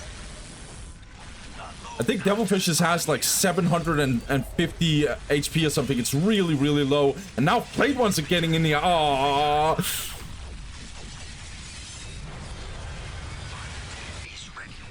Yeah, Immortals are just here left and right. Dead Superman can even put some pressure on this one. And yeah, even Solar Pulse are getting into the mix. 5 minutes until take and hold victory. And Tanyaphilia, how are you getting out of this? This looks like Den Superman is just taking that third place, huh? This is the big what if. What if this was Tau versus Tau, huh? Oh no, this vehicle beacon, if Den Superman just focuses it, it's gonna go down eventually, man. I might go down anyway. Okay, Barracuda though. Getting back in. Immortals instantly teleporting back. Oh no! Oh hell no, dude. This is so disgusting. Even Barracudas are low-key squishy. They're 1,250 HP. Vehicle beacon is going down. I'ma just keep it a buck. I know there's a lot of stakes on here and stuff, but Tanyaphilia just is completely falling apart, bro. He's building his vehicle beacon. His economy is 71 to plus 53. And the only reason it's not more awful than it is, it's because he has the globals. Then Superman is plus 80. He Gucci, dude. All he does is just get some Wraiths and Immortals, and this game is just over, dude. What the hell is Tau? What is Tau supposed to do here? Even the go. Oh, this is so rough.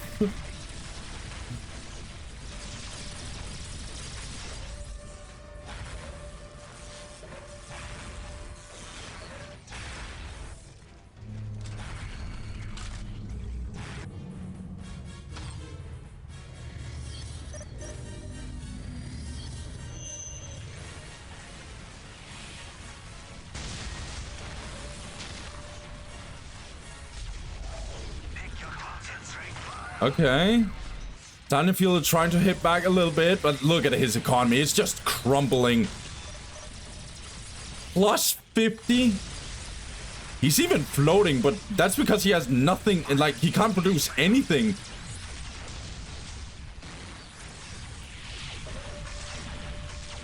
Wraiths, because of Wraith Flight, the upgrade, they take way less damage from range. Way less. Oh, no. Oh, hell no, dude. To Path of Enlightenment going down. This is over. Yeah, Tanyaphilia even deletes the buildings. Okay, I don't know if the conversation they had here is like, you shouldn't be able to play Necrons and stuff. This is on you, Tanyaphilia. You should have called me or wrote to me and said, hey, should this be allowed, blah, blah, blah. And I would say, no, this shouldn't be allowed. But this happens when people don't read the rulebook. Regardless, let's just act like this scenario is valid. That Necrons is actually getting picked. Let's just act like this is valid, okay? I still think Tanyaphilia played it wrong. First of all, I don't like that he's not going for Vespids. I think Vespids will always be the best way to go about it, to put some nasty pressure on Tau. Go for his plasma generators, and then you have to play defensive as Tau. You might say that he has the obelisk and stuff, but it's still, to me, it means you can get through the early game. And also, I might be a little disrespectful. When I put out Westerners Invitational, and I showed you guys this matchup, I criticized a lot of Necron players. And this was Soulstorm, by the way. Keep this in mind. This is where Wraiths doesn't have the melee bug to the same extent. This is where the Necrons doesn't have the generator thing here. Okay? A lot of you was like, no, destroyers are really good against Tau. And I was always like, you guys are smoking piss. No, it's like, look what Superman did. All he did was go for Wraiths, Immortals, and this is Definitive Edition. You might say, yeah, but Tanyaphilia this, Tanyaphilia that. No, destroyers are not good in this matchup unless you are ahead in tech. Unless you can just, yeah, this guy has no vehicles, he has nothing, I could just go destroyers and just murder him. But then again, Wraiths would still be good. You know, like, Wraiths detect Devilfishes and stealth teams.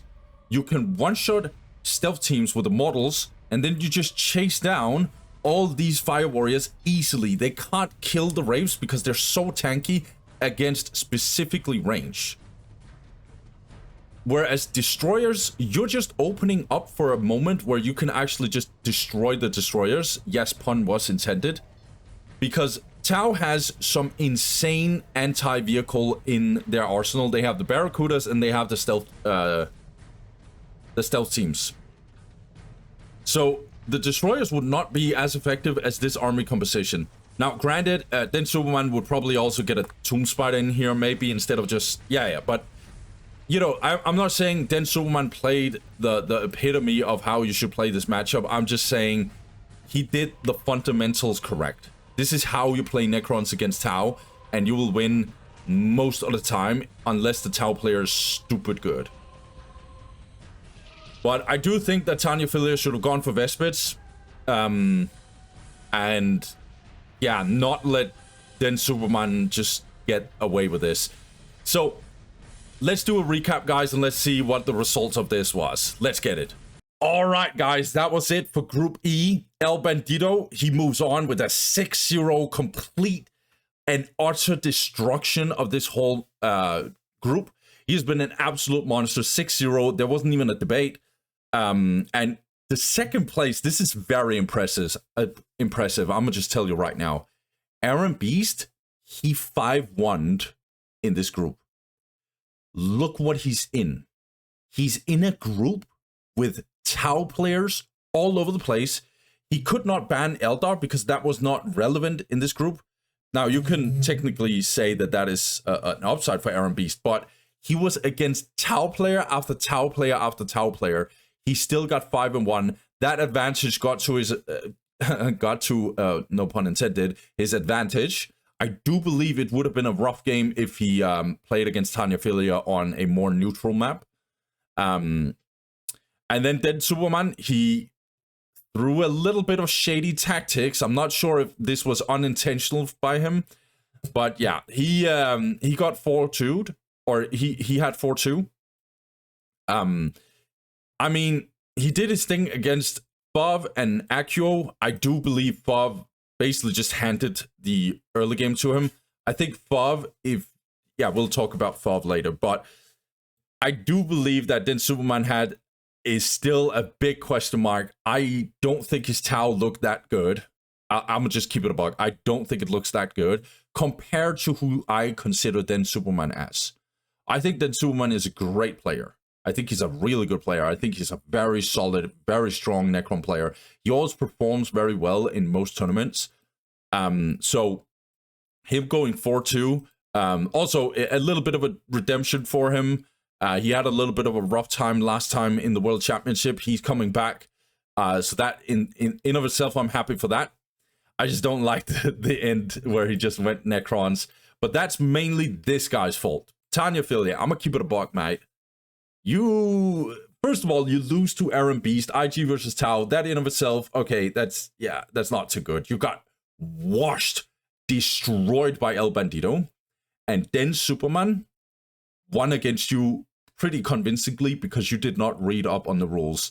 As far as I can tell, I don't know if you should have just called. If you guys were talking in the chat about, hey, you shouldn't be able to play Necrons and stuff, you should just call, yeah, we cannot play this, rewind the whole thing, I'm gonna talk to Dossie. You should have done that. But yeah, it's just read up on the rules, mate. It is what it is. And then Fov,